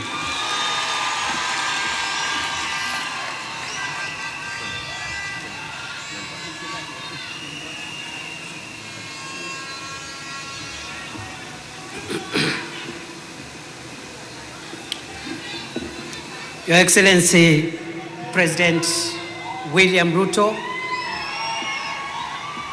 Your Excellency, First Lady Mama Rachel Ruto, all protocols as already established, I ride on them. No arms of government or agencies and the representations of foreign and friendly countries present. Your Excellency, sir, words fail me to explain how grateful I am today. I'll say that I am grateful to Almighty God who orders the steps and the affairs of every human being on earth. I am grateful to you, sir, for the honor you have given me to serve under you. Your Excellency, I've been your political student for nearly 20 years now, and nothing in the political space has helped me to pick up lessons more than the years that I have worked and served around you in various capacities. Therefore, Your Excellency, I'm grateful for the honor which you have given me. I promise you, before this congregation and before God, that I will not let you down for the privilege you have given me. Your Excellency, sir, in the same breath of gratitude, I am grateful to all the institutions who have facilitated this process, including the ceremony we are having today. And I want to agree with what my elder brother, His Excellency Musalia Mudavadi, has said. Whatever has happened in the last few weeks, and indeed in the recent past, is a testament of the maturity of our democracy and is a testament that our institutions work. Your Excellency, sir, allow me, having thanked you, also to thank the very many people whom I have had an opportunity to learn from them. I may not enumerate all of them, but I've had the privilege of learning from so many great people. And even as we celebrate our Constitution and our democracy, I pay tribute to those who purposed to fight for and defend the establishment of our country and our constitutional order. I am grateful to those who are responsible for creating the Kenya that we live in today, in the past and in the present. I am grateful to those who fought for this Constitution, and I am grateful to all heroes of our country in the past and in the present. Your Excellency, I am grateful to this country for raising me. And I've had so many people to help me grow into who I am today. And therefore, as I discharge the burden that you have placed me, Your Excellency, the burden you have placed on my shoulders, I am grateful that I will discharge that burden with the benefit of having grown and continuing to grow under the feet of not just my father and mother who gave birth to me, but the many elders of their generation who helped me to shape and make me what I am today over time. I am truly grateful. Those who taught me in the formal and the informal setup. Your Excellency, I'm grateful to my family. With your permission, I want to pay tribute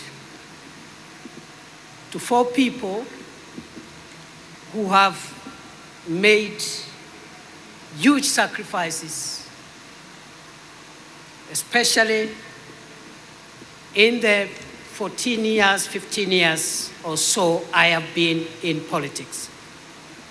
Before then, I had spent a decade in academia, and of course, I'm also grateful to the professors and the colleagues with whom we worked with. But allow me, Your Excellency, today, on a moment like this one, to thank my wonderful wife, Joyce Kithure, a woman who has sacrificed, a professional in her own right, but who has sacrificed to raise our 3 children, Imani, Neema, and Mwende. Many, many, many days and nights of my absence as I served the country in different roles. I am very grateful to my wife and the children for being the foundation and providing the support that I have always required as I navigate this difficult space of public service. Having finished with gratitude, Your Excellency, I'll say 2 things before I invite you. The first is to affirm that throughout my journey, culminating with this moment, I have come to believe that Kenya is the country of possibility. Your Excellency, for a person such as I to stand here today and take oath of the office of the Deputy President, it can only happen in Kenya.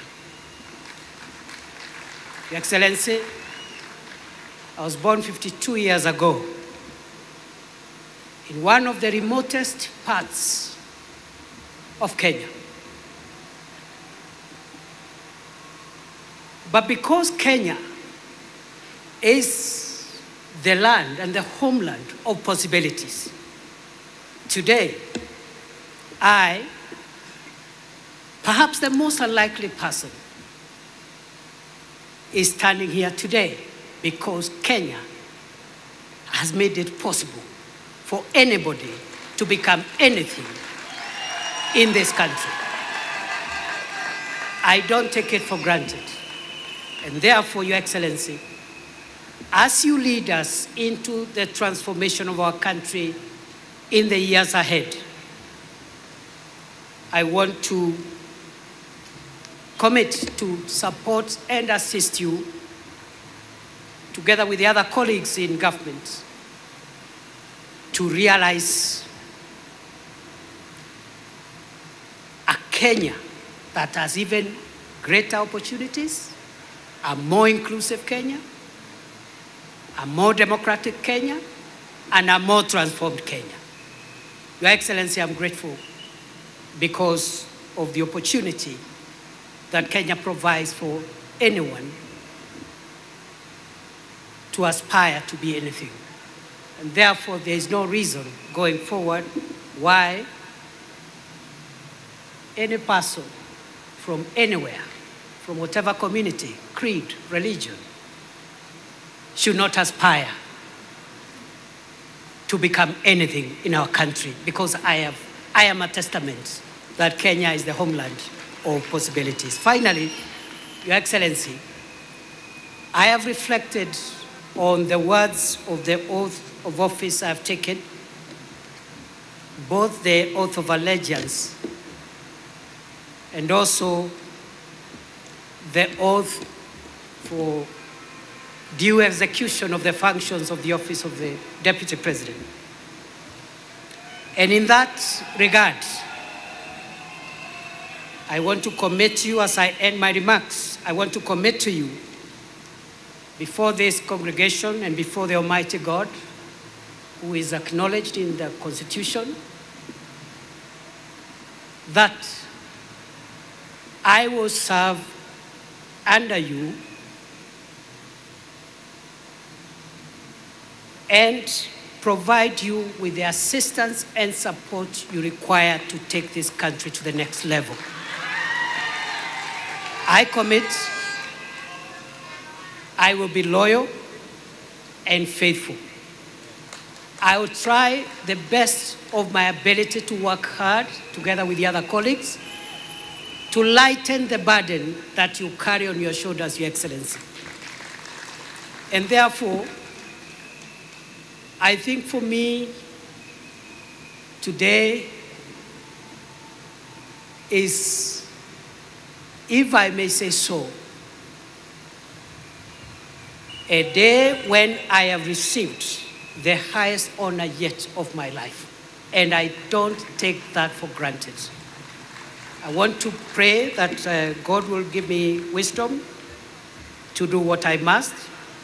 And to the colleagues whom we have worked with and will continue to work with, I want to say that I'll provide continuity so that we can be able to all work together and deliver for this country. I forgot, Your Excellency, to thank, when you gave me the task the last 2 years of serving in the Ministry of Interior, there are wonderful people whom I have worked with. Ngao, the police, the prisons, immigration, and all the departments and agencies in the Ministry of Interior. The little successes that we could have achieved, I attribute those successes to my colleagues. If there have been a few challenges, I take responsibility for those challenges. Your Excellency, with those many remarks, thank you very much for giving this privilege. And I now want to request that we be upstanding as we invite His Excellency President William Ruto to come and address us. Moja, mbili, tatu, ingine.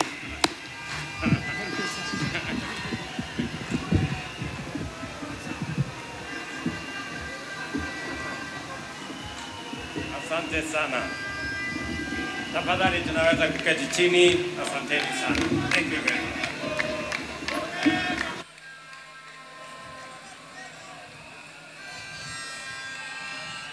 Your Excellency, Abraham Kithure Kindiki, Deputy President of the Republic of Kenya. Excellencies, Mr. Speaker of the National Assembly, Mr. Speaker of the Senate, our sister, your leadership, the Chief Justice of the Republic of Kenya, members of the judiciary, members of the executive, members of the legislature, fellow Kenyans, hamjambo. Hamjambo tena. Bwana Yesu asifiwe. Assalamu alaikum. Hebu mnisalimie hivyo hewani nione ndugu wa Kenya.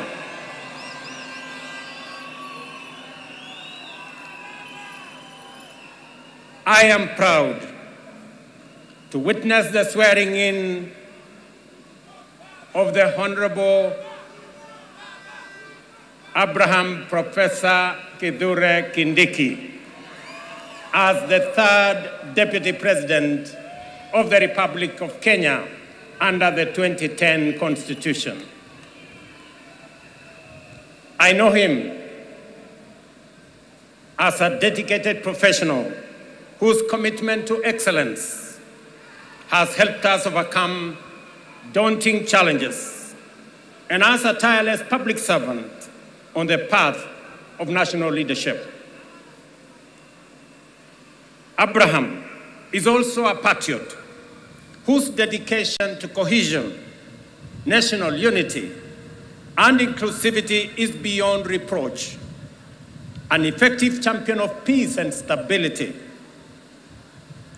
and across every part of our country, and a loyal steward of our bottom-up economic transformation agenda, whom together with many others, we crafted to take our country to the next level.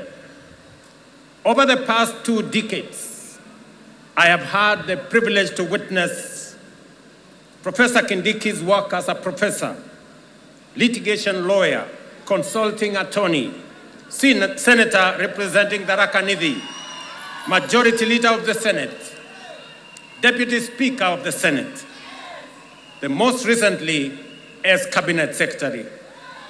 I can confirm that in all these roles, he has demonstrated exceptional dedication, high competence and professionalism, and consistently delivered results beyond expectations.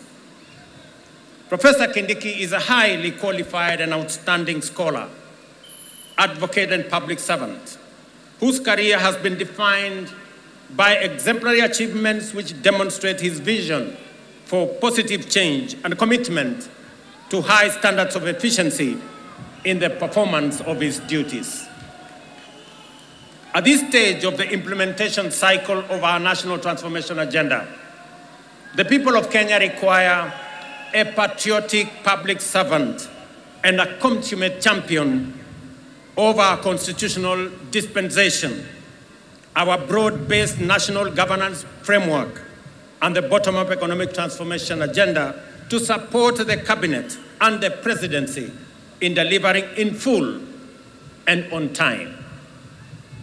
This moment calls for an individual who takes pride in a job well done and is humble enough to be a loyal servant of the people, and who is selfless enough to reach out and mobilize the entirety of government towards delivering for Kenya.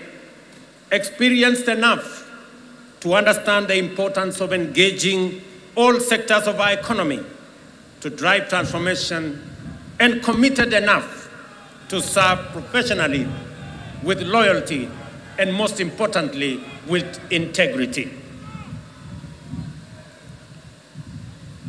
I am delighted to affirm that our coalition, and indeed our nation, is blessed with many professionals who meet all these criteria.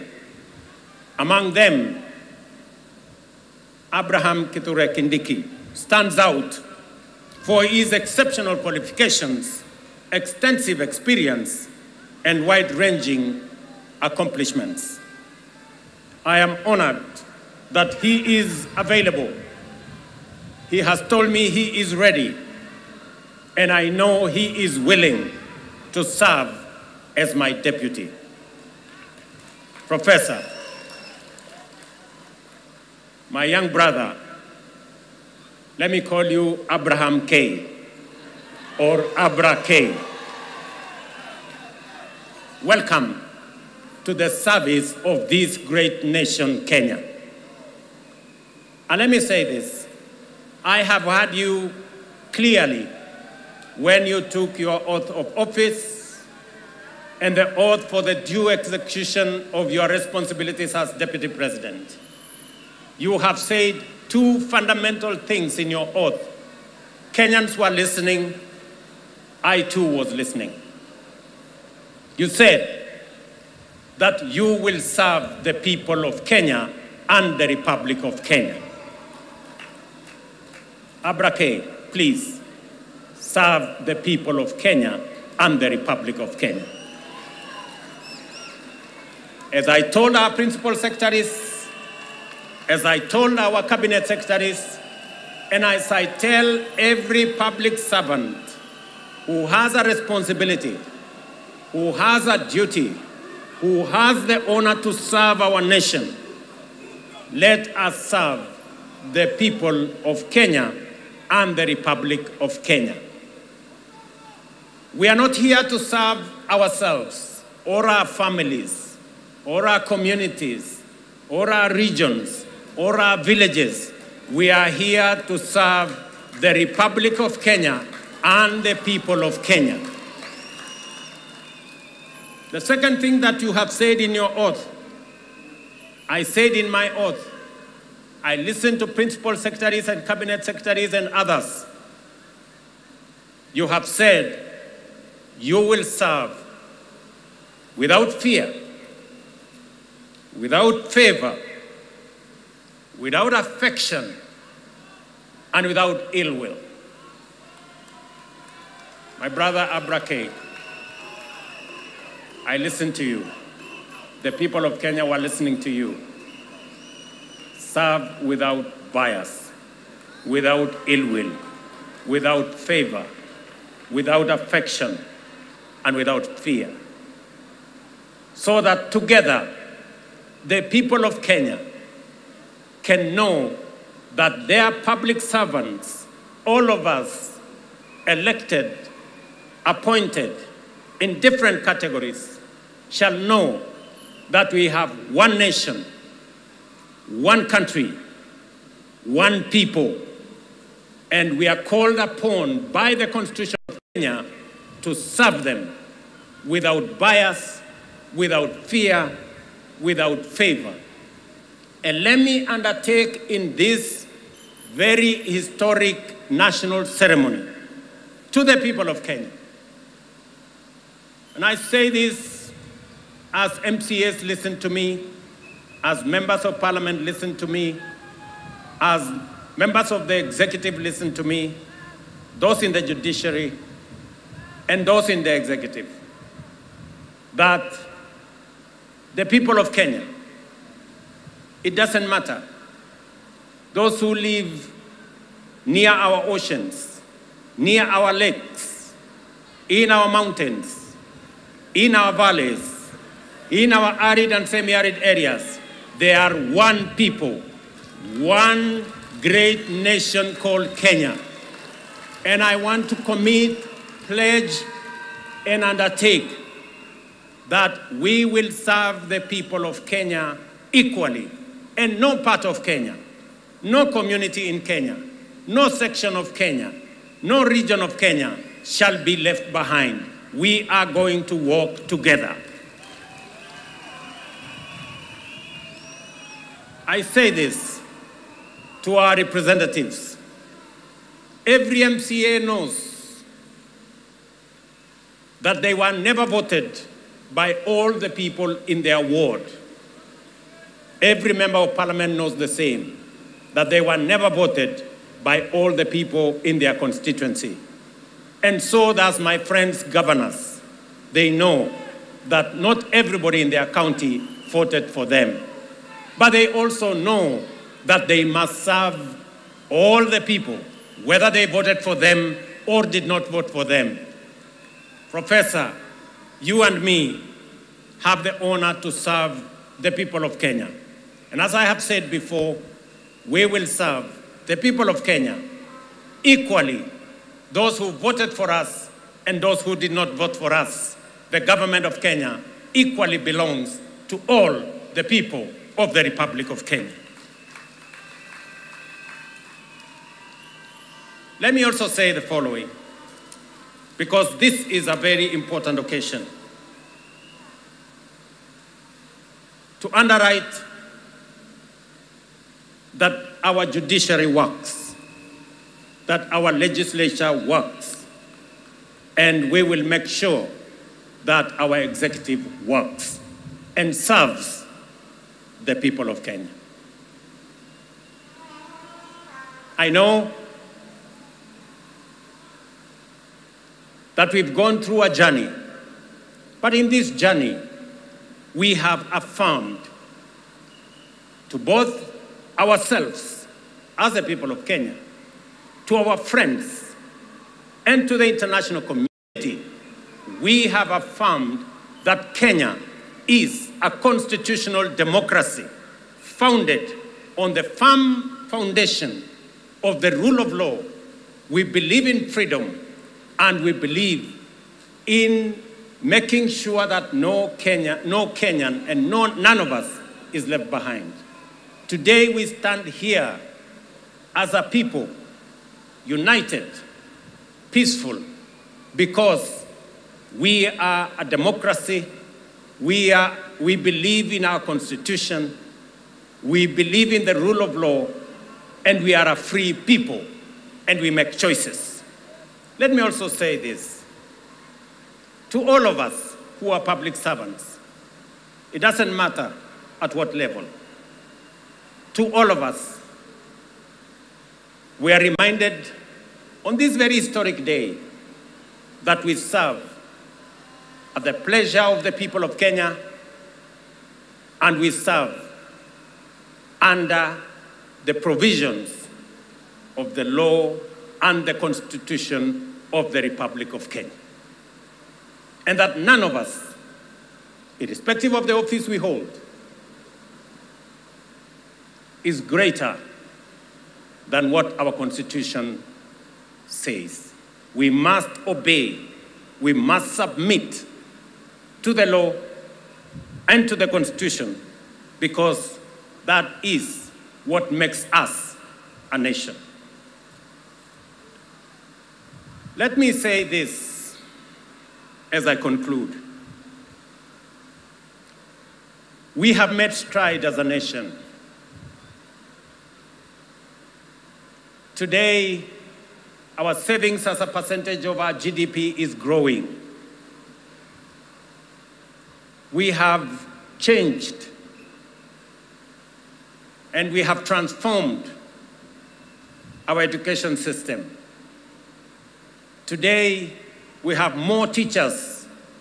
We just announced another 20,000 teachers. We have a new funding model that is student-based, which we are refining to make sure that no child in Kenya is left behind.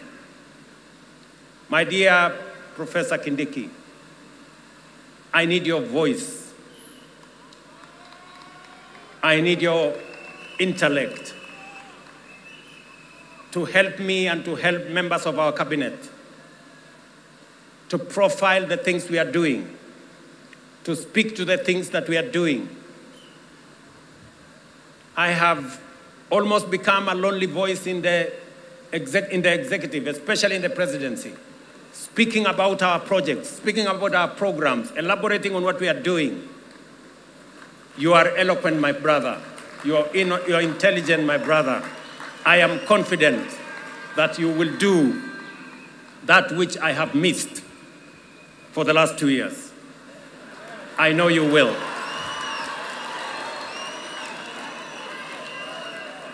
We have a huge program on university funding and higher education funding. We have a huge program that today our farmers across Kenya have access to fertilizer. We have a huge program on expanding our irrigation. We have a big program on what we are doing. We need your voice, and we need the voice of those of us in the executive to provide leadership and to see to it that indeed we achieve what we wrote into our Constitution. Today, as we wrote in our Constitution, Kenya Power has turned around and today is a profitable company. So is KenGen, because of the stewardship that we have put in place. My brother, our manifesto is elaborate. Our manifesto is transformative.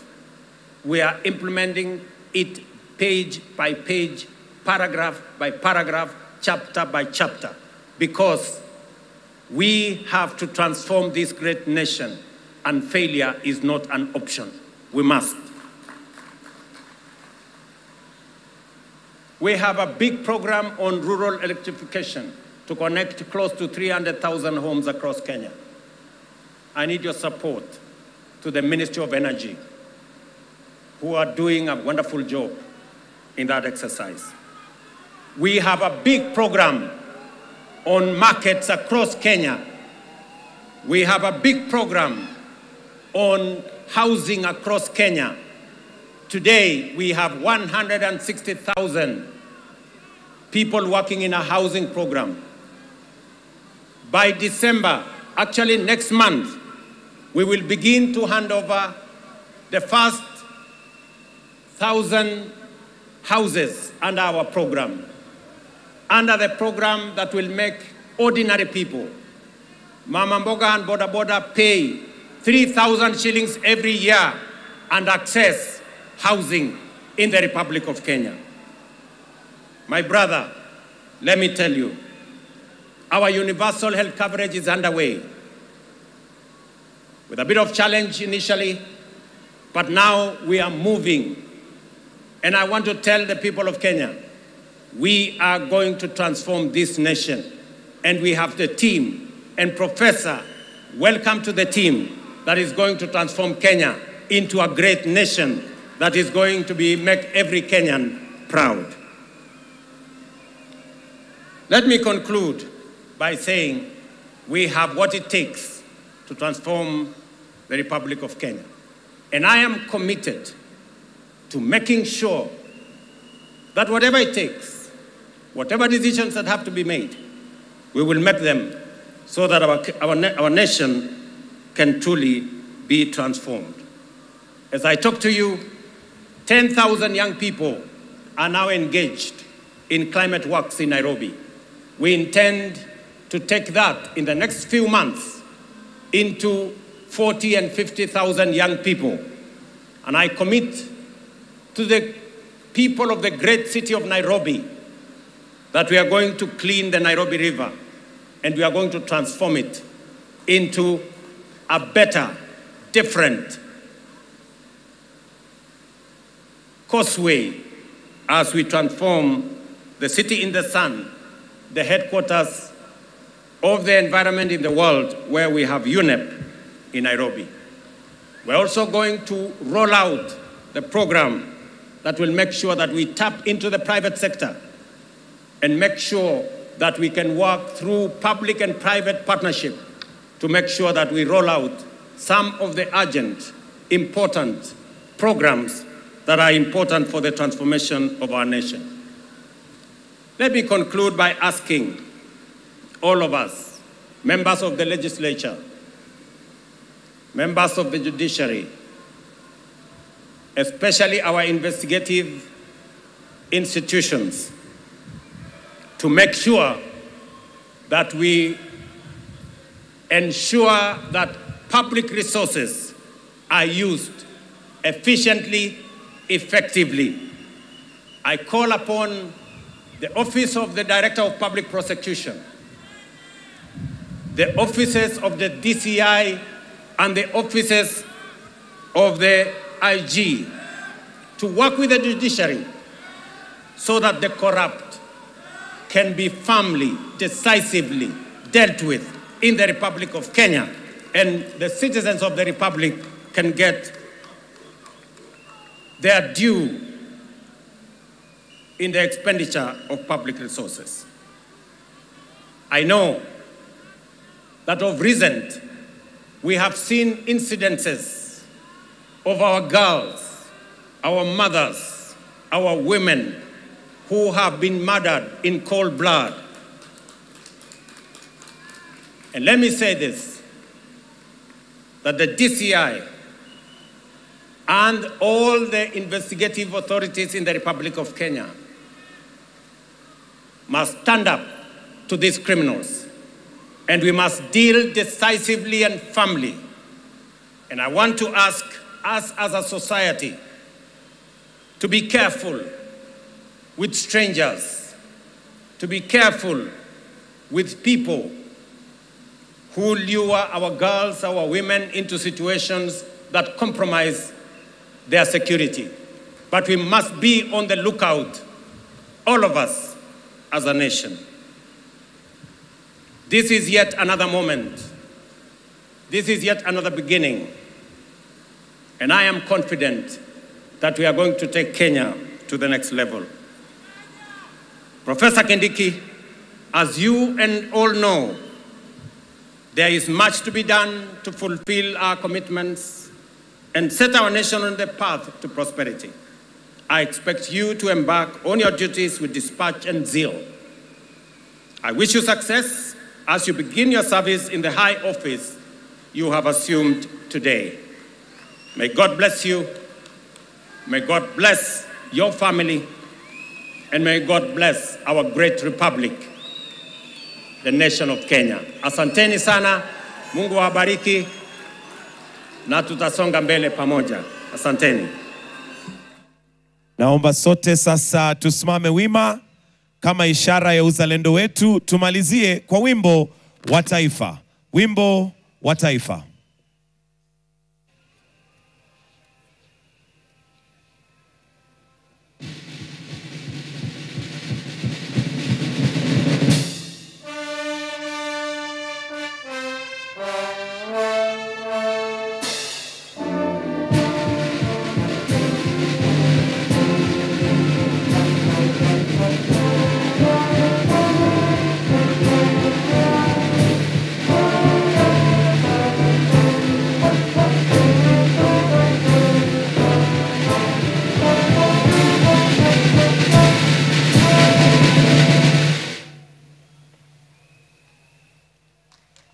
Basi tusimame mahali tulipo tukimpatia rais nafasi ya kutoka katika starehe zake. Asanteni sana.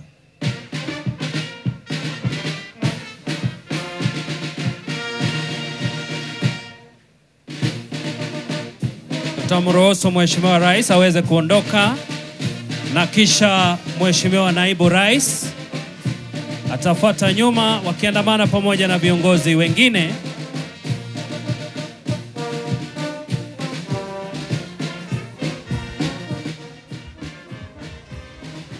Waruhusu kwanza viongozi wetu.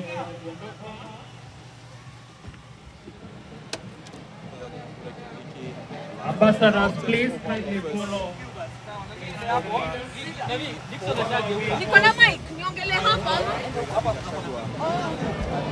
All ambassadors present, kindly find your way on our right. That is where your vehicles are parked.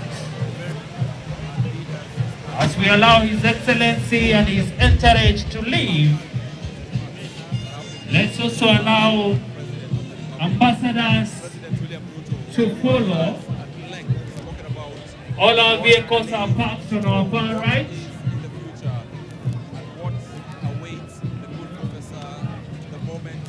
Waruhusu viongozi wetu waweze kuondoka. It means that work begins right now. Work, according to President William Ruto, that is in making sure that the Kenya Kwanza manifesto, that is the bottom-up economic transformation agenda, rather, they call it better, is fully implemented according to the President, page by page. The President has gone at length to speak about what he, as head of state, has missed in the past couple of months, and to be precise, in the 2 years, and this appearing like a direct swipe at his immediate former deputy, Gachagua. President William Ruto saying that he has missed eloquence in the past 2 years, in the past couple of months. He has missed sober leadership, which he feels Professor Kithure Kindiki has brought in to ensure that again, the bottom-up economic transformation agenda is fully implemented. If I could speak to now Kenyans, because I am on the other side of the KICC where Kenyans are, to get to hear what it is that they feel. Is this a new dawn? Is this what they believe will change the country in the 3 years of President umemsikiza rais alivyosema, umemsikiza naibu rais.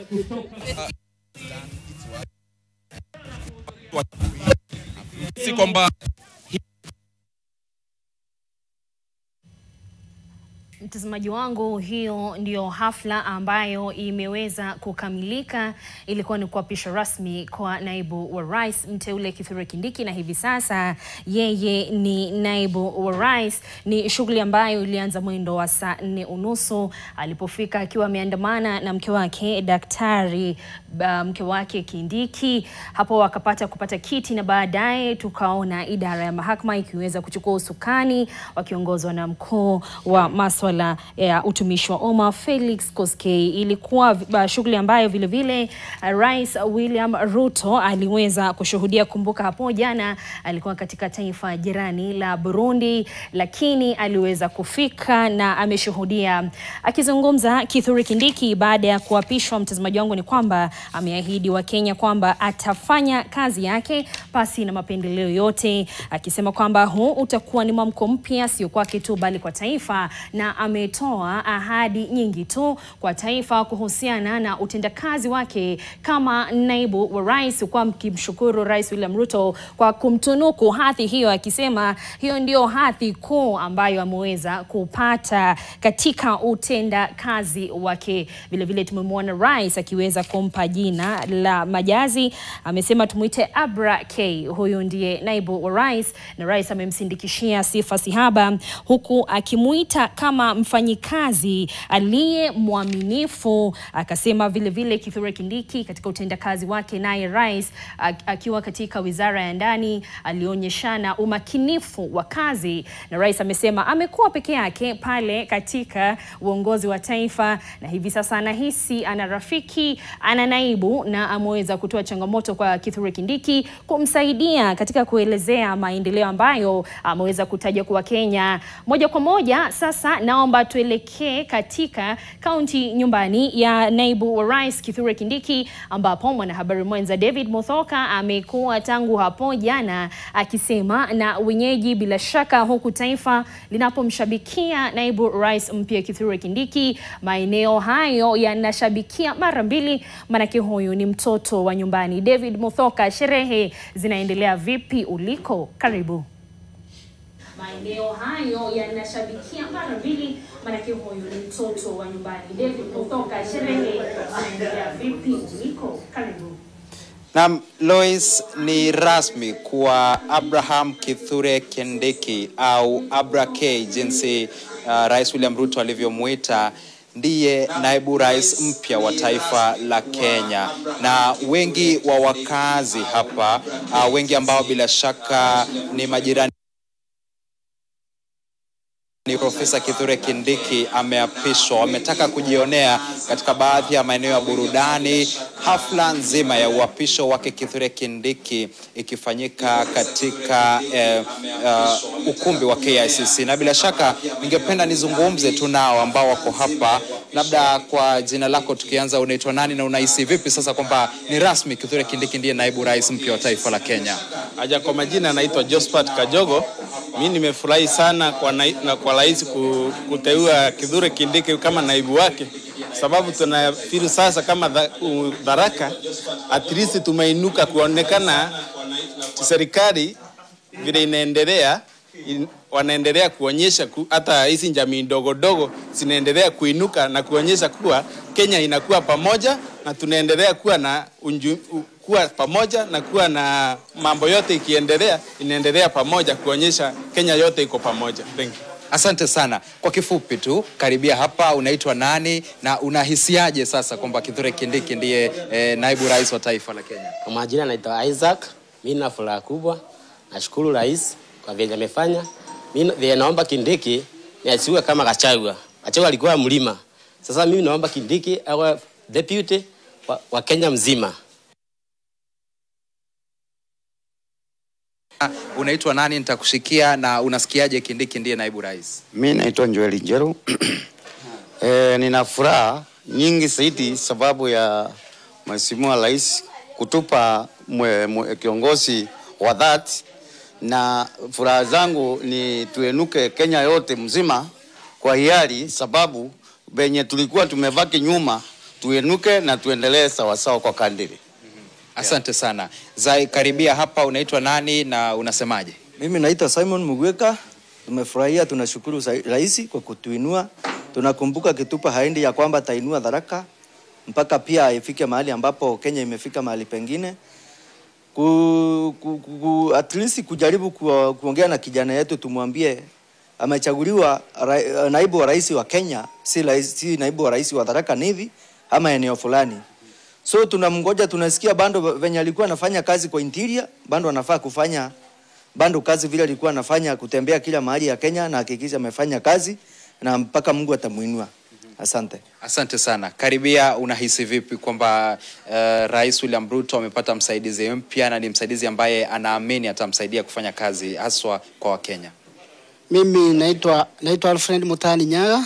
Niko na furaha nyingi isiyo na kifani kwa sababu Rais wetu William Ruto ametuchagulia mtoto wetu hapa Tharaka kwa LP. Nina furaha sana na nafikiri Kithure Kindiki atafanya kazi vizuri. Ila tu naomba William Ruto kama vile profesa alivyosema hapo kwa runinga, gatuzi ya Tharaka ni mojawapo ya gatuzi ambazo imebaki nyuma sana. Tuna barabara zetu ni mbaya. Ukiangalia upande wa maji, gatuzi ya Tharaka Nithi hatuna maji, ili hali tuko na mito mikubwa inayopitia huko. Kwa hivyo tunaomba wanapoangalia gatuzi zingine pia watuangalie gatuzi yetu ya Tharaka Nithi kwa upande wa barabara, maji ya kulima, na nafikiria Kithure hata let down Ruto pamoja na nchi ya Kenya. Na shukuru. Asante sana ndugu pia kwa maoni hayo. Ukikaribia hapa, unaitwa nani? Na bila shaka umeona hafla hiyo ilianza saa 4. Kithure Kindiki ameapishwa, sasa ndiye naibu rais rasmi wa Kenya. Unahisi vipi wewe kama mkazi wa eneo ambalo anatoka, na ungependa kumwambia nini? Mimi kwa majina naitwa Kere kutoka Mkothima. Huku tunahisi poa kwa sababu ya kijana yetu kuchaguliwa kuwa naibu wa rais. Kitu tungeomba atumikie Kenya yote, si rais wa Tharaka, si rais wa Tharaka Nithi, na si rais wa Mount Kenya East, ni rais wa Kenya mzima. Tunamuomba asaidie rais kutimiza malengo yake yote. Alafu kiufupi, hata mtu akiwa juu waangalia chini, angalia huko chini kidogo, at least tupate mahali pa kutembea pazuri. Tutashukuru, tutasikia hata sisi tuko ndani ya serikali. Yeah. Asante sana. Huko ndani ya serikali unasikia vipi? Mimi pia nasikia kama mtu amesinjiwa ng'ombe. Sisi kama mkaaji wa Runduni pia nimesikia, nimekuwa na furaha sana kwa kuchaguliwa Kindiki naibu wa rais. Sasa naomba Kindiki amjulishe rais mali lami ya bandu hajapika, mjulishe tafadhali, hata sisi tufikiwe na hisho na tutafurahia kwetu. Asante. Ningependa kuchukua tu maoni yako alafu nielekee maeneo ya KICC. Unaitwa nani na unasikia vipi kwamba Kindiki ameapishwa rasmi kama naibu rais? Asante sana, majina naitwa Moffat Karani. Nafurahia sana kama mkazi wa Tharaka Nithi. Nashukuru sana kwa vile Kindiki leo amekuwa naibu rais, ameapishwa. Hiyo ni mzuri. Mambo matatu ningependa kumwambia naibu rais. Ya kwanza, kongole sana kwa ajili ya kuapishwa na kuwa naibu rais wa Kenya. Hiyo ni jambo mzuri kabisa. Jambo la pili ningependa kumwambia naibu rais ni kwamba ile kazi njema ulifanya wakati ulikuwa CS wa Interior imekuinua kabisa, ukakuwa deputy president. Kwa hivyo endelea kufanyia Wakenya kazi zaidi, ukuwe na bidii zaidi. Nzuri utakuwa rais wa Kenya. Na jambo la tatu la mwisho ni kwamba tumikia Kenya mzima, usikue naibu rais wa mlima, tumikia Kenya mzima. Wakenya wote wanakufurahia na Kenya mzima inakuangalia, uwasaidie watumikie vizuri. Asante sana. Asante sana. Bila shaka haya ndio maoni ya wakazi wa Mkothima. Kumbuka hii ndio wadi ambayo Profesa Kithure Kindiki anatoka na anaishi, na bila shaka wakimtakia mema na kufurahia kwamba mtu wao yuko ndani ya serikali, na wangependa asitumikie tu eneo hili bali atumikie taifa nzima katika kusukuma ajenda ya serikali ya William Ruto, rais ya Kenya kwanza. Na kutoka hapa ningependa tuelekee moja kwa moja mubashara hadi katika ukumbi wa KICC ambapo kumekuwa na sherehe na hafla nzima kunradhi ya kuapisha Kithure Kindiki. Kwako Frida Mwaka.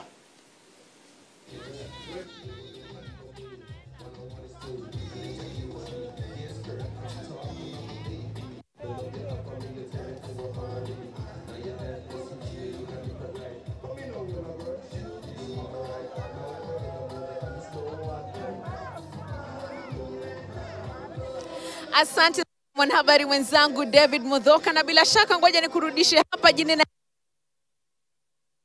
iliyong'oa nanga mwendo wa saa 12. Tulikuwa tumesalia papa hapa hadi sasa. Mtazamaji, hafla hii imeweza kamilika, lakini kabla sijaweka kijiti katika hafla nzima, niko hapa na hawa wanawake. Jamani, wanawake wangu oye!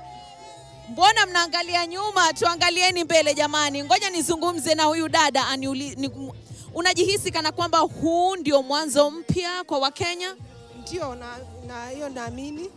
Na nimefurahia kwa sababu ya shughuli ya leo, maana tumeweza kutendewa kitu ambayo inaweza kuwa ni haki kwetu. Watu wa Kithure Kindiki tunaomba atufanyie kazi, washikane na president wetu Ruto, waweze kufanya kazi kwa hizi miaka mitatu ambazo zimebaki. Angalau ile yamepita tuweze kuyasahau, tuweze kuona yale yanaanza kufanyika kuanzia sasa, siku ya leo tarehe 1 siku ya Ijumaa. Tunashukuru sana kwa yale yametendeka siku ya leo, na sina mengi ya kusema. Na asante sana. Labda nizungumze na mwingine tu. Karibuni. Haya, wanawake wangu jamani, ni kama wameogopa kuzungumza kwenye runinga, lakini mtazamaji, ni kujuza kwamba ni shughuli ambayo iling'oa nanga mwendo wa saa 4 rasmi, ingawaje sisi tulikita kambi hapa kutoka mwendo wa saa 12 ili kuhakikisha kwamba kila kitu kipo shwari na kuletea mambo yote tu mbashara katika runinga ya NTV.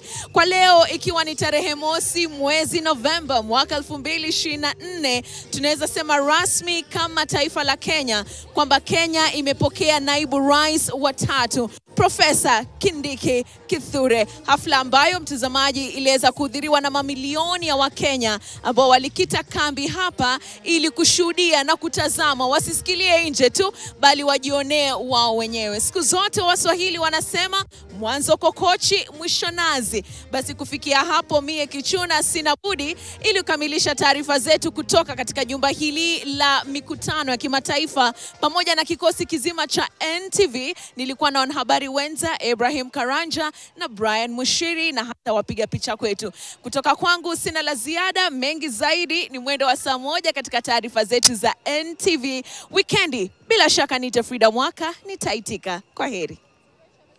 Asante sana mwenzangu Frida Mwaka na vile vile David Mudhoka kutoka maeneo mbalimbali. Mtazamaji wangu, ni siku ya kihistoria nchini, manake chini ya katiba mpya hakujawahi kushuhudiwa ambayo tumeshuhudia siku ya leo, naibu wa rais aliyeng'atuliwa akiweza kukabidhiwa nafasi ya kupumzika na aliyeteuliwa akiapishwa rasmi, huku taifa likiweza kushuhudia. Vile vile hapa studioni nina wageni wangu Javas Bigambo na Johalende. Karibuni sana wanasheria na wachanganuzi wa masuala ya siasa.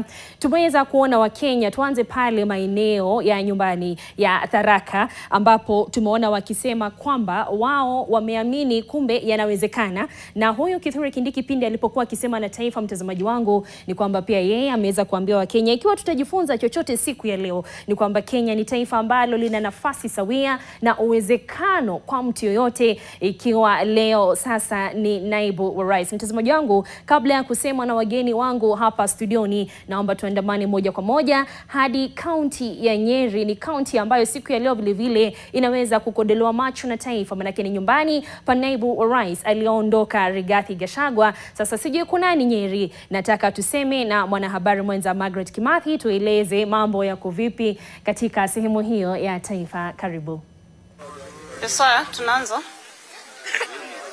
Naam, shukran sana. Niko katika eneo bunge la Madera katika kijiji cha Wamunyoro. Hapa ni nyumbani kwake aliyekuwa naibu rais Rigathi Gachagua, na kutoka hapa ambapo nimeweza kusimama hadi kwake ni kama mita 500, na tumeweza kuona kwamba Kithure Kindiki ameweza kuapishwa kama naibu rais wa pili katika serikali ya Kenya Kwanza, lakini ni jambo ambalo halijaweza kuwaridhisha wakazi wa eneo hili, na moja kwa moja ningependa tu kuzungumza na wewe, pengine maoni yako ni yapi ya Kithure kuapishwa kama naibu rais?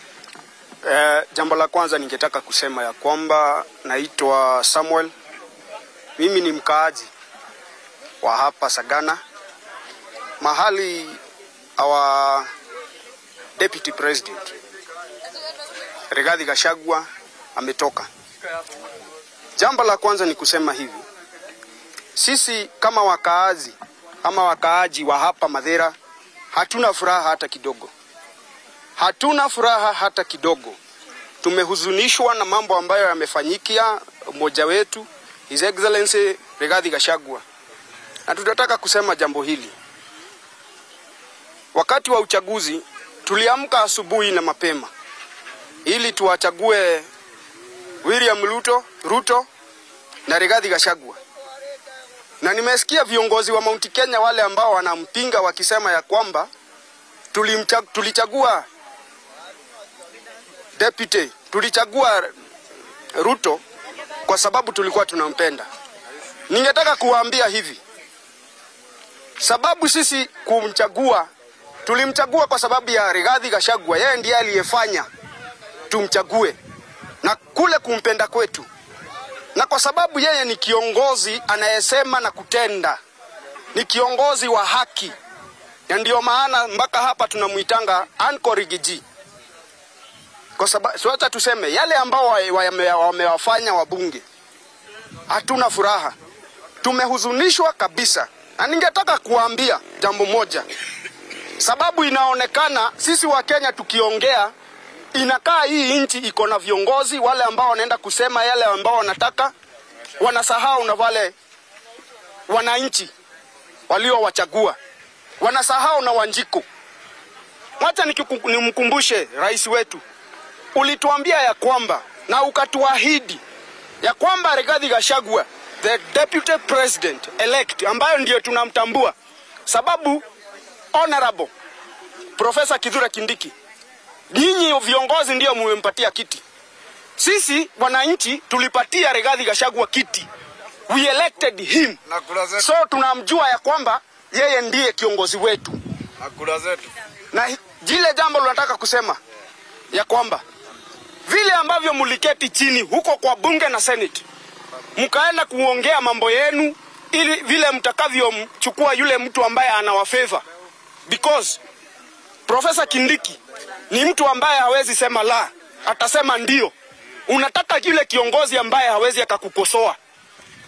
Mbona kwa nini hautaki mtu ambaye anaweza akakukosoa vile ambavyo ulikuwa unakosoa kijana wetu Uhuru Kenyatta? Sababu ulizunguka hii nchi ukiwa unamkosoa. Ukiamka, ukilala, kwa mdomo yako ilikuwa ni Uhuru Muigai Kenyatta. Mbona saa hii hautaki kusikia Rigathi Gachagua akikukosoa vile ambavyo ulikuwa unakosoa Uhuru Kenyatta? Mbona mnatuambia Rigathi Gachagua si ati ya kwamba anaegemea upande mmoja. Ndio ni sawa, anaegemea upande wa Mount Kenya. Hiyo Mount Kenya ndio ilikupatia kura 47% ambazo ni kura milioni 3 na kitu kuelekea kwa zile ambazo ulipata 7.2. Kwa hivyo tunaomba na sisi tumefunzwa na Rigathi Gachagua kuongea ukweli. Na hata sasa tutaongea ukweli. Tunasema hivi. Hii serikali ya Kenya Kwanza tuliichagua kwa kupenda. Tulichagua kwa roho safi. Lakini mahali mumefika, mnatuonyesha sisi watu wa Mount Kenya hamna haja na sisi. Jambo lingine, mnatuambia ya kwamba mnapingana na Rigathi Gachagua au mpingani na watu wa Mount Kenya. Niulize swali. Mbona sisi wakati tunataka kukusanya mahali tujikusanye mahali tuongee mambo ya kwetu, mbona mnakataa? Shukrani sana. Pengine tuzungumze kwa kifupi na wewe. Maoni yako ni yapi? Maoni yangu nimeonelea kwa sababu wamemchinja. Wamemchinja kabisa. Sahi wamuondolee tu ile kesi yako nayo kotini. Na Ruto akubuke hata yeye alisaidiwa na huyo jamaa. Walikuwa wanaitana my friend. Sahi hatutaki kitu kingine. Hiyo kitu tumempatia hiyo Kithure Kindiki, lakini sahi tunaomba hata makoti yetu ifanye kwa haki. Isiegelee upande mmoja juu ya pesa. Waangalie, wafanye kama vile naonanga wanachukua Biblia. Chukua Biblia mpaka kwa roho kama wewe ni justice. Unajua kuna Mungu mbinguni. Saa hii watu ukijajia mtu. Na mtazamaji wetu, hizo ni hisia hiyo ya Nyeri, lakini sasa tuweze kukutana na wakazi kutoka kaunti hii ya Uasin Gishu. Kumbukwe ndio kaunti ya rais wa Jamhuri ya Kenya ambaye ni Daktari William Samoei Ruto. Kwa sasa tumeweza kumwapisha naibu rais wa pili chini ya serikali hii ya Kenya Kwanza, ambaye ni Profesa Kithure Kindiki. Labda nipate tu hisia tofauti, muweze kunieleza. Utaanza kwa jina ndugu na utueleze, je, unahisi vipi ya kwamba sasa Profesa Kithure Kindiki ndiyo naibu rais wa Jamhuri ya Kenya? Kwa majina ni Jeremiah Kibet Sawe, mimi ni chairman ya UDA hapa Uasin Gishu. Sisi tuna furaha sana siku ya leo kwa uteuzi wa Profesa Kithure Kindiki. Sisi tuna imani kwa sababu Kithure Kindiki ni mtu anaunganisha Wakenya wote. Hata sema mambo ya milima, kwa sababu deputy president yote hatujawahi kusikia mtu anaongea juu ya milima. Deputy president ni ya Kenya msema, na sisi tuko na imani na Kithure Kindiki atafanya kazi na president wetu William Samoei Ruto, na sisi tuko na imani kazi itaanza kutoka kesho. Sisi tuko na imani. Sisi tukiwa hapa Silver Line tuna furaha sana na tumeandaa sherehe yetu hapa. Tumeweka 30,000 hapa Silver Line. Tunataka tuende saa hii tukule. Asante sana. Kwa majina ta Pio Boniface, mimi mkaji wa Uasin Gishu. Kwanza nachukua fursa kwanza kwa kupongeza our superintendent kwa kuchagua Kithure Kindiki naibu yake. Kazi itafanyika vizuri bila utata. Kwa hivyo tunapongeza rais kwa ile kazi alifanya, na Mungu awabariki. Na Kithure Kindiki afanye kazi kama MCA yetu Amos Kiptanui ya Rescue Maeneo Kabila. Amos alitoka mbali, anafanya kazi bila ukabila. Tunapongeza Kithure Kindiki na Amos Kiptanui afanye kazi pamoja. Asante sana. Ndugu, swali labda tofauti ya Kithure Kindiki, unatarajia nini tofauti kutoka kwake ikilinganishwa na naibu rais ambaye aliweza kubanduliwa mamlaka? Kwa maoni yangu mimi naona this is the most qualified person for that job. This is tumeconfirm ya kwamba democracy works in Kenya. Tukupatie mtu mwenye kulingana na uwezo wake, sio kupatia mtu leaders of qualities of leadership kama ile the former outgoing deputy president alikuwa nayo. This is the right person. Tuunge huyu mtu mkono.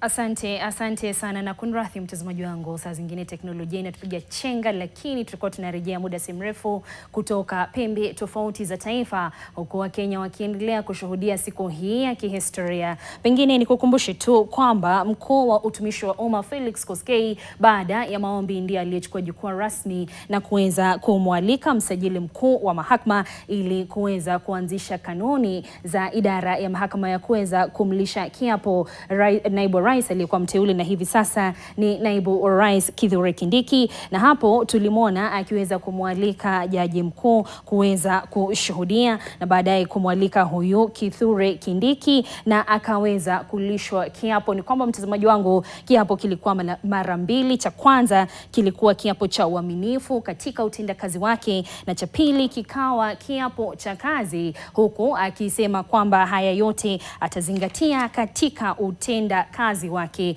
Kumbuka mtazamaji wangu ni kwamba baada ya hapo aliweza kunena na Wakenya, lakini kabla ya kunena, hebu tupate picha hizo ambazo zilikuwa moja kwa moja kwenye runinga ya NTV. Tujikumbushe tu jinsi ambavyo naibu rais Kithure Kindiki aliweza kupokea kiapo rasmi. I, Kithure Kindiki,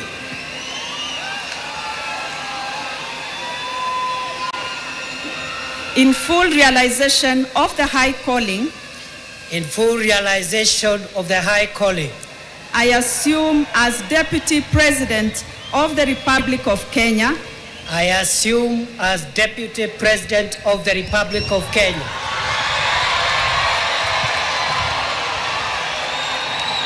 do swear that I will be faithful and bear true allegiance to the Republic of Kenya, that I will obey, preserve, protect, and defend this Constitution of Kenya, as by law established, and all other laws of the Republic, and that I will protect, that I will protect and uphold the sovereignty, integrity, and dignity of the people of Kenya. So help me God. So help me God.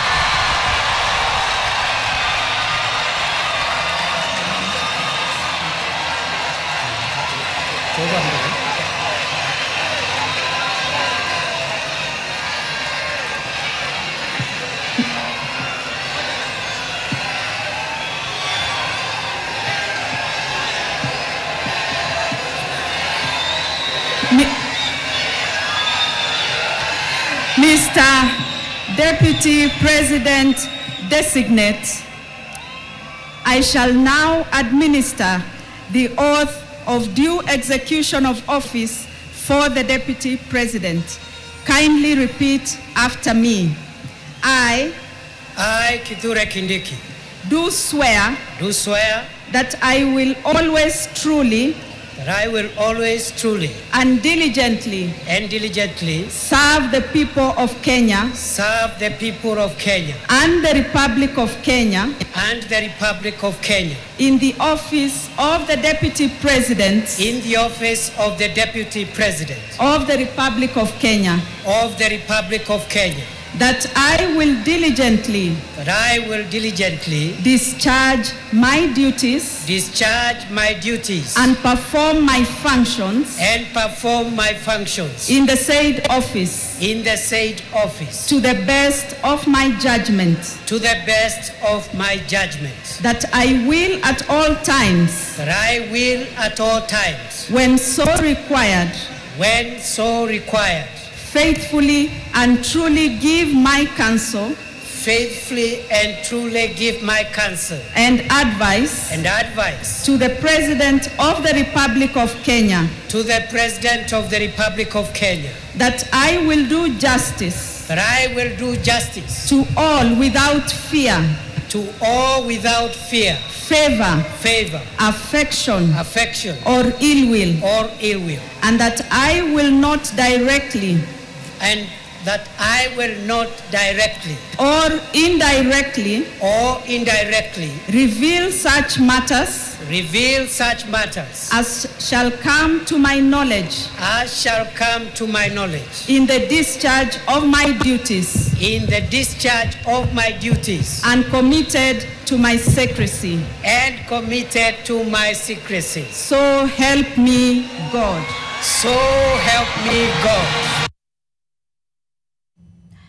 Mtazamaji wangu, Waswahili husema hujafa hujaumbika, ameondoka Rigiji na sasa ameingia Abra K. Wageni wangu, wanasheria, nyinyi mnahisi kuna mwamko mpya jinsi ambavyo baadhi ya Wakenya wamesema kutoka kaunti ya Tharaka Nithi wanahisi kwamba kuna mwamko mpya kama taifa na kwamba tuko katika siku ambazo zitakuwa za afueni? Asante Lois na mwelekezi Nabishwa kwa mwaliko huu. Nianze kwa kusema kuwa leo ni siku ya muhimu sana kihistoria. Historia ambayo inaenda kuhifadhika kwa miaka na mikaka. Siku ambayo katika kumbukumbu za nchi hii, katika masuala ya kisiasa itasalia siku muhimu sana. Kwa sababu Profesa Kithure Kindiki kaapishwa kama naibu wa rais rasmi sasa. Kapewa kochi la kujimwaya kutekeleza majukumu yake. Rigathi Gachagua kapewa fumbi ambalo limechanika. Na tumeangalia kwamba wakazi wa Mathira hawana furaha hata kidogo. Na ukiangalia hawana furaha kwa sababu za kisiasa. Nimekuwa na mazungumzo na watu kadha kwa kadha hapa mjini, wengine kutoka Mlima Kenya. Hawana furaha kwa sababu ya masuala ya ukabila. Na ukiangalia katika isimu ya kisiasa ama isimu siasa, nimesema kwamba kuna mambo ibuka ambayo yamejitokeza leo. Naam. Kwanza kuna kiapo ambacho cha uadilifu ambacho profesa amekula. Amekiapa kiapo cha kazi yake rasmi kama naibu wa rais. Isiwe kwamba tu kiapo hicho ni muhimu kwa sababu ya siku ya leo. Katika utekelezaji wa majukumu yake, na mwenyewe kwanza amesema na akahakikishia Wakenya, akamhakikishia mheshimiwa rais kwamba kiapo hicho itakuwa ni kama uti wa mgongo katika utendakazi wake. Jambo muhimu sana. Na iwe ni mwongozo kwa wengine wote katika utumishi wa umma. Jambo lingine ambalo pia limeweza kuibuka ni matamshi ya Mheshimiwa Rais akimsifia, kumlimbikizia sifa tele Profesa Kindiki kwa sababu ya uadilifu, uaminifu na kwamba kichwa chake kinamtosha. Na hiyo imemaanisha kwamba pengine Mheshimiwa Rais amekuwa taabani na yule ambaye alikuwa naibu wa rais, kwamba pengine kichwa chake kilikuwa hakimtoshi, alikuwa si mwadilifu, si mwaminifu, na kwamba Mheshimiwa Rais alikuwa anafanya kazi peke yake. Unajua huwezi tumia mkongojo uliovunjika kama wewe mwenyewe kiwete. Amesema mwenyewe rais kwamba amekuwa na kibarua kigumu kila siku kujaribu kusema na Wakenya na kueleza serikali yangu ilisema hivi, nimefanya hili na hili na lile. Amesema amekuwa very lonely at the top. Ni kweli. Na ukiangalia vizuri unaweza muunga mkono rais, Mheshimiwa Rais mkono 100%. Kwa sababu hatujaona Mheshimiwa ama Rigathi Gachagua alikuwa naibu wa rais akipigia debe masuala ya bottom up economic transformation agenda kwa njia ambayo Mheshimiwa Rais mwenyewe ameonekana akipigia debe. Na Rigathi Gachagua mwenyewe wanahabari wajampata kwamba yuko wapi. Sijui kama yuko kwenye nyumba yake ya Karen ama yuko kwenye nyumba yake ya Madhira ama pengine shambani kwake ama kama amefuatilia matukio haya leo. Lakini pia ukiangalia jinsi ambavyo picha zilipigwa pale, picha ya Mheshimiwa Rais na naibu wa rais Profesa Kindiki, picha ya rais pamoja na jaji mkuu na msajili mkuu wa idara ya mahakama, hii imedhihirisha kwamba urais, idara ya mahakama pamoja na maspika ambao walikuwa pale, mikono yote mitatu ya serikali sasa iko pamoja, inafanya kazi kwa pamoja.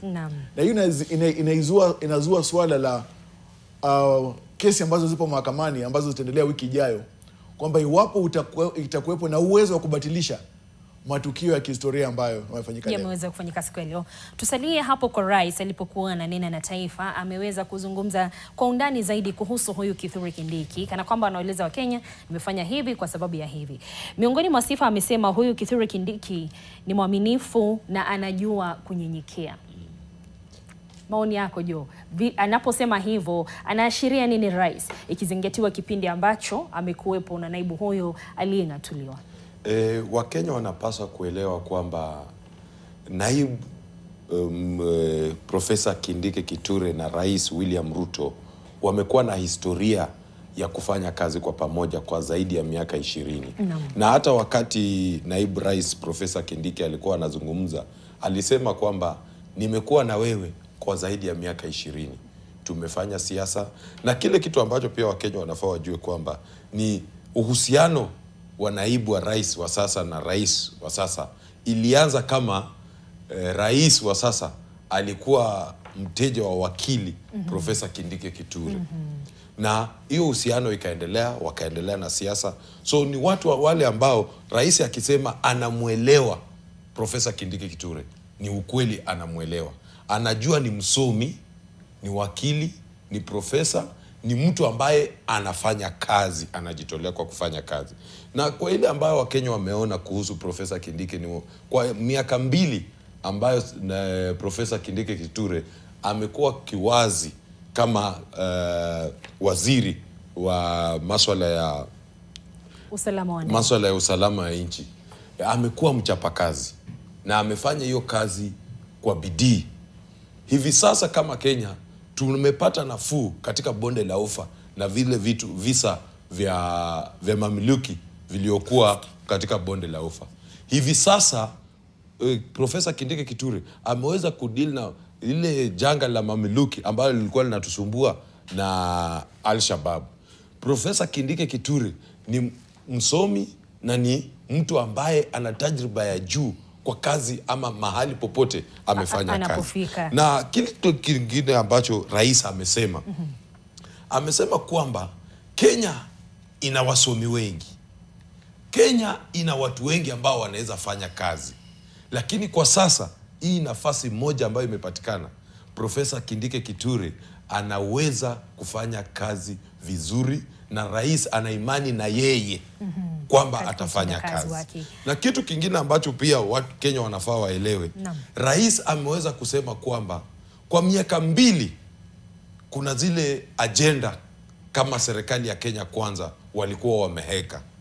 Lakini kile kitu ambacho kilikosekana ni kuwa na naibu ambaye angemsaidia kuelezea Wakenya kwamba tuliwaahidi hili na tumetimiza hili, na kwa muda ambao umebaki tutaweza kutimiza haya. Na rais leo ukimwangalia, kwa wale wa Kenya ambao wanajua rais, ukimwangalia ile ambayo tunasema body language, ametulia. Ni mtu leo ana furaha, ni mtu ambaye ako na msisimko mpya, na ni mtu ambaye anajua kwenda mbele mambo yatabadilika. Awali ulinionyesha picha ukasema ni wewe ama ni Javas? Ukasema ni wewe Javas. Rais amemkumbatia Kithure Kindiki jinsi ambavyo yeye kumkumbatia Rigiji. Rigiji hakukumbatiwa hivyo. Hata kidogo, hata siku moja. Rais amemkumbatia Abrakei kwa takriban sekunde 20. Nilihesabu.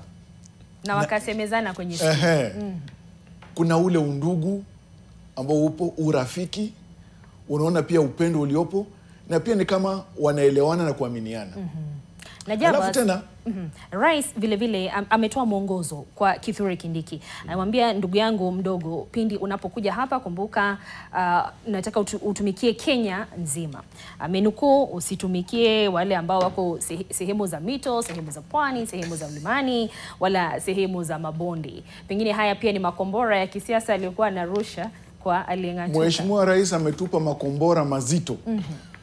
Pale mzima hapatikani.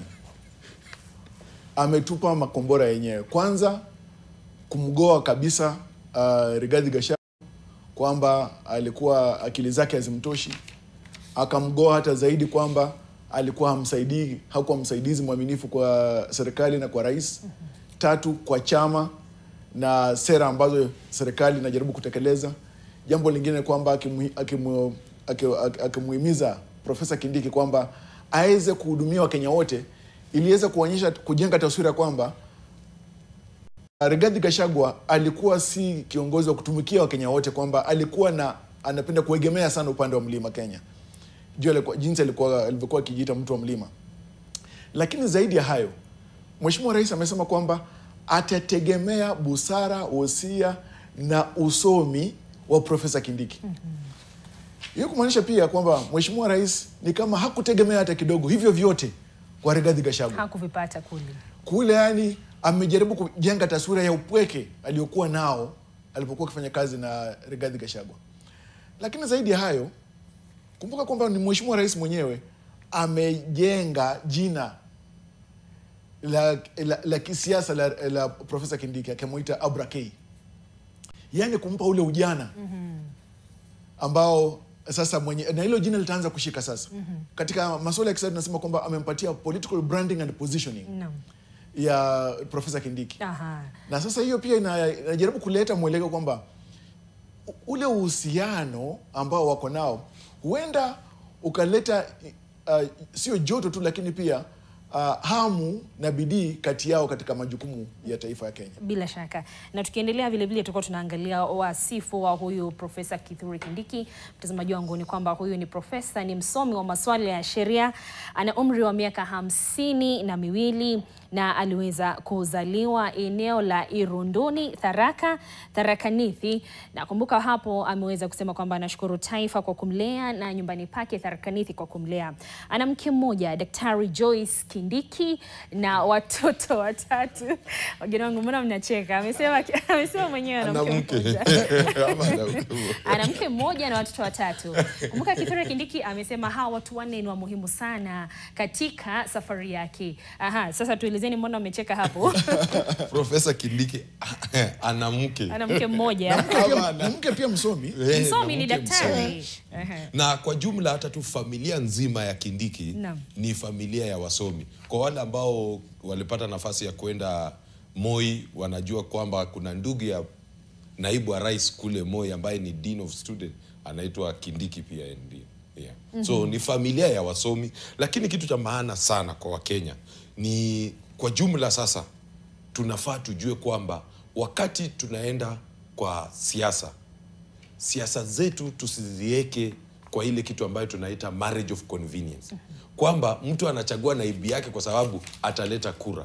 Wacha mtu amchague naibu yake kwa sababu ya utendaji kazi na kwa sababu ya uhusiano ambao wanaweza kujenga na wanaweza kuwa nao wakaenda mbele. Tuangalie masomo yake. Huyu naibu wa rais mpya Profesa Kithure Kindiki, mtazamaji wangu, ana shahada ya sheria kutoka chuo kikuu cha Moi kama alivyotuarifu Joe, shahada ya uzamifu wa sheria ya kimataifa vilevile aliyosomea maeneo ya Pretoria, nchi ya Afrika Kusini, na amewahi kuwa mhadhiri chuo kikuu cha Moi na kile cha Nairobi. Ana shahada ya sheria kutoka chuo kikuu cha Moi. Kithure Kindiki ni msomi, ana shahada ya uzamifu ya sheria ya kimataifa aliyopata kule Pretoria, nchi ya Afrika Kusini, na alikuwa mhadhiri wa chuo kikuu cha Moi vile kile cha Nairobi. Na Javas, tumemwona Rais William Ruto akiweza pia kutukumbusha hili masomo ya huyu profesa. Vile amemwomba, amwambia, manake wewe umekuwa msomi, wewe ni profesa, unaelewa masuala haya. Kuna hili swala la mtaala wa CBC. Nataka unisaidie kuelezea Wakenya kulipenda na kulikubali. Kuna huu mfumo mpya wa kuweza kusaidia wanafunzi wasiojiweza katika vyuo vikuu. Umeleta utata si haba. Pengine atakuwa analeta hali ya mwafaka ikizingatiwa ni msomi, anaelewa. Kwanza rais mwenyewe ako na PhD. Naibu wake profesa. Wewe angalia hapo. Katika baraza la mawaziri kuna watu wana shahada za uzamifu, shahada za uzamili kadhalika. Sasa hii ni serikali ambayo inaongozwa na wasomi. Na ukiangalia walivyouliza swali kuhusu mtaala wa CBC, japokuwa sio eti ni jukumu la naibu rais moja kwa moja, lakini akiwa kiongozi katika akiwa mmojawapo katika baraza la mawaziri, akiwa mtu ambaye anasimamia na kuwa mwenyekiti wa baadhi ya kamati za bunge katika utekelezaji wa masuala mbalimbali ambayo yamekubaliwa na katiba na baraza la mawaziri. Nadhani pia kwa sababu anapenda masomo pia atapeana mwongozo dhabiti akishirikiana na waziri wa elimu kwamba katika serikali ya Rais William Ruto kusije kukawa na changamoto nyingi sana katika kutekeleza mtaala huu wa CBC. Lakini sio tu Profesa Kindiki naibu wa rais na waziri wa elimu pamoja na wahuska katika sekta ya elimu, ni jambo muhimu sana kwamba Profesa Kindiki kama atakavyokuwa akiendesha masuala ya kamati ndogo za baraza la mawaziri, waweze kuangalia kwamba changamoto kama hizo zinaweza tutuliwa kwa njia gani, kwa sababu mheshimiwa rais amesema kwamba atategemea wosia, elimu, tajriba na ukakamavu wa Profesa Kindiki kuweza kumsaidia hapo kabisa. Tuangalie sasa siasa na uongozi wake huyu profesa, ambapo kando na masomo, mtazamaji wangu, vile ana ustadi wa uongozi ulio na zaidi ya miaka ama miongo miwili. Sasa Kithure Kindiki alikuwa seneta Tharaka Nithi katika mwaka wa 2013 na vile akaweza kurejea katika kiti hicho mwaka wa 2017. Alikuwa kiongozi wa seneti katikati ya mwaka 2013 na mwaka 2017. Akaweza kupata nafasi nyingine ya kuwa naibu spika wa bunge hilo la seneti, ikiwa ni Agosti mwaka wa 2017 hadi mwaka wa 2020. Na pindi Rais William Ruto alipochukua usukani kama wa rais wa 5 wa taifa, Kithure Kindiki akaweza kuteuliwa kama waziri wa usalama wa taifa kutoka mwaka wa 2022 kufikia siku ya leo ambapo sasa amekuwa naibu wa rais. Bila shaka huyu ni kiongozi aliye ananoga pale darasani na vile siasa tunaweza sema ni pale mtaani. Haya, inakuwaje anaweza kupata anaweza kumakinika katika nyanja zote mbili? Lakini wanahabari na mambo mengi sana. Hamkuweza kutoa historia dhabiti kama hiyo ya aliyekuwa naibu wa rais Rigathi Gachagua. Sijui, na kwa sababu masuala ya elimu sasa ndio tayari ametupwa kwenye dimbwi, masuala ya kisiasa elimu yote pamoja kwenye dimbwi, ama ni kwa sababu eti mzoea maji wa Kwale kufa maji mazoea, sijui. Lakini ni siku yake miti yote ya nyani iliteleza. Lakini nadhani unajua kukuzwa katika jamii ama familia ambayo wazazi wana maono, wana ukakamavu, wana jitihada na ule mwelekeo, kama vile ambavyo wanahistoria wametueleza kwamba katika familia ya Profesa Kindiki, babake alikuwa kiongozi wa dini ama ni kiongozi wa dini, na alikuwa ni mtu mwenye anajali sana tabia ya watoto wake, elimu, na jinsi ambavyo tumeona Profesa Kindiki na mke wake ambaye pia ni msomi na watoto wake ambao pia wanafuata mkondo huo, inaonyesha kwamba anatilia manani sio masuala ya elimu tu, lakini ulivyotaja hapo awali masuala ya mtaala wa CBC, kwamba kuwepo na mchanganyiko ili kwamba mtu asiwe anamakinika katika masuala ya elimu peke yake, amakinike katika masuala mengine, iwepo ya uongozi, michezo, kadhalika, ili mtu awe ameumbika kabisa kwa njia ambayo ana manufaa kwa jamii, kwa njia ambayo anaweza tumika popote wakati wote anapohitajika. Tuangalie sasa tajriba na kazi ambazo naibu wa rais Abra K ukipenda amekuwa akizifanya.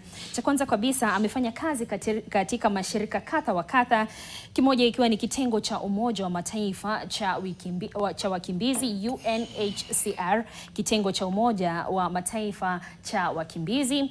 Vile vile amefanya kazi katika kitengo kunradhi cha Umoja wa Mataifa kuhusu maendeleo UNDP, na vile vile kama alivyotuarifu Joe Halende ameweza kumwakilisha Rais William Ruto mahakama ya kimataifa ya ICC, ikiwa ni pengine nyakati ilizoweza kuwaleta kwa pamoja na naibu na Rais William Ruto. Nije kwako Joe, huyo naibu wa Rais Kithure Kindiki amesema hata ingawa nina tajriba hii nzuri, nimefanya hizi kazi zote, hamna ambayo inanipa hadhi kuu kama siku ya leo kuwa naibu wa rais. La kwanza tunafaa tushukuru watu wa kutoka eneo la Tharaka Nithi.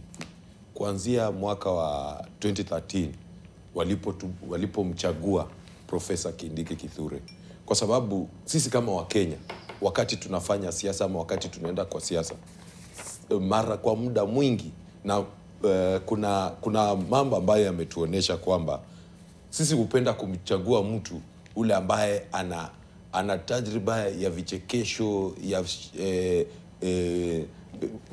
ucheshi, mambo mingi. Hatuzingatii kwamba hii mambo ya usomi na mambo ya utendaji kazi ya huyu mtu ambaye tunamchagua. Lakini watu wa Tharaka Nithi kwa mihula miwili wameweza kutupatia Profesa Kindiki Kithure, na kwa hivyo tunawashukuru watu wa Tharaka Nithi. Lakini jambo la maana ni ili swali ambalo umesema Kindiki Kithure, ukiangalia maisha yake, ukiangalia maisha ya familia nzima ya Kindiki Kithure na uangalie maisha ya ndugu zake, ni wale watu ambao wale ambao tunasema wanatoka kwa humble background ile ya nenda shule, upate kazi, uwe na familia, ujijenge.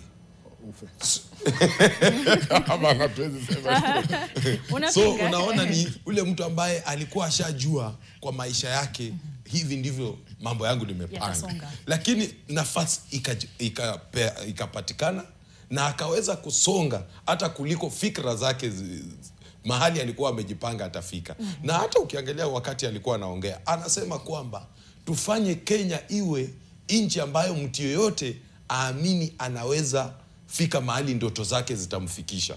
Na ni jambo ambalo mimi linanipa furaha, linafaa lipe furaha wa Kenya wote, na mtu yoyote ambaye ana fikra kwamba naweza tenda jambo fulani na kwa muda nitaweza kufanikiwa ili nipate. Na kitu kingine ambacho Wakenya wanafaa wajue, ama kila ambacho tunafaa tusome kwa haya mambo, tukikumbuka pale wakati tulikuwa tunaenda uchaguzi uliopita, rais alikuwa amepewa nafasi ya kumchagua naibu wake.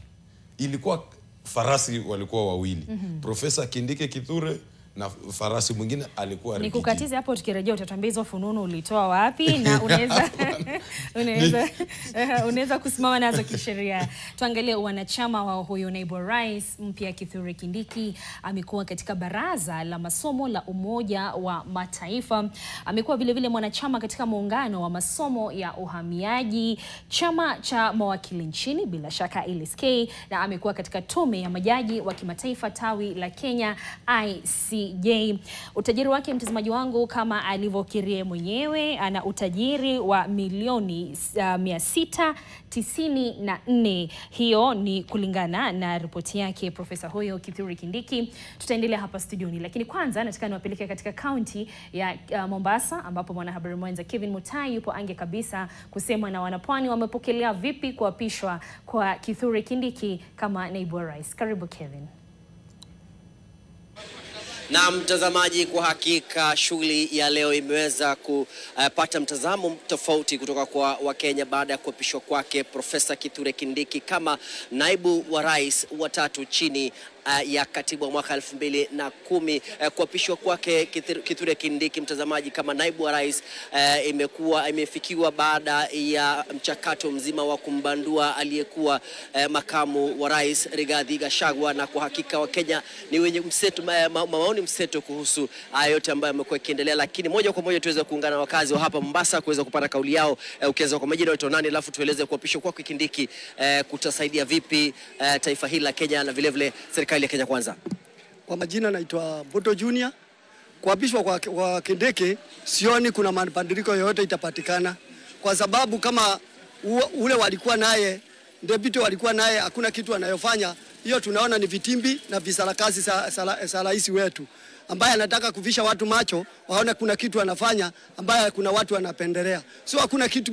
Mimi kama mkaaji wa Mombasa ama mmoja ule alichagua Ruto, sioni kuna kitu kitabadilika, kwa sababu sisi hatuko tunatarajia mabadiliko ya kupandilisha viongozi.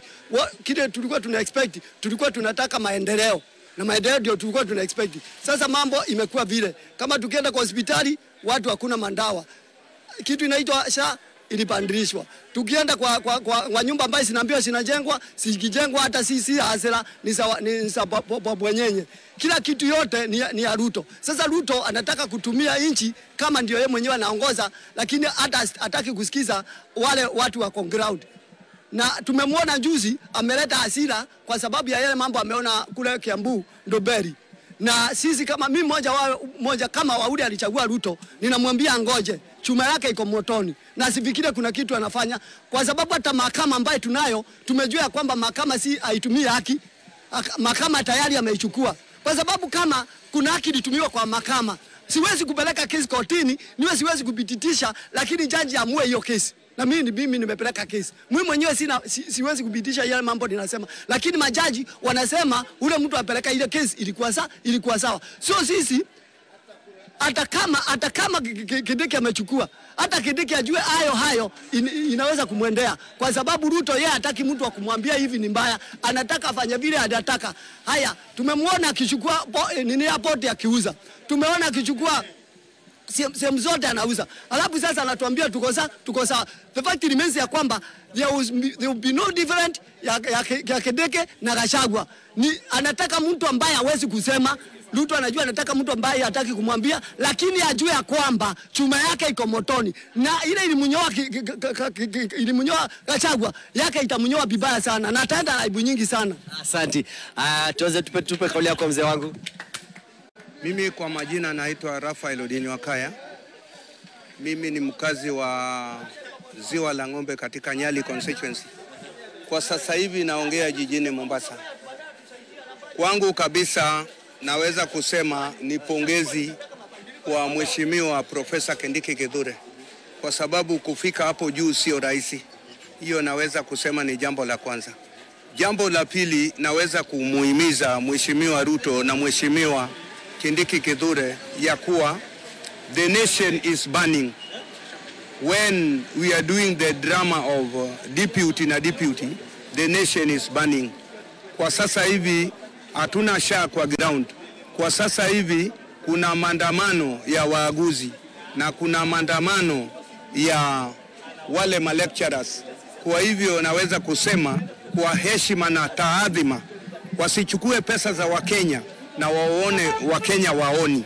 Mimi nampa Kindiki heshima kwa sababu nimemjua toka 1983, lakini haimaanishi ya kuwa kuweka Kindiki kutoa Rigathi Gachagua kutakuwa na tofauti. Hayo ndio maoni yangu. Asante. Pengine tunaweza kumsikia pia Rais William Ruto akisema kwamba kwa muda wa miaka miwili iliyopita alikosa msaidizi wa kuuza zile sera ambazo serikali ya Kenya Kwanza inatekeleza, na ana imani naye Profesa Kithure Kindiki kwamba ataleta mabadiliko na kumsaidia katika kuwahudumia wa Kenya. Je, pengine matamshi hayo umepokelea vipi kama wewe mkazi wa Mombasa?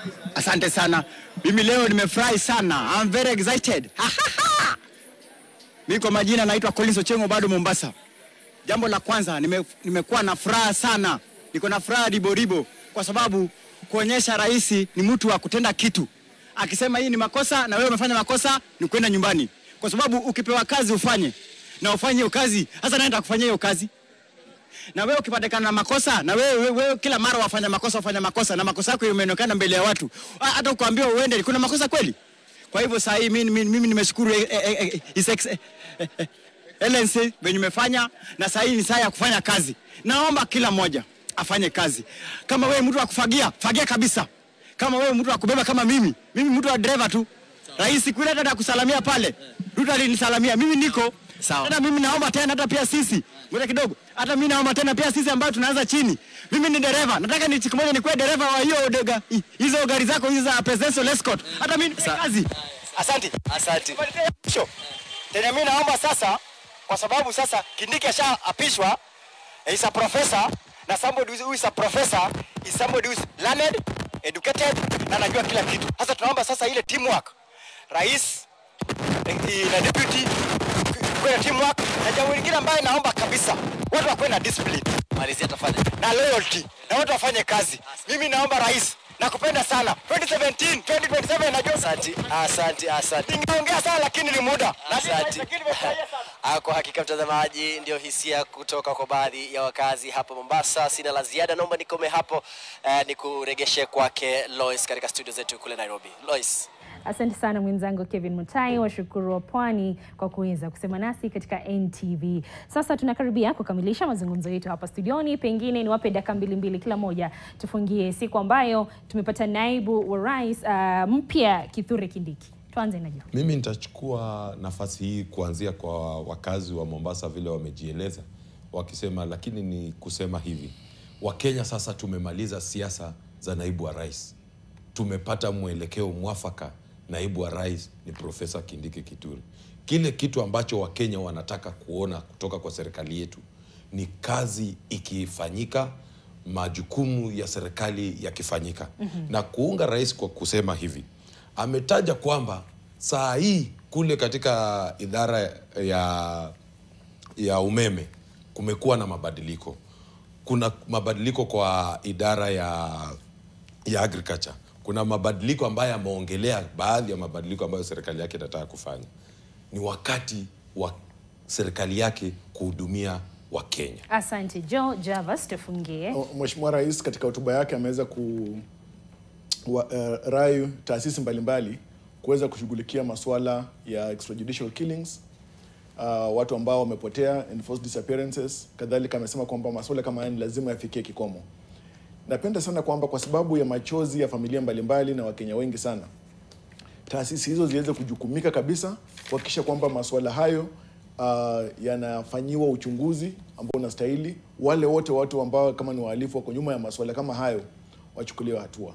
Na kwa Wakenya wote, sisi wote kama Wakenya ambao tunaheshimu bendera yetu na serikali yetu, tuseme kwamba kwa sababu sasa tuko na naibu rais mpya, tutegemee kwamba serikali hii itatekeleza majukumu yake yote kupitia manifesto ya Kenya Kwanza, ili kwamba Wakenya waone kwamba maisha yamekuwa bora, mepesi, na jamii zote, watu wote tusonge mbele kufanya Kenya kuwa nchi bora. Asante Javas, asante Joe. Hawa ni wanasheria wahariri, mtazamaji wangu, ambao wamejituka mzigo wa kuungana nasi mchana wa leo ili kukufahamisha zaidi ambayo yamejiri mchana wa leo, ambapo taifa limepata naibu wa rais mpya Kithure Kindiki, na amekula kiapo muda wa saa 4:30 asubuhi hivi.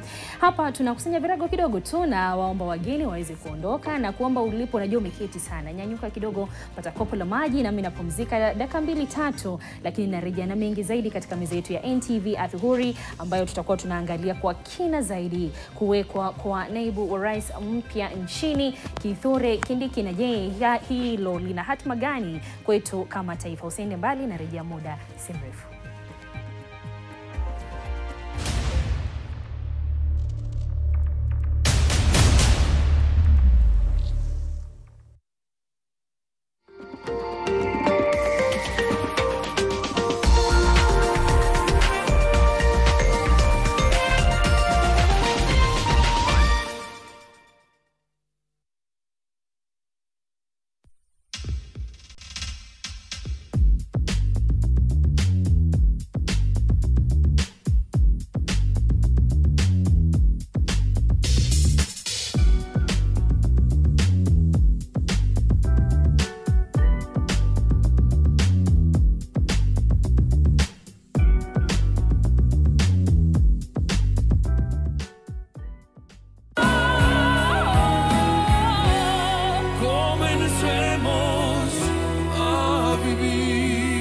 Babies play around and then, oops, Morphix ina absorb like whoop.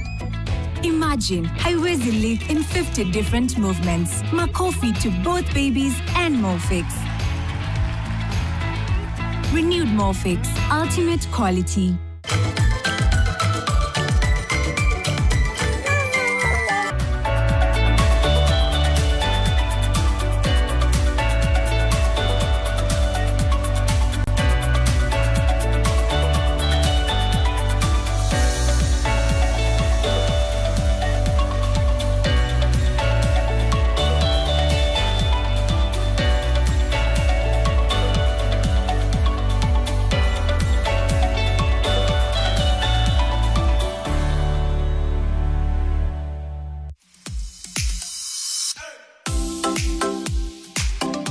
Get ready to tantalize your taste buds and embark on a culinary journey with Pishi Bomba, the ultimate cooking show that brings the flavors of the world right into your living room.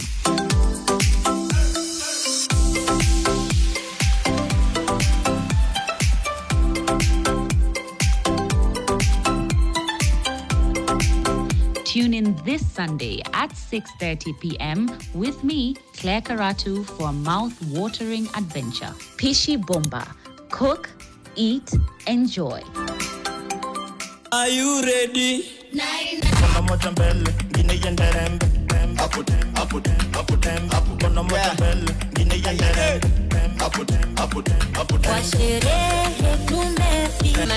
Lete kingari nikusitie kifuanga. Niko na dem, mwenye kuna dem pia.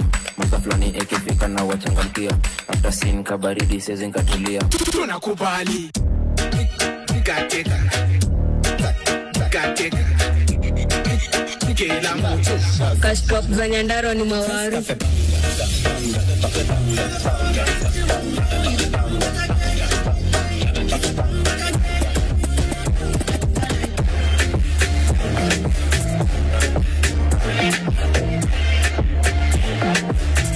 Only on NTV. This week on Churchill Show. Give it up for Churchill! Lakini Jesse nimerealize leo kumbe unakuanga tu muande sa mgombali. Nimekaribia, I swear. Tunashinda tunaomba Yesu mmoja. Mombasa Yesu ni wengi. 40 Jesus. Faith is like Wi-Fi. Powerful but invisible. And God says with this you can be connected for free. Alikuandalia picha kama vile the Kakamega D.O. The mountain mogul. The villager. Na sasa the mountain as foreigner. I really appreciate your support because without you we cannot be us. Mbona huwa tunajenga nyumba na Mungu alijenga dunia ikiwa nje?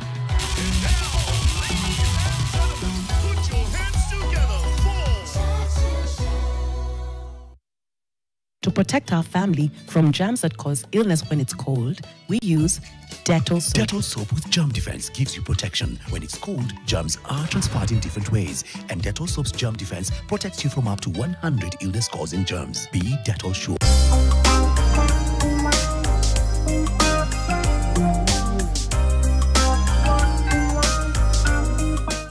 As a newly regulated deposit-taking SACCO, Mhasibu is here for all professionals, offering secure and flexible products and services, all under one roof. Whether you're saving for a brighter future or investing in your dreams, become a member now and start your journey to financial success.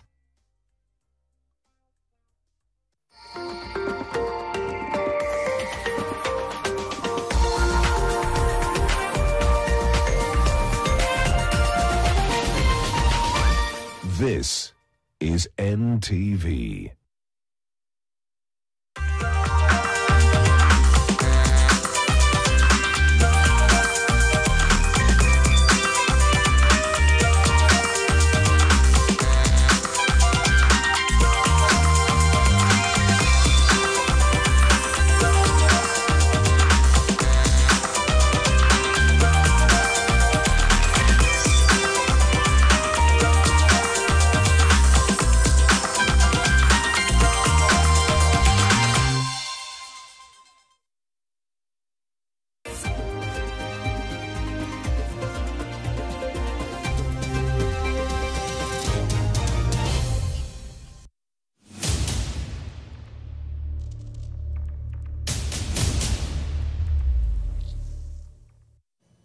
Mtazamaji wangu, siku ya leo ni ambayo itasalia katika vitabu vya historia ya taifa la Kenya. Maana ni siku ambayo taifa limeweza kupata naibu wa rais mpya chini ya miaka miwili baada ya uchaguzi mkuu wa mwaka 2022 kufuatia kung'atuliwa kwa aliyekuwa naibu wa rais Rigathi Gachagua bungeni, na asubuhi ya leo kuweza kuapishwa kwa Profesa Kindiki Kithure kama naibu wa rais mpya.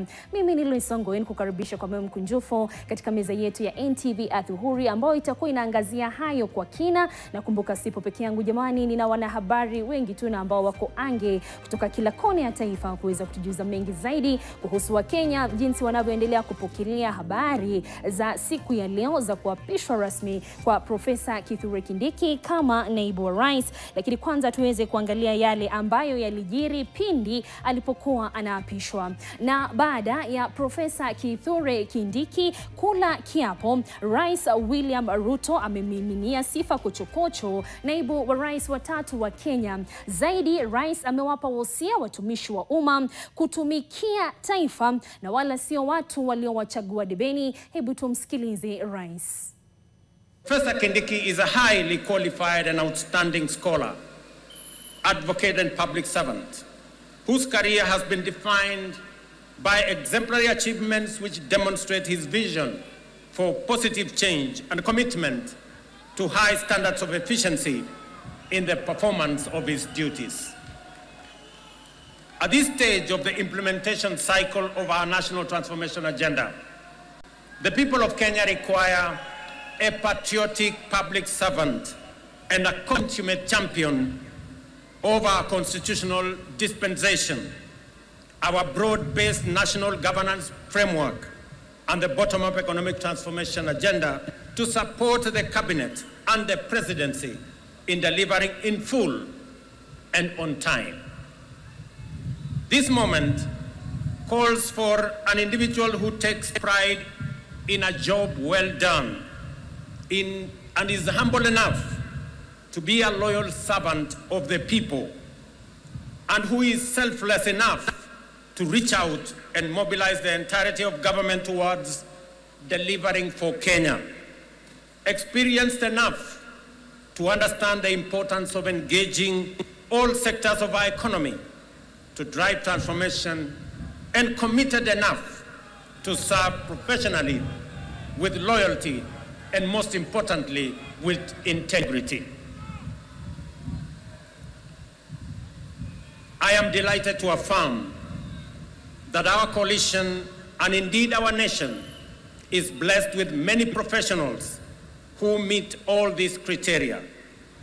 Among them, Abraham Kithure Kindiki stands out for his exceptional qualifications, extensive experience, and wide-ranging accomplishments. I am honored that he is available. He has told me he is ready, and I know he is willing to serve as my deputy.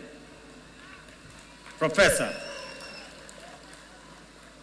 my young brother, let me call you Abraham K. or Abra K. Welcome to the service of this great nation, Kenya. And let me say this, I have heard you clearly when you took your oath of office and the oath for the due execution of your responsibilities as Deputy President. You have said two fundamental things in your oath. Kenyans were listening, I too was listening. You said that you will serve the people of Kenya and the Republic of Kenya. Abrake, please serve the people of Kenya and the Republic of Kenya. As I told our principal secretaries, as I told our cabinet secretaries, and as I tell every public servant who has a responsibility, who has a duty, who has the honor to serve our nation, let us serve the people of Kenya and the Republic of Kenya. We are not here to serve ourselves or our families or our communities or our regions or our villages. We are here to serve the Republic of Kenya and the people of Kenya. The second thing that you have said in your oath, I said in my oath, I listened to principal secretaries and cabinet secretaries and others.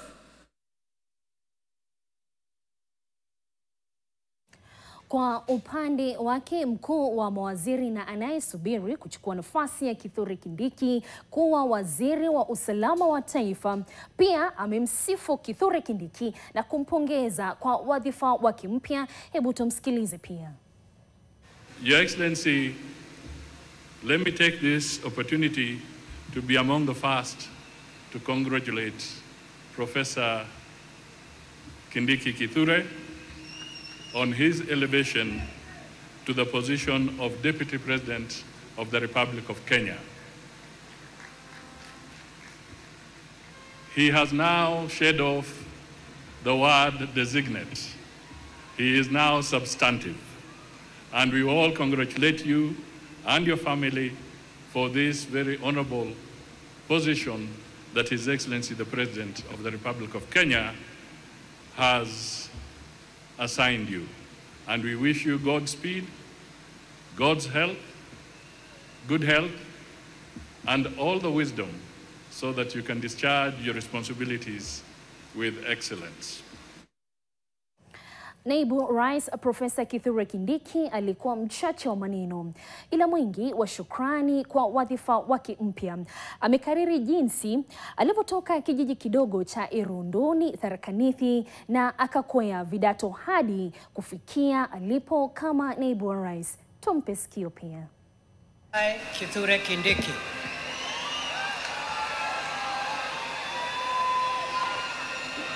In full realization of the high calling, I assume as Deputy President of the Republic of Kenya.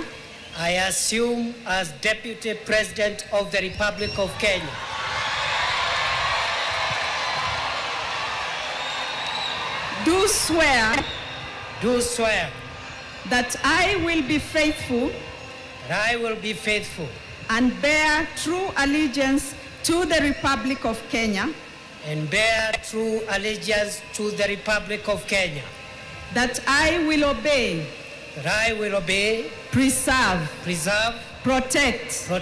And defend this Constitution of Kenya. As by law established. And all other laws of the Republic. And all other laws of the Republic. And that I will protect. And uphold the sovereignty. Integrity. And dignity of the people of Kenya. So help me God.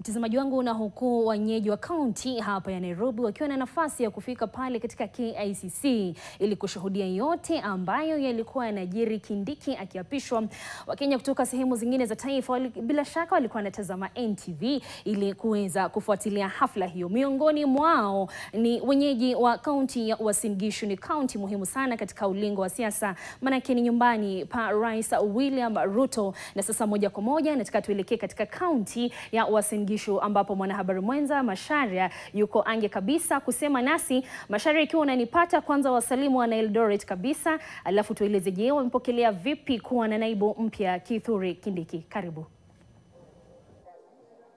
Kwanza salamu nyingi kwako Lois kutoka kwa wakazi hapa wa kaunti ya Uasin Gishu, haswa eneo la Silverline hapa. Lakini hii sasa wakazi hawa wameweza kufuatilia shughuli nzima ya kuapishwa kwa naibu rais wa pili chini ya serikali hii ya Kenya Kwanza, ambaye ni Profesa Kithure Kindiki, na hii sasa ndio maoni yao. Ndugu, utaanza kwa jina na utueleze, je, unahisi vipi ya kwamba Profesa Kithure Kindiki sasa ndio naibu rais wa Jamhuri ya Kenya? Jina langu ni Simba Jeff, mimi ni mkazi wa jiji hili la Eldoret. Tunatoka tu viungani mwa Eldoret. Kwanza tunampongeza, hongera sana Profesa Kindiki, na tunakueleza kwamba piga kazi. Rais ameweza kusema katika hotuba yake kwamba kwa miaka miwili kazi haijafanyika na hakuna mtu ameweza kuzungumzia sera za Kenya Kwanza. Tunamueleza piga kazi na uzungumze sasa kwa sauti ambayo tutaifuata kama wakazi na kila mtu katika nchi hii. Pili, tunamueleza kwamba bonde la Ufa tumekuwa na misuko hasa za bandits. Tunamueleza aendelee kufika kwa sababu alipokuwa kwenye interior alipiga kazi pale. Aendelee kufika na aendelee kupiga kazi. Na azunguke Kenya nzima kona zote aweze kufika. Asikwame kule Tharaka Nithi. Yeye ni naibu rais wa Jamhuri ya Kenya, si wa Tharaka Nithi. Apige kazi Kenya nzima na aweze kufika. Hata Uasin Gishu tunamungoja aweze kufika kwa sababu amefanya kazi na rais. Na rais ni rafiki yake. Alipozungumza rais tuliangalia kwamba hawa ni wandani, hawa ni marafiki. Alikuwa wakili wake wakati wa ICC. Sasa hawa ni marafiki, watapiga kazi. Na hapo tunaona kazi itakuwa sawa. Asante sana ndugu, tanza kwa majina, na je, unahisi vipi ya kwamba sasa Kithure Kindiki ndio naibu rais wa Jamhuri ya Kenya? Kwa majina naitwa Bethwell. Nataka niseme kwanza congratulations kwa Kindiki, na tunaomba kama wakaaji wa Uasin Gishu kwamba wakati anapotembea Kenya nzima, tunataka ajue yeye ni naibu wa rais. Ni naibu wa rais wa Kenya wote, si ya Wataraka, si ya watu wa Meru. Kwa mfano wakati wa Rikiji, wakati alikuwa anatembea Uasin Gishu, alikuwa anafanya mikutano zake eneo la Madharu, mahali watu wao wamekaa. Raundi hii tunaomba Kindiki, unaposunguka Kenya, ujue ya kwamba wewe ni naibu wa rais ya Wakenya wote. Ya pili, tunaomba rais kwa ile kiketi ya Profesa Kindiki ya internal security, tunaomba raundi hii wacha ikuje nyumbani Uasin Gishu, kwa sababu hatuna waziri katika hii eneo la Uasin Gishu. Na tunaomba hiyo kiketi wacha ikuje raundi hii Uasin Gishu, kwa sababu tunajua hii ni kiketi ambayo mambo mingi inatendeka Rift Valley. Ukienda maeneo la West Pokot unapata bandits, mambo mingi zinaendelea. Tunaomba raundi hii kiketi ya internal security ikuje nyumbani. Ya pili, tunaomba ndugu yetu Rigathi Gachagua, hakuna mwenye alikutoa kwa kiketi. Mambo yako ndio ilikufanya ukatolewa kwa kiketi. Hiyo imeonyesha ya kwamba Kenya tumepata demokrasia. Upande wa Senate tunasema congratulations, mumeonyesha ya kwamba Kenya hii tumeexercise mambo ya constitution. Kama mambo anafanya mtu akifanya mambo yenye haiendeani na katiba ifuatiliwe. Kama ni mtu kwenda nyumbani, hiyo tunakubali. Kwa sababu tumeona venye hii mambo imefanyika, Kenya imetulia kwa sababu wamefuata mambo ya katiba. Asanteni sana. Ndugu, labda kwa kifupi tu tuelezee unatarajia nini kutoka kwa naibu rais Profesa Kithure Kindiki, tofauti ambayo na ile tungeipata chini ya uongozi wa naibu rais, na yule ambaye ameweza kubanduliwa uongozini. Okay, asante. Kwa majina naitwa Thomas Birich. Ningependa kupongeza naibu wa rais ambaye ameteuliwa. Nasema asante kwa sababu Wakenya wote wamefurahia, hata sisi wakazi wa Uasin Gishu tumefurahia uteuzi wake, na tuko na matumaini ya kwamba yeye atafanya kazi tofauti na yule ambaye alikuwa. Tunatarajia alete umoja wa taifa, tunatarajia aweze kusema sera za Kenya mzima, aweze kuleta ile umoja ambao tunaamini kwamba sisi tuko na naibu rais wa Kenya mzima. So tunaomba Kindiki aweze aone kwamba is a symbol of national unity na aongee masuala ya Kenya mzima. Hiyo ni matarajio yetu kama Wakenya, kama watu wote wa Kenya. So nasema asante kwa naibu ambaye ameteuliwa na afanye kazi kwa Wakenya wote. Asante sana. Labda nikiendelea kumalizia nizungumze na jinsia tofauti kwa kina dada. Labda unaweza tuelezea hisia yako ni ipi? Naibu rais wa nchi hii ya Kenya sasa ni Profesa Kithure Kindiki. Kwa majina mimi naitwa Sharon Mohamed, mkaji wa Uasin Gishu. Nataka kusema congratulations honorable Kindiki. We need kitu yenye tunataka kusema, Kindiki time alikuwa waziri alileta peace and unity and love in our country. So I think Kindiki is the right person, the right choice of president. And we are happy president amepata type yake.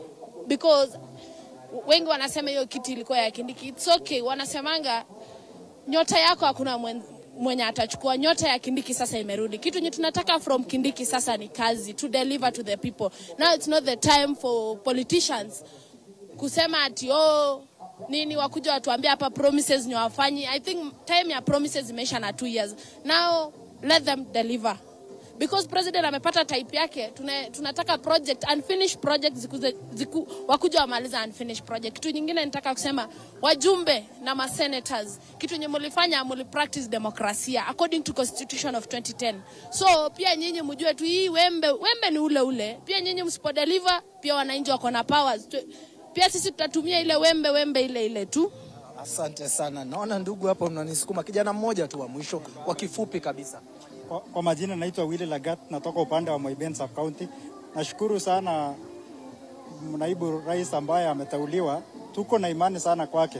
Tunaomba tu aweze kudeliver, aweze kudeal na mambo na SHA, Adani, mambo na funding model ya wanafunzi, aweze kudeal na economy, stabilize economy naturally. Na vijana bado tunamngoja, hatujapata kazi. We are more than millions jobless youth, na tuko na imani kwa hao madaktari wawili. Tunashukuru sana. Asante sana Lois. Haya ni hisia tu, hizi ni maoni tofauti na hisia kutoka kwa wakazi hao wa kaunti hii ya Uasin Gishu. Hapo awali tukizungumza nao waliweza kuelezea kwamba hadi washapangia sherehe ya kusherehekea kuapishwa kwake naibu rais katika sehemu hii ya Silverline. Lakini kwa sasa labda nirudishe usukani kwako. Kumbuka salamu nyingi kwako kutoka kwa hawa wenyeji wanakutambua. Asante. Asante sana Masharia, na bila shaka wenyeji wa Eldoret nimesalimika sana. Mtazamaji wangu, pindi alipoapishwa aliponena na taifa, naibu wa rais Kithure Kindiki aliweza kunena na akasema kwamba yeye anashukuru taifa la Kenya kwa kumlea, na bila shaka akaweza kusema vile vile anashukuru kaunti ya nyumbani kwa kuweza kumlea, na hivi sasa amefikia kiwango cha naibu wa rais. Sasa moja kwa moja tuelekee katika kaunti yake nyumbani ya Tharaka Nithi, ambapo naona David Muthoka yuko tayari. David, najua umekuwa hapo tangu jana. Wenyeji wa Tharaka Nithi wanaendelea kushangilia kiasi kipi? Wape nafasi waseme wenyewe. Karibu David. Na tangu Profesa Kithure Kindiki aliposema I Kithure Kindiki do swear, alipokuwa akikula kiapo cha kuwa naibu rais wa Kenya, eneo hili na ni kijiji chake haswa katika kaunti ya Tharaka Nithi kimekuwa kwenye shangwe na nderemo na nyimbo haswa za kitamaduni kusherekea Kithure Kindiki kuapishwa kuwa naibu rais wa Kenya. Kama unavyoona tu, niko katikati ya umati wa sherehe hapa katika au nje haswa ya makazi yake Profesa Kithure Kindiki katika kaunti ya Tharaka Nithi. Upande wangu wa kushoto kuna kina mama ambao wamebeba bila shaka miti na majani wakionyeshana furaha yao haswa baada ya Kithure Kindiki kula kiapo, na kuna makundi mbalimbali kama hayo ambapo watu na wakazi na pia wanakijiji wake Kithure Kindiki bila shaka wana furaha isiyo kifani baada yake kula kiapo kama naibu rais wa taifa la Kenya. Ni hafla ambayo imefanyika katika ukumbi wa KICC na bila shaka tumeshuhudia Profesa Kithure Kindiki akila kiapo na kutoa hotuba na akiapa kuwa atatumikia Wakenya wote zaidi ya milioni 50, na pia ameweza kupongezwa na Rais William Ruto na bila shaka akamkubalia na kumkaribisha katika serikali yake na kusema kuwa atafanya kazi pamoja. Bila shaka taarifa hiyo iliyokuwa ikifuatiliwa na wengi wa wakazi hapa kwenye televisheni imepokelewa kwa mikono miwili. Ukiona pia kuna wazee pale waliovalia magwanda ya kitamaduni na wenye ala tofauti tofauti wakionyesha furaha walionayo haswa baada ya Profesa Kithure Kindiki kula kiapo. Hapa tuko katika wadi ya Muthokima bila shaka, na hapa tulipo ni nje ya makazi rasmi yake Profesa Kithure Kindiki hapa katika kaunti ya Tharaka Nithi. Na bila shaka tu nikichukua maoni ya baadhi yao hapa, nikianza na wewe, unaitwa nani na unahisi vipi baada ya kuona ni rasmi Kithure Kindiki akila kiapo cha kuwa naibu rais? Naam, kwa majina ni Kirugi Godfrey, mkazi na mzaliwa wa Mukodhima Ward, Tharaka Constituency, Tharaka Nithi County, ambako ametoka Professor Kithure Kindiki, the Deputy President of the Republic of Kenya. Sisi ile kitu tunatarajia ni kwamba atafanyia wananchi kazi na moyo mmoja. Kama mlivyoona hapo awali, alikuwa CS, the best performing CS.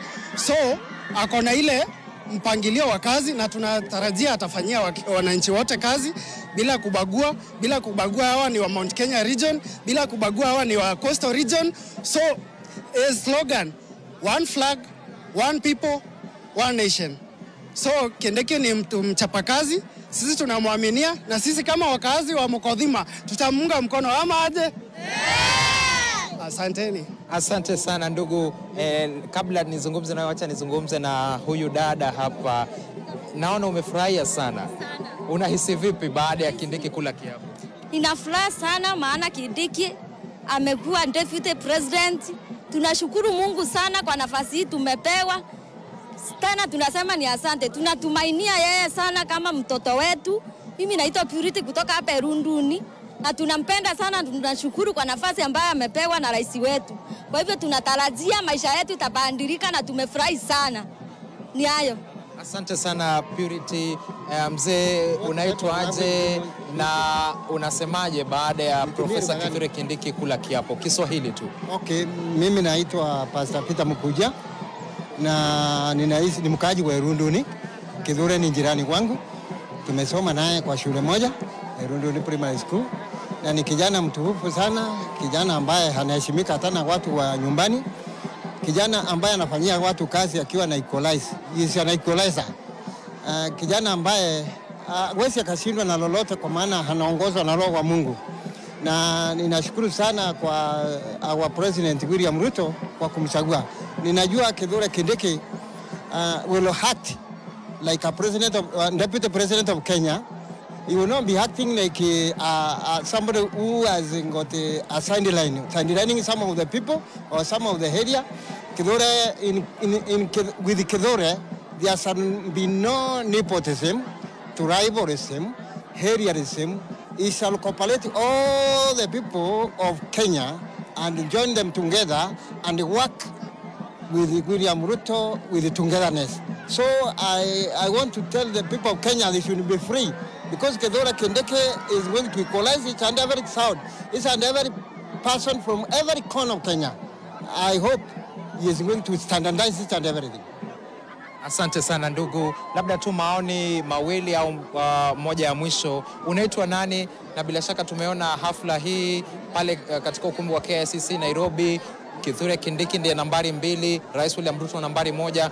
Unahisiaje baada ya kuona hilo? Okay, mimi naitwa Denson Mwago Temba, mkaji hapa Mukodhima, Tharaka Nithi County. Sasa mimi niko na furaha sana kama vile wahenga wananyanga chechele walipobaki kuli chilikumkuka kamatu kama kapi. Tunaona sasa Kindiki ni nyota ya hapa Tharaka na Kenya nzima. Sasa kama rais wetu Daktari Ruto alichagua Kindiki kama naibu wake, tunaona hapo daktari na profesa watafanya kazi mzuri kwa hii Kenya yetu. So mambo mengine mimi ningetaka ile mambo yote ama miradi yote ilikwama kwa hii Kenya yetu, naomba tafadhali waikwamue mara moja ili wananchi wa hapa Kenya na Tharaka Nithi tupate mazao mazuri na hata pia watu wetu waelimike.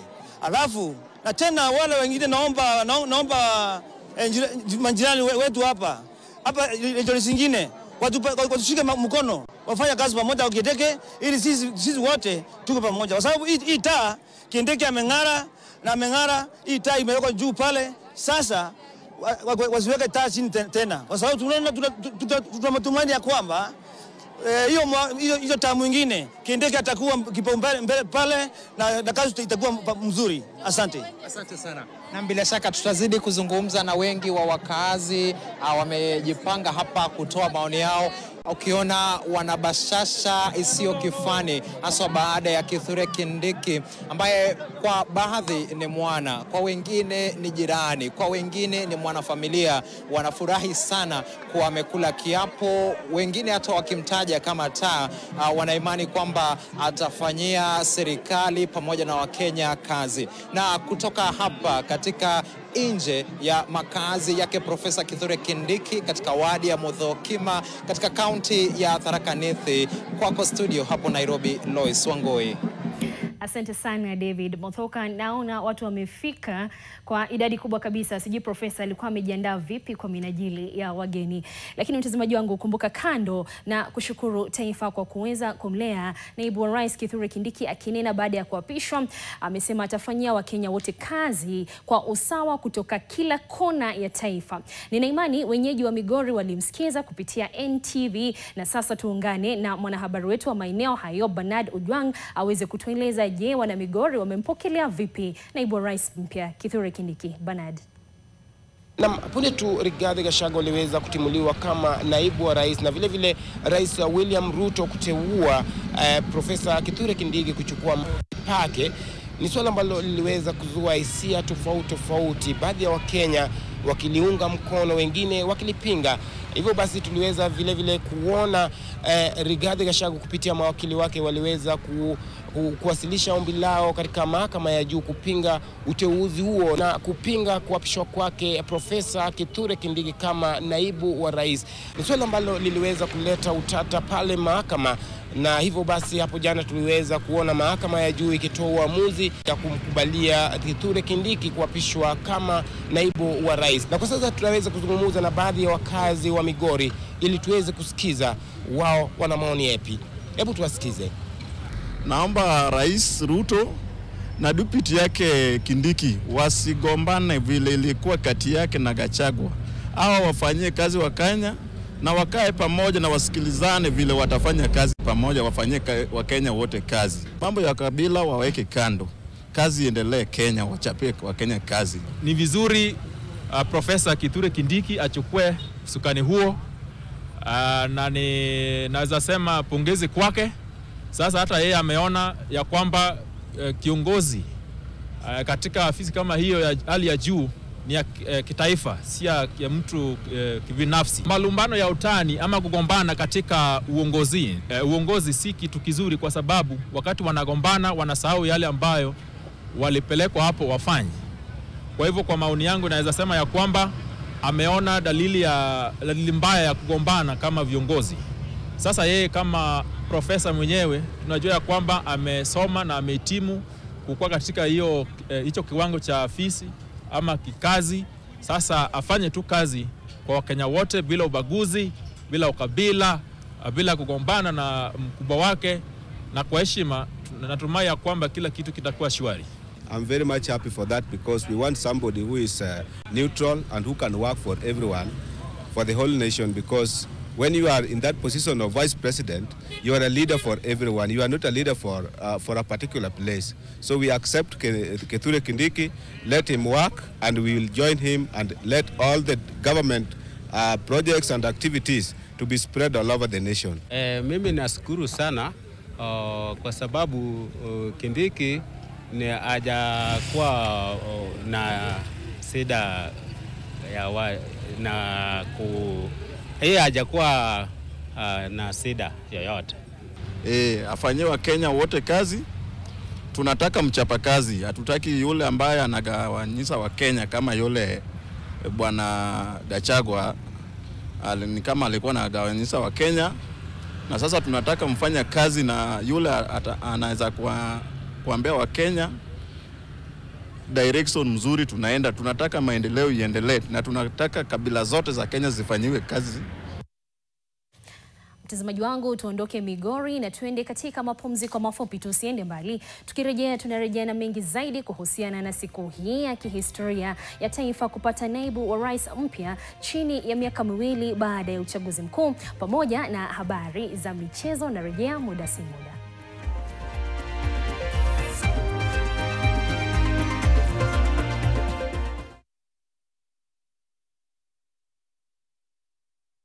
I recognize the importance of teaching the young people in our society about SRHR so that they can go back into their own communities and advocate for these issues that affect them, their family, their sisters, their mom, their uncles, and also the younger generations that's to come. And I know most times we live in a society where issues around sexuality is shrouded in secrecy. So this was a nice, safe space where we could discuss these issues without any shame, without any discrimination, without anyone feeling bad for the views that they had. Nairobi, are you ready? Changamka Shopping Festival returns to Kenya's capital for the 7th year. This year, the festival is scheduled for 5th to 9th November 2024 at the KICC Nairobi and is themed celebrating the growth and ingenuity of the local manufacturing sector. Here's another unique opportunity to see, try and buy various products at affordable prices expertly made in Kenya. This edition will be hosted alongside the Kenya Industrialization Conference in partnership with the Ministry of Investments, Trade and Industry. Entry is free. Hashtag Changamka Fest 2024. Hashtag KIC 2024. See you there.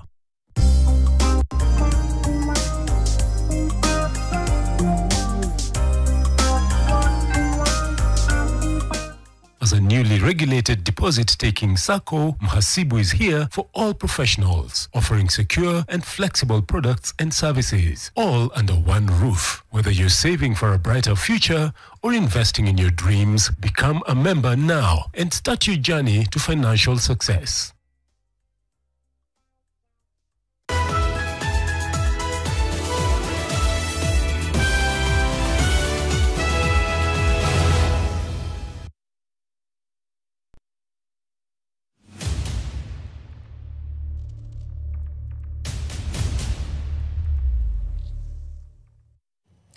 Karibu tena mtazamaji wangu. Naibu wa Rais Profesa Kithure Kindiki alikuwa mchache wa maneno, ila mwingi wa shukrani kwa wadhifa wake mpya.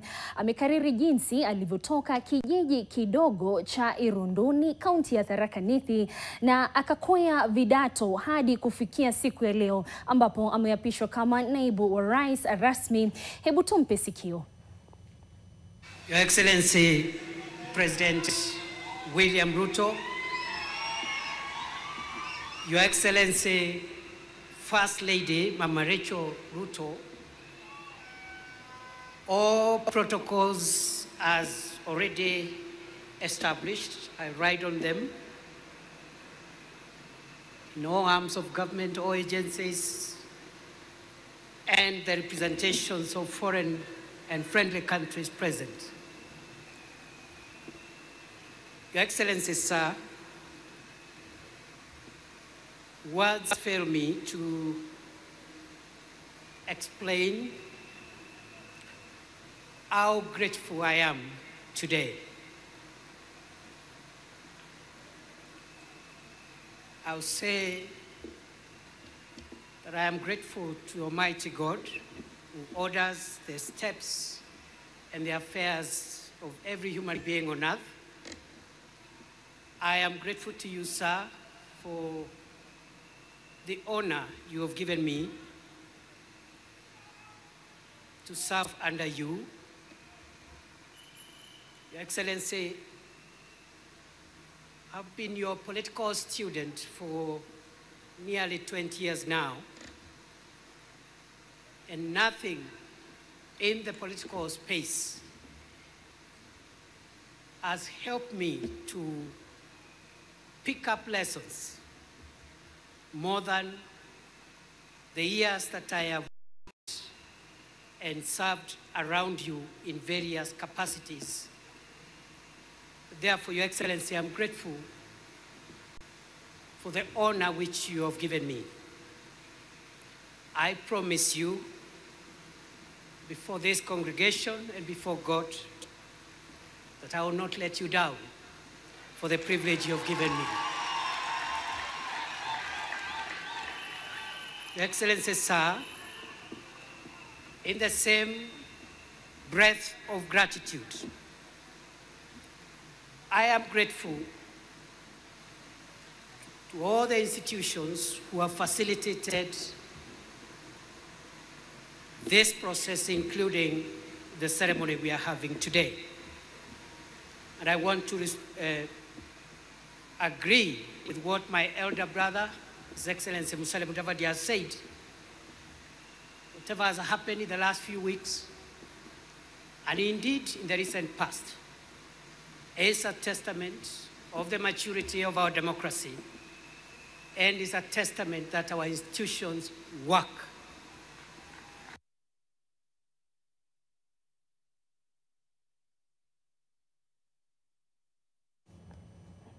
Mtazamaji wangu, kumbuka unaweza kuendelea kusema nasi, tueleze je, siku hii unaipokelea vipi? Unahisia zipi kama Mkenya? @Lois_Ngoe, @NTV, @Uhuri, @Nation.Africa. Lakini kwa sasa nafasi hii naomba niipe wana Makueni waweze kusema nasi. Je, wamepokelea vipi siku ya leo na wana yapi ya kusema? Makueni, uwanjani wenyu.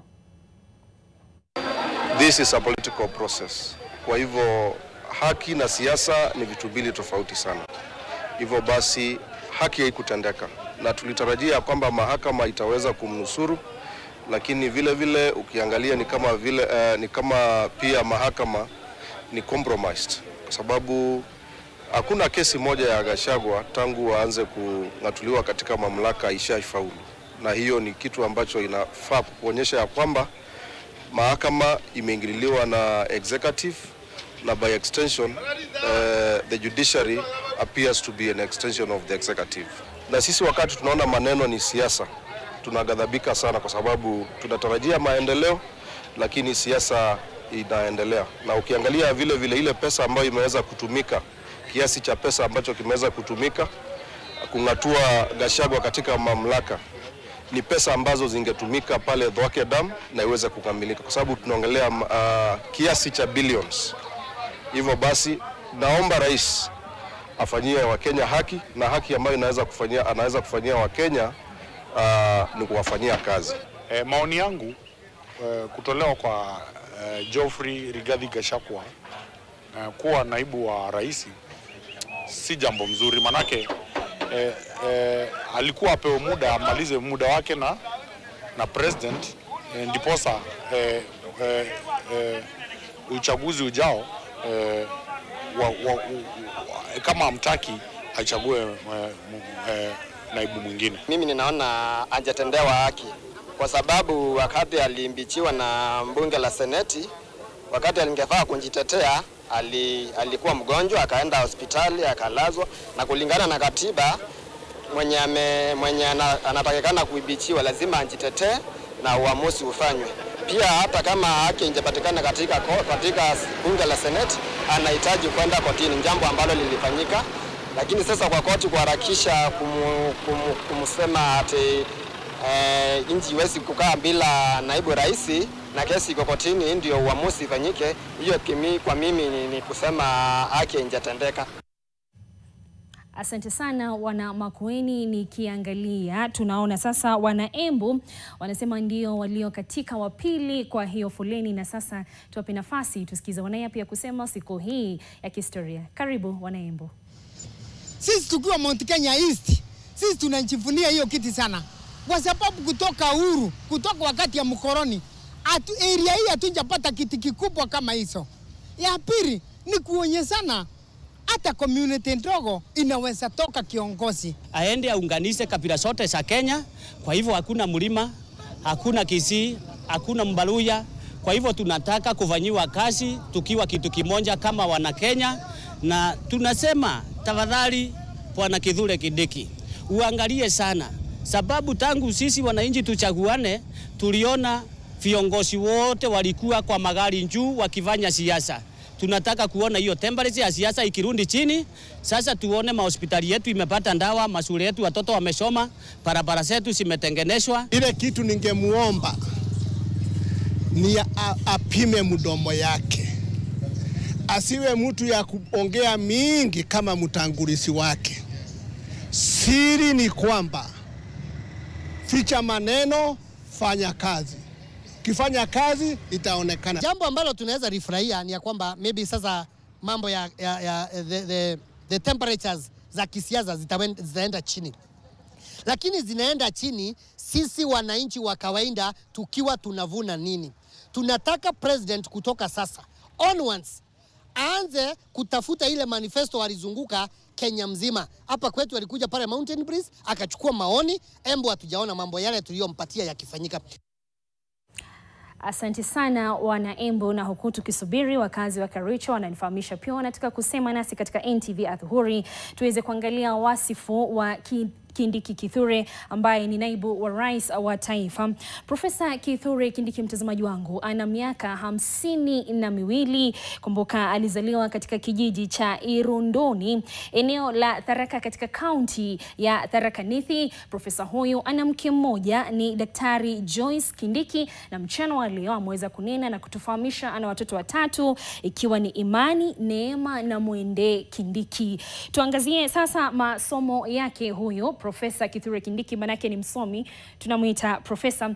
Sasa Profesa Kithure Kindiki ana shahada ya sheria kutoka Chuo Kikuu cha Moi maeneo ya Eldoret. Profesa huyu vile vile ana shahada ya uzamifu ya sheria ya kimataifa. Ni shahada ambayo alipata maeneo ya Pretoria nchini Afrika Kusini, na alikuwa mhariri wa Chuo Kikuu cha Moi, vile vile Chuo Kikuu cha Nairobi. Tuangazie safari yake ya siasa, mtazamaji wangu. Huyo Profesa Kithure Kindiki ambaye ni naibu rais alikuwa seneta wa kaunti ya Tharaka Nithi katika mwaka 2013 hadi mwaka 2017. Amekuwa kiongozi wa wengi katika bunge hilo la seneti muda huo wa mwaka 2013 hadi 2017. Akapata nafasi ya kuwa naibu wa spika wa bunge hilo la seneti Agosti mwaka 2017 hadi mwaka 2020. Na pindi Rais William Ruto alipoapishwa kama rais wa 5 wa taifa, aliweza kumteua Kithure Kindiki kama waziri wa usalama wa taifa mwaka 2022 hadi mwaka huu, ambapo sasa amepanda ngazi kidogo na kuwa naibu wa rais. Tuangalie tajriba yake ya kikazi.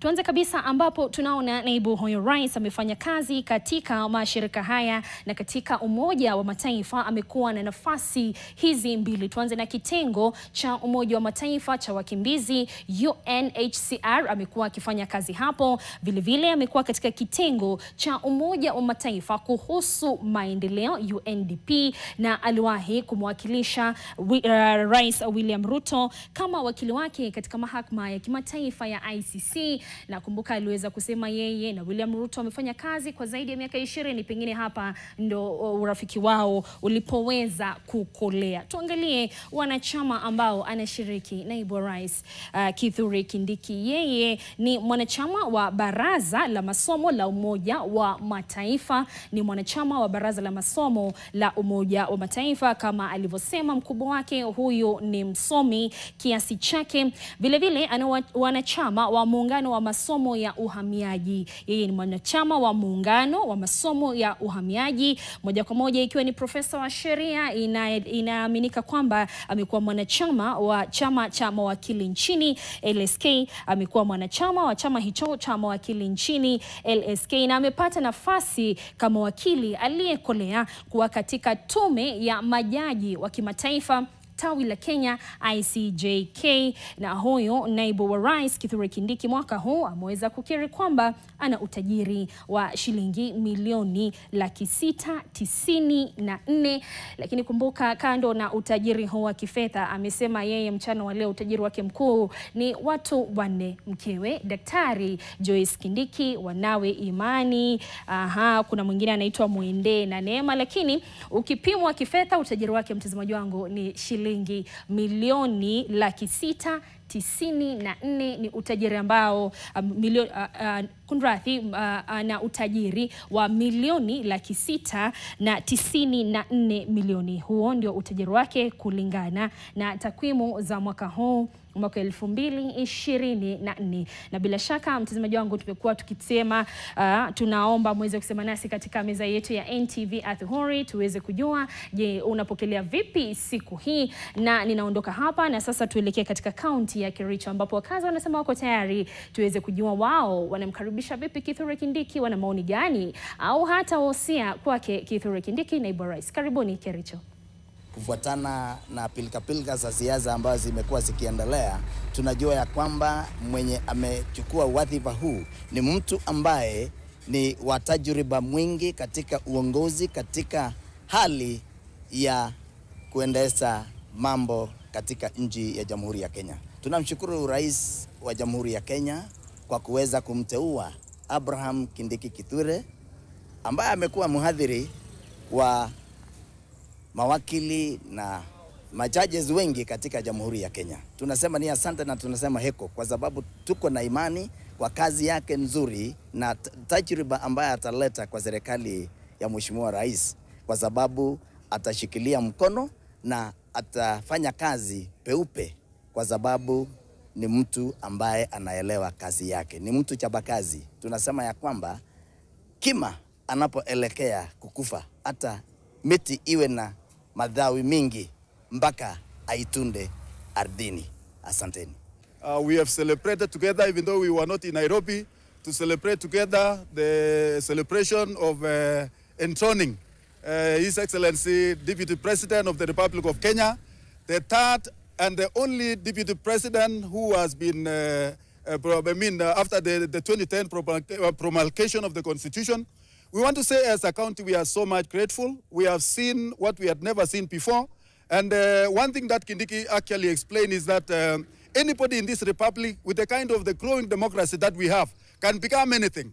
And it was a big encouragement that where you start is not, does not matter, because what is ahead of you, how much you can develop, how much you can move, grow up as a leader, it is a possibility in a country like Kenya. But what we want to say as a county, we do appreciate, and we are remaining hopeful that Kindiki, who is said to have a student of Kericho High, where we are seated now, he is actually, so much aware of what is happening in Kericho, or how we are in Kericho, and he has been able to traverse this republic as the Minister of Interior. And we are very much informed that he is quite informed about the development of our countries or our different counties. And we are remaining hopeful that going into the future, Kindiki is the man to watch and to deliver even in our counties where we have been longing to have the right leadership. Kama vile Kindiki ameteuliwa, mimi by the way sijafurahia, kwa maana kuna Gachagua ambaye mwenyewe alifanya Ruto akapanda kwa mlima na akaweza kuwin kura zake ndo akamiliki kuwa president. Lakini kama si Gachagua kwa hiyo mlima angepanda, na ndo maana sasa siku ya leo nasema kuna uzariti iliingilia kati, maana juu Gachagua yeye mwenyewe alipandisha Ruto mlima akaweza kuwania kuwa upresident na akashinda na kura mingi sana kutoka upande wa mlima. Lakini watu sana wanaongelelea mlima, lakini hawajui mlima maana yake ni nini. Mimi mlima yenye najua ni mlima ni kuwa kuna kile kinapatikana mlima, na hata ukienda upande wa Biblia utapata wengi walipata usaidizi kutoka kwa milima juu msaada wao ulikuwa unatoka kwa milima. Na tunashukuru sana kwa Abraham kuwa deputy president, sababu yeye ni mtu wa imani, na tuko na imani kubwa sana kwa jina ambaye inaitwa Abraham, sababu ni mtu wa imani. Kwa hivyo hata sisi pia tuko na imani ya kwamba utatufanyia kazi nzuri sana, na kwa hivyo na kwa hayo nasema ya kwamba wale viongozi wote ambao wanafanya kwa serikali, fanya kazi yako nzuri, na usipofanya kazi yako nzuri ujue ya kwamba ile impeachment ambayo ilitumika pia itafika kwa ofisi yako. Na tena mambo ya corruption ni waone ya kwamba Kindiki Abraham atamaliza mambo ya corruption. Tuko na imani kila kitu itaenda mzuri sana. Asante sana Wena Kiricho. Tuondoke Kiricho, mtazamaji wangu, tuelekee katika kaunti ya Meru. Ni kaunti jirani ya kaunti nyumbani ya naibu rais mpya Kithure Kindiki, kaunti ya Tharaka Nithi. Hebu tupate wa Meru wanasema nini kutoka maeneo hayo. Karibuni. Kindiki anaonekana ni mtu shupavu na ataendesha kazi yake na atatii, atafuata yale rais atakuwa akimwambia na atafanyia wananchi wetu wa Kenya kazi. Na kwa miaka yeye ni kijana wa miaka ile ya ukomaa, ile ya kazi, inaonekana atafanya kazi vizuri. Na tunajua Kithure Kindiki yeye si mtu wa kubagua, na tunajua Kithure Kindiki yeye si mtu wa kufanya kampeni ya mapema, kwa sababu ile tunataka sasa ni kampeni ya kuwekea watu wa Kenya maji. Mnataka maji?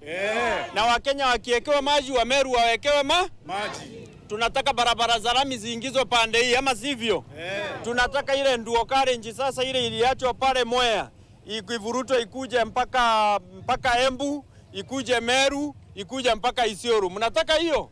Tukiwa wamama wa South Menti, Tharaka Nithi, Kenya yote tuko nyuma yako, na kitu tutakupatia mpaka 10 years. Ili 10 ikiisha tupatie Profesa Kindiki. Kimlinganisha na viongozi wengine hapa nchini Kenya, nitamlinganisha na rais mstaafu alikuwa anaitwa Mwai Kibaki. Mwai Kibaki alitoa Kenya pahali pabaya sana. Alikuwa mtu hakuwa anapiga kelele, lakini kazi yake ilionekana. Hadi kwa sasa kazi ya Kibaki inaonekana Kenya. Tunajua ataunga rais mkono kwa kufanya kazi na kutimiza ahadi ambazo rais alipromise wa Kenya wakati alikuwa anaomba kura mwaka wa 2022.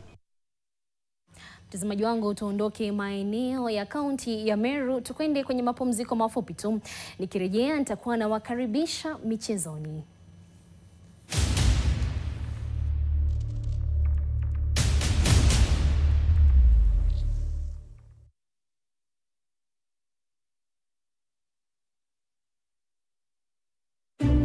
Wrapped in luxury with a scent of confidence.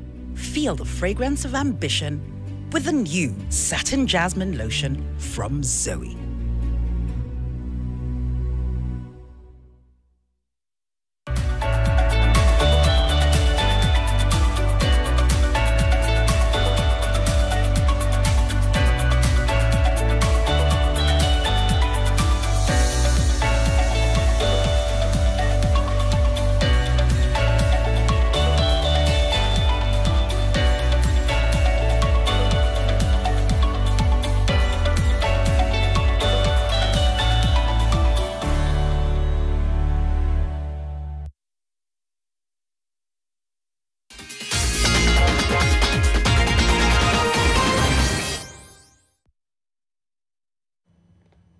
Mtazamaji wangu, karibu michezoni. Timu ya taifa ya wanawake ya kandanda Harambee Starlets imerejea nchini hii leo asubuhi kutoka Uturuki baada ya kushiriki kombe la Pink Ladies. Harambee Starlets ilishiriki mashindano hayo yaliyoandaliwa katika mji wa Antalya nchini Uturuki. Kenya ilishindwa na Urusi kwa mabao jibu, lakini ikajikakamua na kuishinda Ufilipino mabao 4-1, huku wachezaji Elizabeth Mutukiza, Purity Alukwe na Fasila Athiambo wakifunga mabao hayo. Mingi sana, I think itatuwezesha tuende kwa market. Maplayers watakuwa na I think exposure poa, wapate timu zingine, na sahii mpira inalipa, na wakipata hizo chances I think itakuwa better kwa maisha yao. Speed, opening, as in tumelearn a lot, kwa sababu our level yao si level yetu, so tumeona tunafaa kwa vitu mob, so the more we get these opportunities the more we improve. Mgombea urais wa shirikisho la kandanda humu nchini FKF Hussein Mohamed na naibu wake McDonald Mariga wameahidi kukuza kandanda mashinani iwapo watachaguliwa katika uchaguzi mkuu ujao wa Disemba tarehe 7. Hussein na Mariga waliendeleza kampeni zao katika eneo la Bonde la Ufa ambapo walikutana na wadau wa soka kutoka kaunti za Uasin Gishu, Elgeyo Marakwet na Nandi na kisha kuelekea eneo la kaskazini mashariki. We are very committed with my team to ensure that we go back to the grassroots. We support football right from mashinani level. There is a requirement, of course, for heavy infrastructure investment and support from different partners or stakeholders. And I think all those partners are waiting to see a credible face, people with integrity, people with who have been transparent in their dealings, people who are reputable, who can take it to that level. So that is the only way we will be able to basically achieve our goals and build grassroots football. Devolution has played a very key role, of course, in development of other sectors in this country, and sports is a devolved function. Tukisalia na uchaguzi wa FKF ni kwamba baada ya kukutana na gavana wa kaunti ya Kakamega Fernandez Barasa, mgombea urais Cleophas Toto Shimanyula na mgombea mwenza wake Twaha Mbarak walikutana na gavana wa kaunti ya Siaya James Orengo. Toto na Twaha wakiandamana na mkurugenzi wa kampeni zao Andrew Omokwa walifanya kikao na Orengo na kujadili mambo kadha yakiwemo jinsi ya kuimarisha kandanda mashinani iwapo watashinda uchaguzi mkuu wa Desemba tarehe 7. Pia walijadili swala la miundombinu huku wakitumai kushirikiana na magavana wa kaunti zote 47 ili kujenga viwanja. Wakati huo huo, Toto na Twaha walikutana pia na waziri wa vyama vya ushirika Wycliffe Oparanya na kufanya kikao naye kuhusu masuala ya kandanda na uongozi nchini.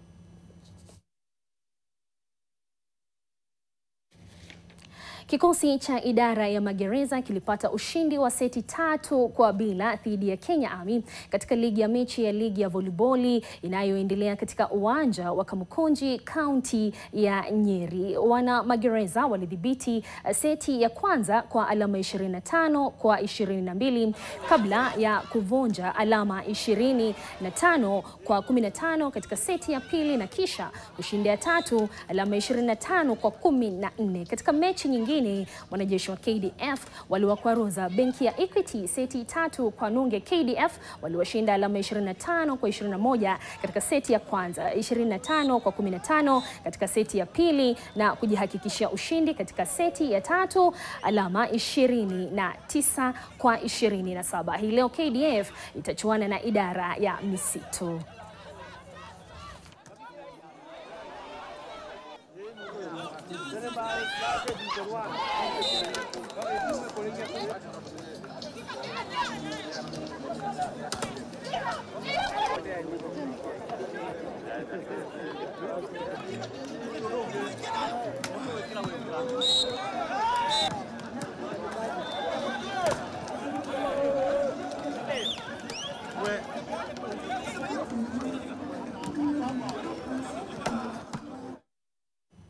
Mkufunzi wa muda wa Manchester United Ruud van Nistelrooy amesema kuwa atakuwa kocha wa timu hiyo kwa muda mfupi na hana matumaini ya kusalia kwa muda mrefu zaidi. Van Nistelrooy alichukua uongozi baada ya kocha Erik ten Hag kupigwa kalamu Jumatatu iliyopita. Mkufunzi wa Sporting kutoka Ureno Ruben Amorim ndiye anayetarajiwa kuwa kocha mpya wa timu hiyo ambayo inajiandaa kucheza na Chelsea Jumapili ijayo. Called upon to help the club forward in this situation, and obviously it was difficult, you know, that Eric had to leave. I was very disappointed, obviously with mixed feelings, but